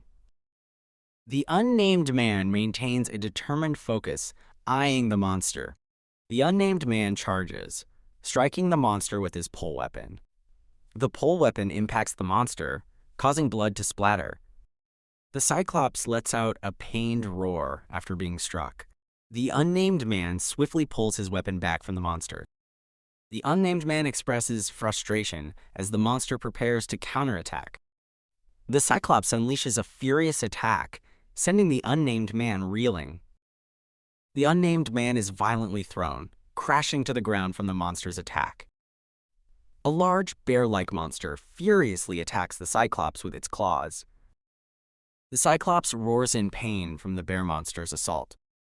Blood splatters from the Cyclops as it endures the bear monster's ongoing attack.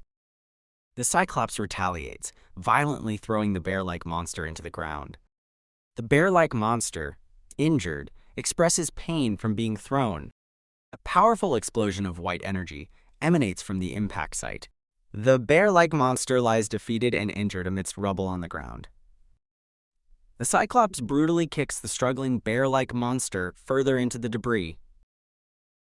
The Cyclops stands victorious over the unconscious bear-like monster. The Cyclops pauses as someone calls out to it from a distance. A megaphone is used to address the Cyclops with an insult. An armored man, wielding an axe and megaphone, calls the Cyclops a monster lardass. The Cyclops stares blankly, seemingly unaffected by the insults. The armored man shoots an arrow that pierces the Cyclops' leg, drawing blood. The armored man expresses confusion about the monster's peculiar reaction. The Cyclops is unmoved by the arrow, as its ethereal weapons appear overhead, puzzling the man. The armored man, looking surprised, tells the Cyclops to wait as it begins to move. The Cyclops rears back its massive arm, preparing a powerful strike. The Cyclops unleashes a devastating punch, sending a shockwave towards the armored man. The armored man's face contorts in extreme fear as the attack approaches. The Cyclops' powerful blow sends the screaming armored man flying through the air. Jaehyun, with intense eyes, declares the Cyclops is coming closer. Jaehyun urges everyone in the assembled group to prepare for battle. Jaehyun grimly states the Cyclops will arrive very soon. The armored man retreats as the Cyclops approaches threateningly. The Cyclops raises its foot to crush the fleeing armored man. The armored man cries out in terror as the Cyclops prepares to stomp him. The Cyclops prepares its final attack as Jaehyun commands the group to act now. A black raven flies rapidly towards the Cyclops. The raven transforms into a human figure midair, striking the surprised Cyclops. The woman, transformed from the raven, strikes the Cyclops, which roars. The woman unleashes a powerful blue energy arrow from her bow.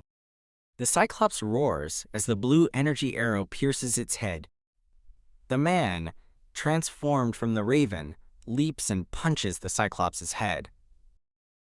Jaehyun shows resolve as rats gather on his arm, preparing to transform. Jaehyun transforms into a swarm of rats, scattering to avoid the Cyclops. A man frantically yells Jaehyun's name in alarm. Jaehyun, eyes glowing, activates gas summon, affirming his plan's progress. The Cyclops' red eye glows ominously, indicating its activated state. The Cyclops groans, exhaling a dark substance from its damaged head. Jae-yoon extends his hand, surrounded by dark energy, preparing an attack. Jae-yoon, with glowing eyes, grimly orders to end it. A powerful basic attribute magic explosion erupts with immense force. A colossal fire consumes the area, indicating a massive magical blast. Thick black smoke billows, obscuring the Cyclops after the explosion. A large piece of rubble dramatically falls and shatters on the ground. The Cyclops collapses behind a hexagonal energy shield as people observe. People react in fear, warning that the giant is leaning towards them. Jae-yoon, with glowing eyes, calmly commands the group to hold positions. Jae-yoon observes the unfolding situation, noting its near-perfect execution. The Cyclops collapses onto the defensive wall, poised for combined attack. Jae-yoon reflects on who should deliver the finishing blow, awaiting key allies. A man nervously warns Jae-yoon of something approaching from behind him. Jae-yoon dismisses the warning, expecting the Cyclops to fall as planned. Jae-yoon's eye widens in sudden realization and shock. Jae-yoon stares up in disbelief at the Cyclops' giant glowing red eye. Jae-yoon utters, "No way," showing immense shock and disbelief. The Cyclops rises from the smoke, having surprisingly withstood the attack. The Cyclops raises its massive arm, preparing to strike again. The Cyclops unleashes a powerful, ground-shattering blow with immense force. A system message reports an unauthorized subject attempting to breach the barrier. Jae-yoon and other men react anxiously inside the glowing hexagonal barrier. Jae-yoon expresses shock as the Cyclops' assault is successfully blocked by the energy barrier. A man frantically yells to open fire, brandishing a pistol. Multiple men aim their pistols upward, preparing to shoot. The men fire their pistols, striking the Cyclops' head. The Cyclops lets out a pained roar, its body showing visible cracks. Jae-yoon notes they stopped the attack, but they cannot withstand more hits of that magnitude. Jae-yoon grimly states that a single breach would lead to catastrophe. Jae-yoon extends his hand, preparing to activate a new ability.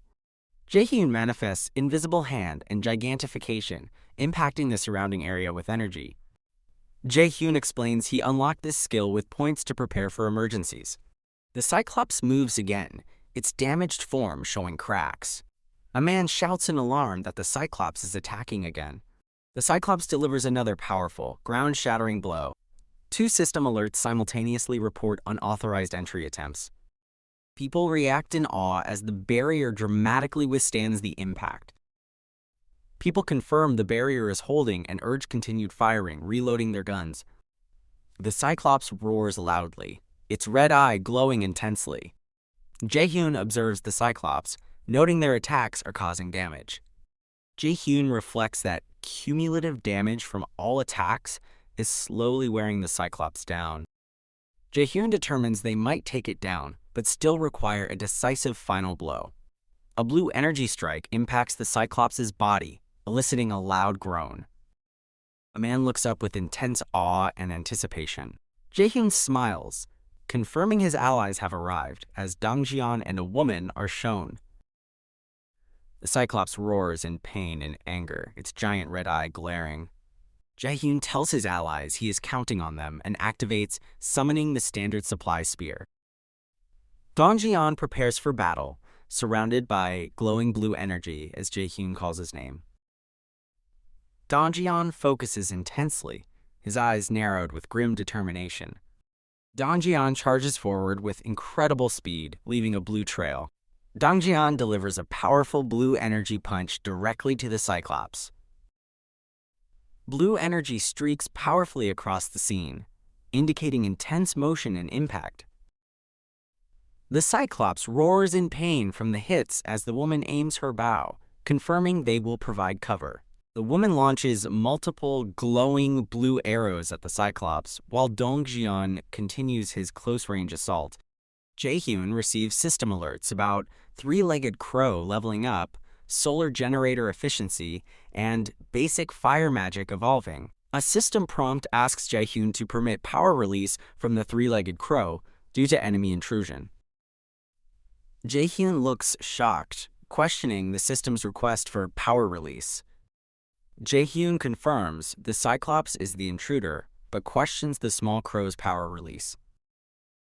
A system message reports a 300 million won cost as a massive golden light beams from Jae-hyun's building, stunning him.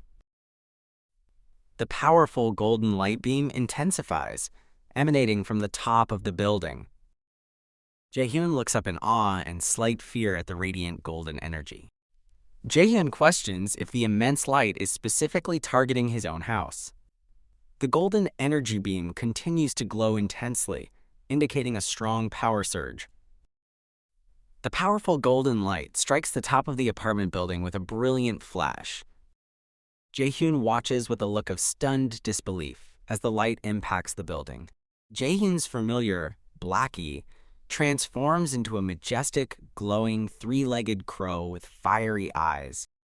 The transformed Blackie crackles with golden energy, preparing to launch an attack. Blackie unleashes a devastating golden energy beam from its beak.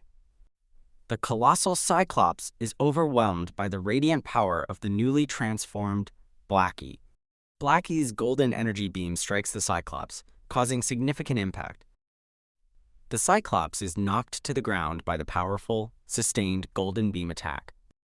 The Cyclops roars in agony as its head is severely damaged and bleeds profusely. The man with the pistol observes the scene with a focused, intense gaze.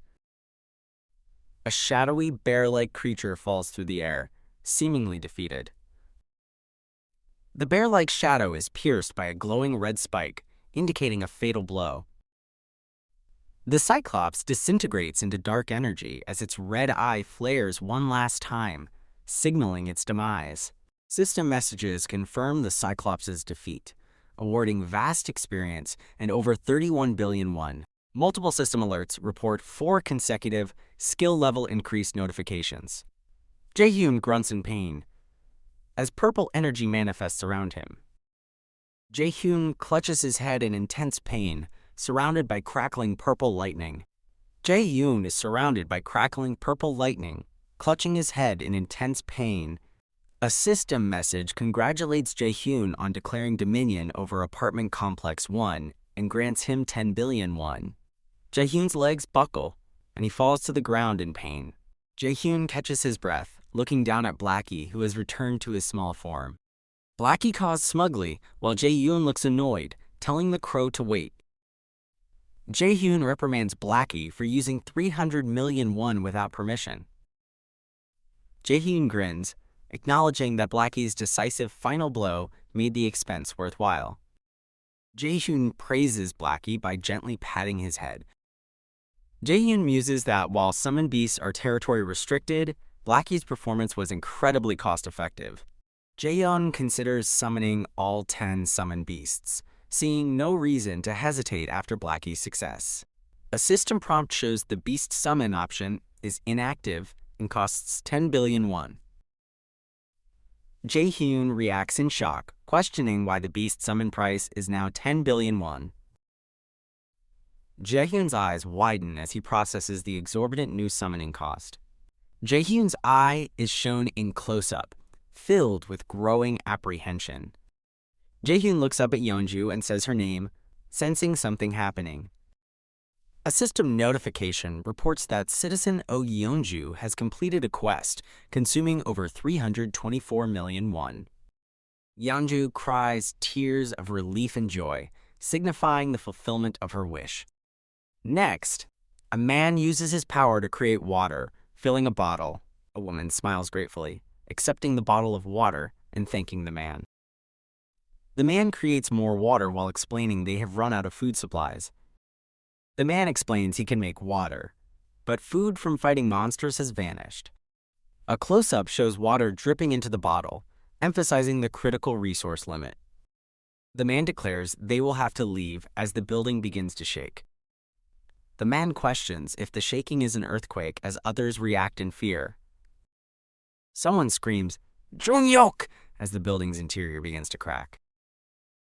Junyok screams in terror from the ground, urging everyone to get up immediately.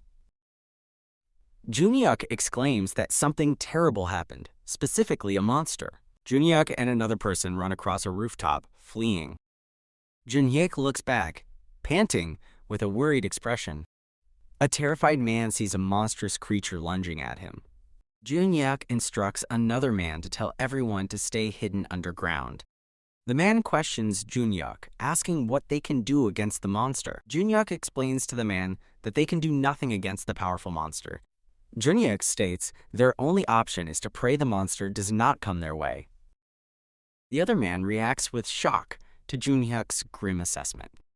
Junyok's eye reflects his fear and processing of the situation.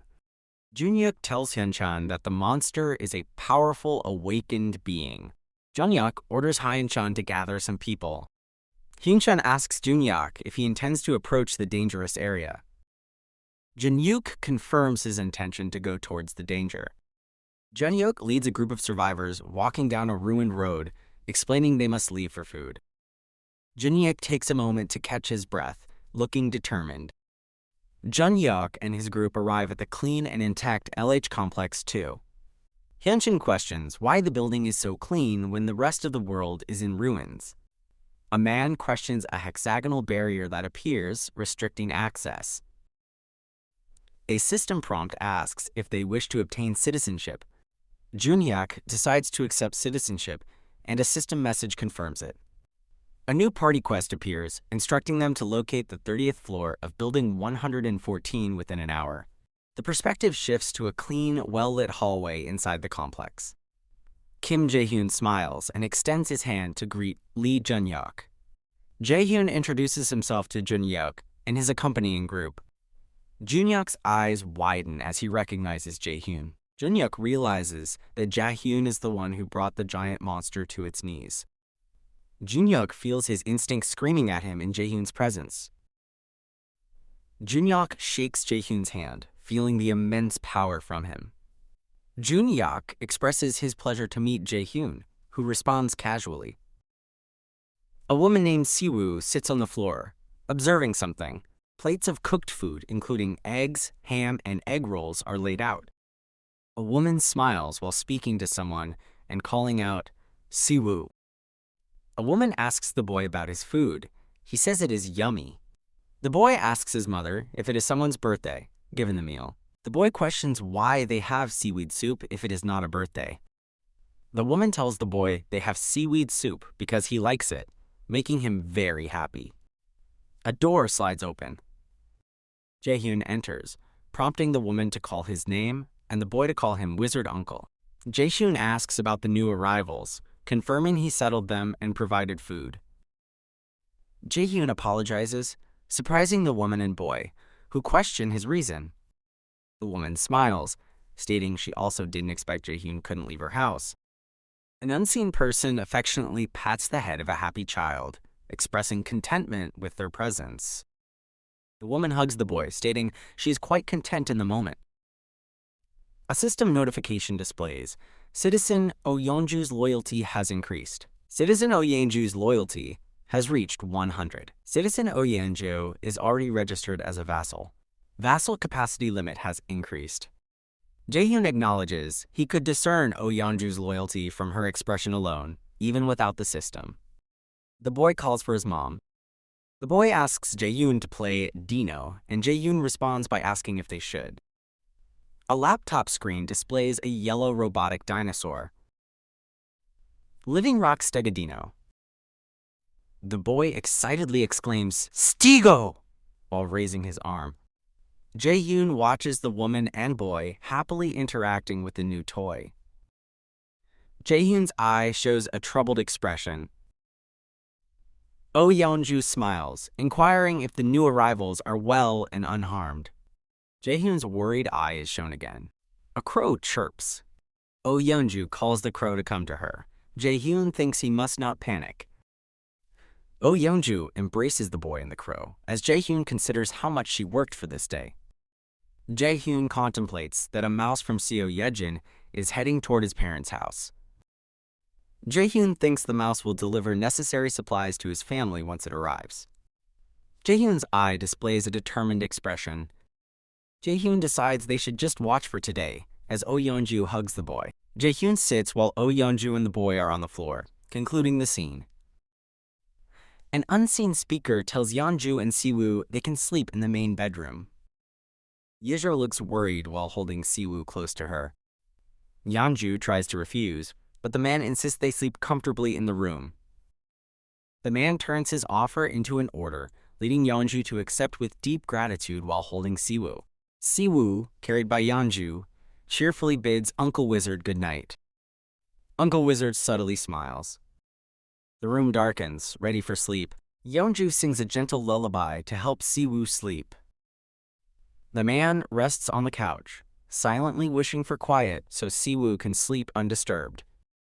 That night, Yeonju's gentle lullaby quietly echoes through the door, reaching the man. The man, despite his age, feels his eyes droop as he listens to Yeonju's lullaby. The man, Yeonju, and Siwoo are all asleep together on the floor. The next day passes without significant events. The man and Siwoo eat a meal prepared by Yeonju with Blackie present. Siwoo is energetic while the man watches him with a warm gaze. Siwoo persistently chases Blackie, disrupting its sunbath and annoying the crow. They all nap together after playing with the new toys. Sammo sleeps next to a drawing of his family, and Blackie as time passes. Time flows by quickly, not waiting a moment. The man feels distressed, realizing he could only give them one day. Yeonju hugs Siwoo, who calls out for his mom. Siwoo asks his mother if she is crying. Yeonju denies crying, even as tears stream down her face. Siwoo persists, stating that his mother is indeed crying. Yeonju cries, while Siwoo comforts her, telling her not to cry. Yeonju struggles to speak through her tears to Siwoo. Yeonju sobs, hugging Siwoo tightly, confessing her fear of a world without him. A pair of hands reach out. Yeonju embraces Siwoo tightly as he calls for her. A crying woman embraces someone, who assures her of their presence. The woman continues to weep profusely. A woman's bare feet stand as a child's feet kneel, as a thought begins. The kneeling child addresses the woman as Mom. A young boy, Siwoo, embraces his mother, promising to always stay by her side. Oh Yeonju, crying, hears Siwoo reaffirm his promise to stay by her side. Oh Yeonju calls out to a fading Siwoo, regretting not doing enough for him. A smiling young Siwoo appears in a bright setting, speaking of making delicious food. Samwoo's face shows tears and a smile, indicating a strong emotional farewell. Siwoo expresses his love to his mother. Siwoo is crying and smiling, seemingly fading away in a warm glow. Oh Yeonju collapses to her knees, weeping over another inevitable farewell, surrounded by petals. Oh Yeonju's face is shown in close-up, streaming with tears. Oh Yeonju screams in agony, crying profusely. Oh Yeonju smiles through her tears, expressing her love back to Siwoo. Siwoo smiles through tears as he bids his mother goodbye. Oh Yeonju is curled up crying on the floor, while the man lies nearby as petals fall. Oh Yeonju remains grief-stricken on the floor, waiting for Siwoo's warmth to completely vanish. Oh Yeonju continues to cry, the last trace of Siwoo's warmth now gone. A man stands, holding a small bird, reflecting on hope blooming from despair. The man's intense gaze accompanies the thought that those who grasp hope must face despair. A single white petal lies on the ground, reflecting on the cruelty of hope. The man extends his hand to Oh Yeonju, encouraging her not to be discouraged. The man promises Oh Yeonju that this won't be the last time, giving her hope. Oh Yeonju, still tearful, questions if the man's words are true. The man clasps Oh Yeonju's hand, vowing to make things happen if given the chance, increasing her trust. Oh Yeonju's trust level reaches 100, granting her ancient vitality. A red-haired man screams in frustration. The red-haired man rages to two other men about his stolen supply and orc spears. The red-haired man collapses, despairing that all his belongings were stolen. The man in the hoodie confirms his belongings were stolen. Baek Sunup explains others suffered similar thefts. Baek Sunup reveals the victim's shared trait, not responding to the veteran's front gate call, unlike those who returned fine. The man in the hoodie expresses regret for not complying with the veteran's call. Baek Sunup confronts the man in the hoodie for blaming him, grabbing his collar. Baek Sunup furiously reminds the men that they had agreed not to follow orders. The man in the hoodie apologizes to Baek Sunup. Baek Sunup slaps the man in the hoodie. Baek Sunup expresses concern about being expelled. Baek Sunup recalls a past incident of expulsion. Baek Sunup worries he will be kicked out if he continues resisting, noting increased survivors in the complex. Baek Sunup displays intense frustration. Baek Sunup, holding a gun, thinks about Baek Sungmin gaining a weapon from the draft call. The dark-haired man thinks Baek Sunup's current struggles are just the beginning of his punishment.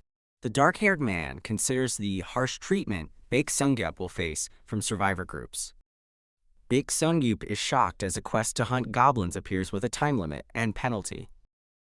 Baek Sunup questions the quest, as the dark-haired man states he will learn responsibility. A quest window highlights the intense pain penalty for failure. A glowing display with purple outlines appears. A system describes Oh Yeonju's A-rank skill, Ancient Vitality, for regeneration. The dark-haired man is surprised to receive Oh Yeonju's skill as a 100 trust reward. The dark-haired man believes Ancient Vitality is currently useless since he avoids combat. The dark-haired man, in full view, reiterates his low risk of injury, minimizing the skill's immediate value. The dark-haired man finds the acquisition of a skill as a 100 trust reward significant. The dark-haired man anticipates obtaining Moon Byung-ho's awakening ability when his trust reaches 100. The dark-haired man reveals Moon Byung-ho's ability is teleport, allowing movement to visible locations. The dark-haired man plans to combine outpost base activation with his quote, ultimate eyes. The system describes the outpost base as a temporary safe zone requiring a night title. The dark-haired man decides to prioritize mental strength boosts as future quest rewards. Oh Yeonju calls out to Jae-hyun. Oh Yeonju asks Jae-hyun to release her, citing stabilized conditions. Oh Yeonju promises to personally rescue Jae-hyun's family. Oh Yeonju displays an angry expression. Jae-hyun tells Yeonju he delayed their operation. Jae-hyun thanks Yeonju for her valuable time. Yeonju expresses her wish to repay Jae-hyun for his consideration. Jae-hyun realizes Yeonju is voicing his own thoughts. Jae-hyun feels grateful and embarrassed, wondering about his impatience. Yeonju reassures Jae-hyun, stating she would have felt the same. Yeonju emphasizes that family is everyone's top priority. Jae-hyun understands the day's value, observing Yeonju's new trust. Yeonju thanks Jae-hyun again, her eyes now filled with trust. Jae-hyun thanks Yeonju for her understanding. Jae-hyun instructs Yeonju to wait with donggeon's party, stating he will follow shortly. Narration explains the delay in sending people to Seomyeon Station due to damaged tracks. Narration reveals a giant destroyed Seomyeon's underground area. Jae-hyun determines they must dig a new route. Narration explains Yejin used her rats to roughly secure a path. Jae-hyun activates his ultimate eyes to observe Yejin and her surroundings. Jae-hyun questions the condition of Yejin's rats. A system window shows a level 7 tamed giant rat. Jae-hyun realizes the rat evolved, linking it to Yejin gaining a new ability. Jae-hyun wonders what is chasing the rat through the tunnel. Jae-hyun sees multiple zombies, some high level, pursuing the rat. Jae-hyun reacts with shock and confusion to the unexpected sight. Jae-hyun confirms the creatures are zombies as the rat continues to flee. The rat narrowly avoids being attacked by a zombie. Multiple zombies surround the rat, trying to grab it. Numerous zombie-like creatures frantically claw and lunge at a small rat, converging on it in a dark space. Jaehyun looks distraught, thinking it's all over. A rat escapes pursuing zombies, as Jaehyun considers sweeping them with a gas explosion. The rat squeaks intensely, determined to escape. The nimble rat skillfully evades multiple attacking zombies. Jaehyun watches in surprise as the rat deftly dodges the pursuing zombies. The rat hangs precariously from a zombie's arm. Jaehyun admires the rat's resilience, calling it a tough little guy. Jaehyun directs the rat towards an exit. Jaehyun urges the rat towards the bright exit. A massive, toothy monster emerges, threatening the rat. The large monster growls menacingly. Jaehyun and the rat are both startled by the new threat. A level 23 land shark attacks the rat, shocking Jaehyun. A violent impact occurs. Jaehyun's eyes show extreme distress. Jaehyun reacts with frustration, questioning the attack. Jaehyun ponders the land shark and shifts focus to a more pressing matter. Jaehyun recognizes the location as Nampo Station. Jaehyun worries the powerful monsters could be near his parents' home.